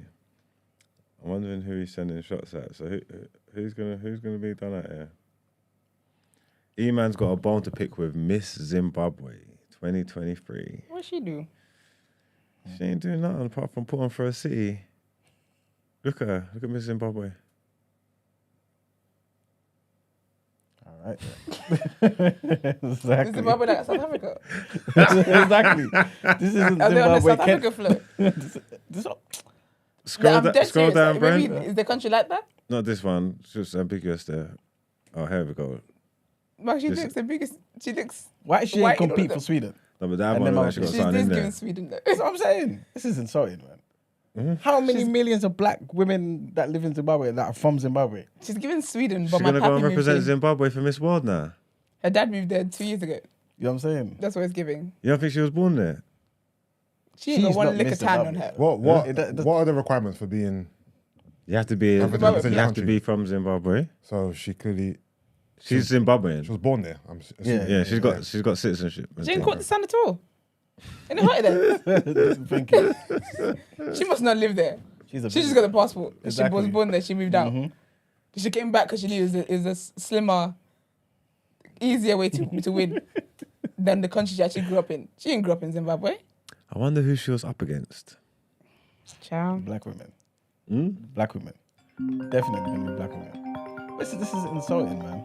Also, she ain't gonna win. So why did they even put her forward? She ain't gonna win what, Miss World? Oh. How you know? Huh? This is like the caliber. Did she win? She won Miss Zimbabwe. Yeah, caller. Good morning, caller.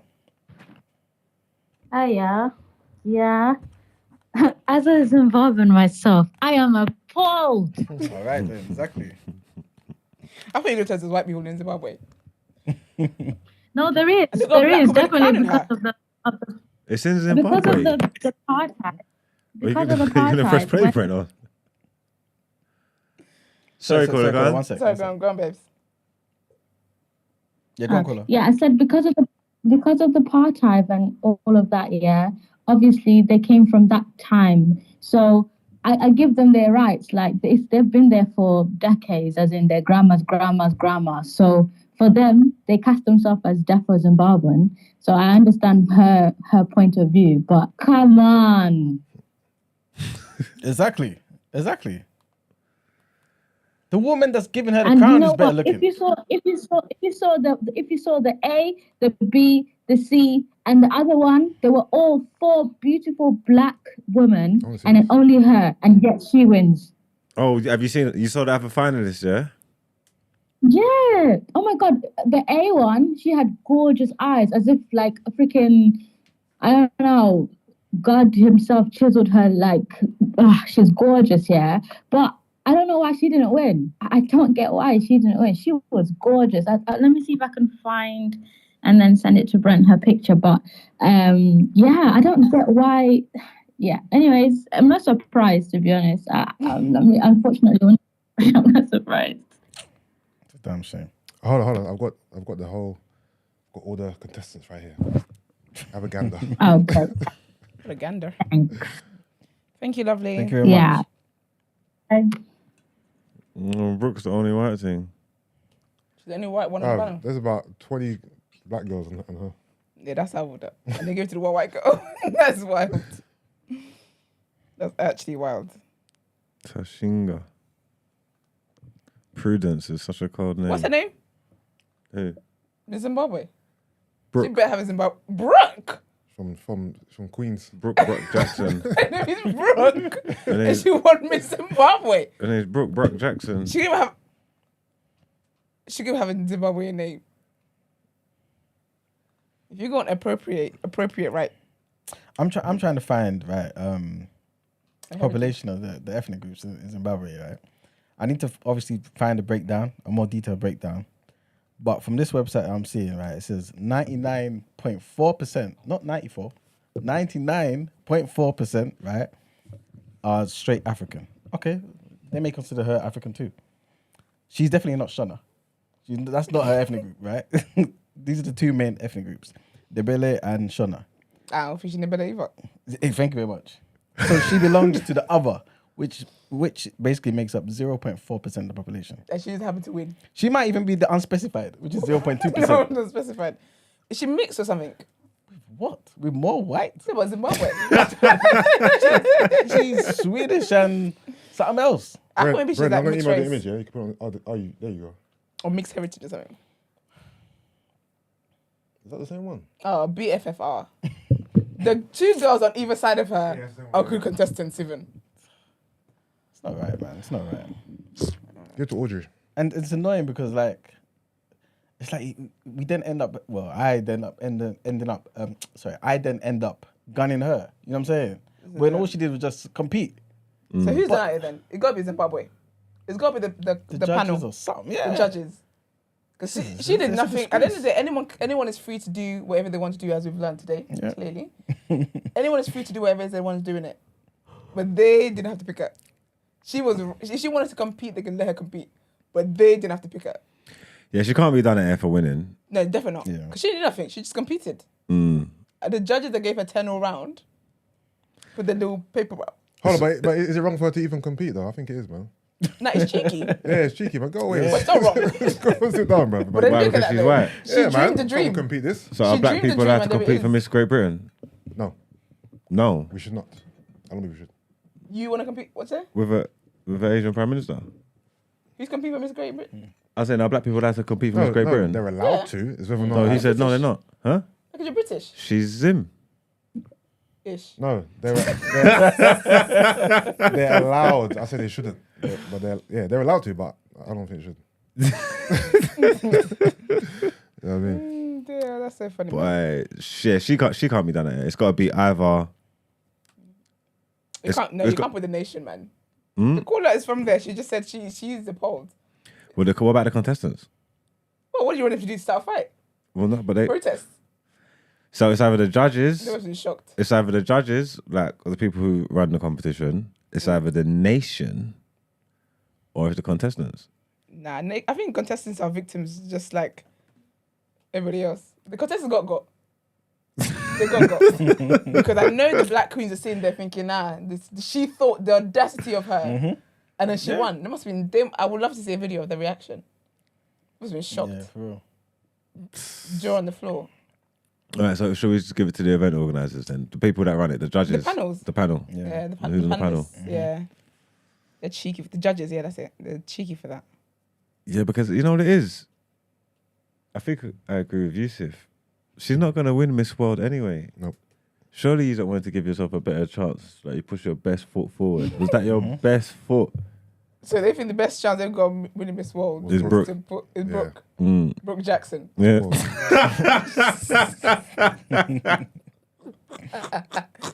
She could have just got herself a nice little middle name. Make him think he belongs. Act like you've been here before. That's so funny. Brooke Man, Jackson. Zimbabwe's best chance of winning Miss World is Brooke Jackson. Yeah. That's what they said. There you have it. Damn shame. That's what they said, man. Yeah, no, That's they're hilarious. sick. Well, I might watch Miss World, see how Zimbabwe go. How far they get. Yeah. But yeah, Dear. that panel, these are done at air, man. I don't know. Okay, maybe her parents paid or something like that. They must have done something. Right. What can you do, man? And what's funny as well, yeah, sorry to cut in again, yeah. But bear in mind, yeah, apparently according to this other website, yeah, white Zimbabweans of European ancestry, there's no other ancestry they could have, but anyway, form the largest part of the minority, right? The largest? Of the minority. Oh, okay. The 0.4%, right? What, the largest of the map?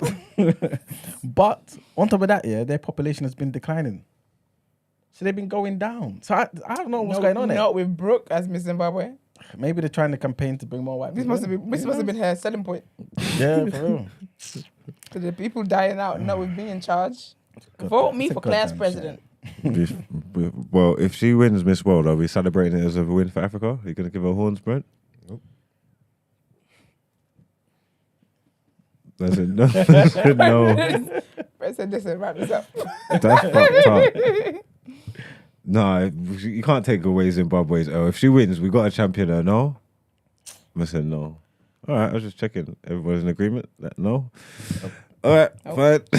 Well, let's move on. Let's get into our outro. Thank you very much.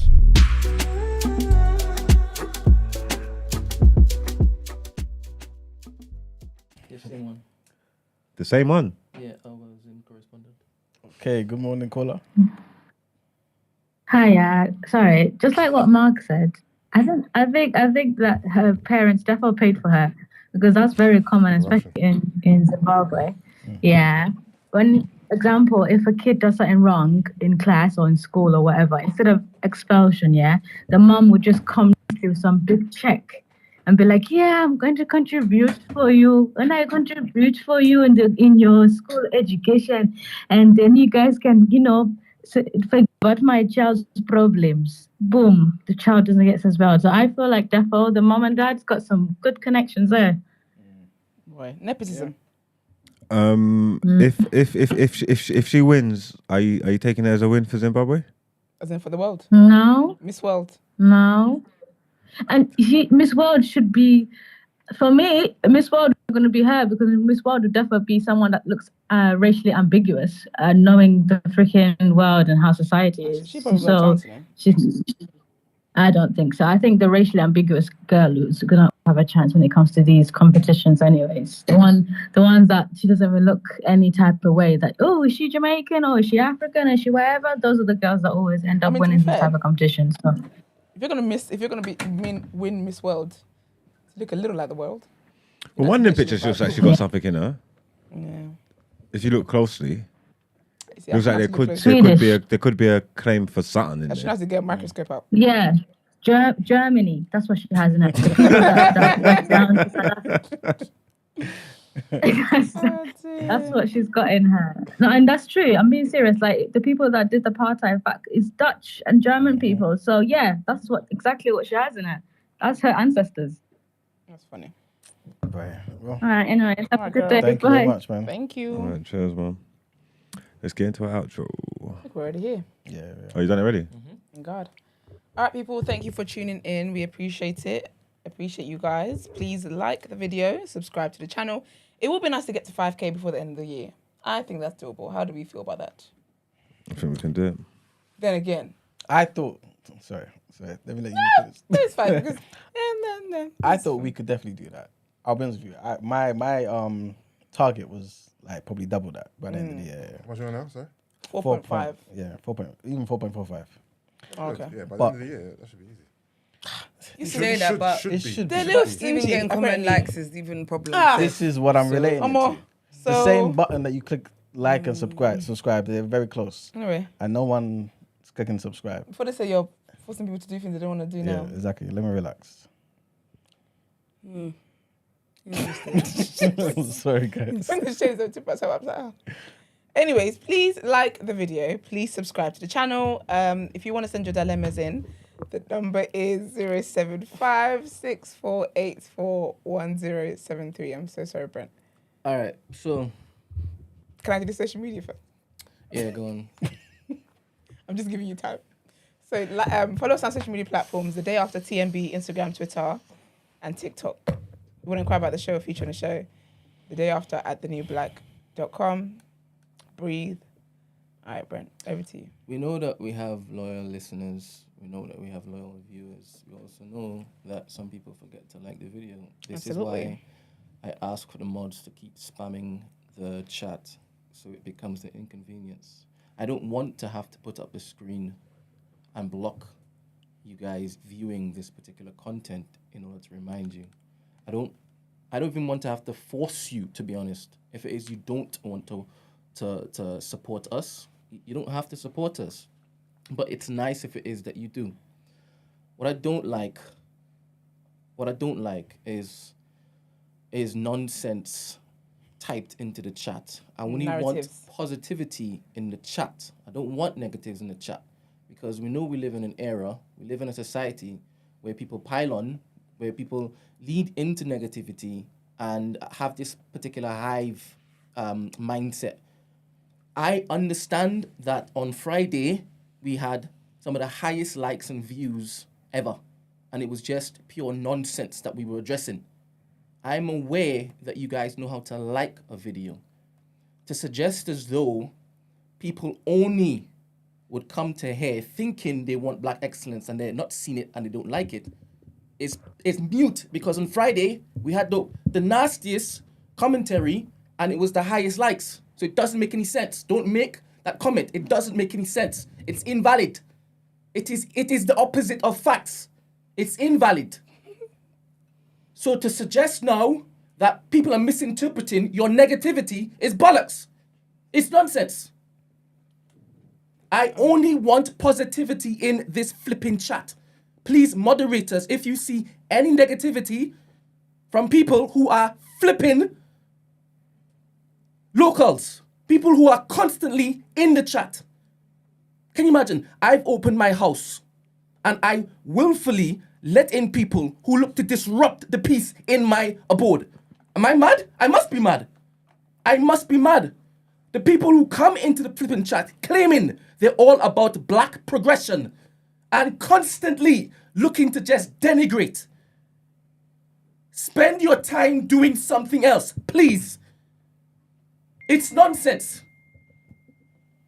Sorry for shouting. I am aware that I'm shouting. I am so vexed. It perplexes me. Bloody hell. And that's how you clear a bitch. You're so annoying. Sorry. Well, see you tomorrow. Bye. Bye. Peace. Peace out, man.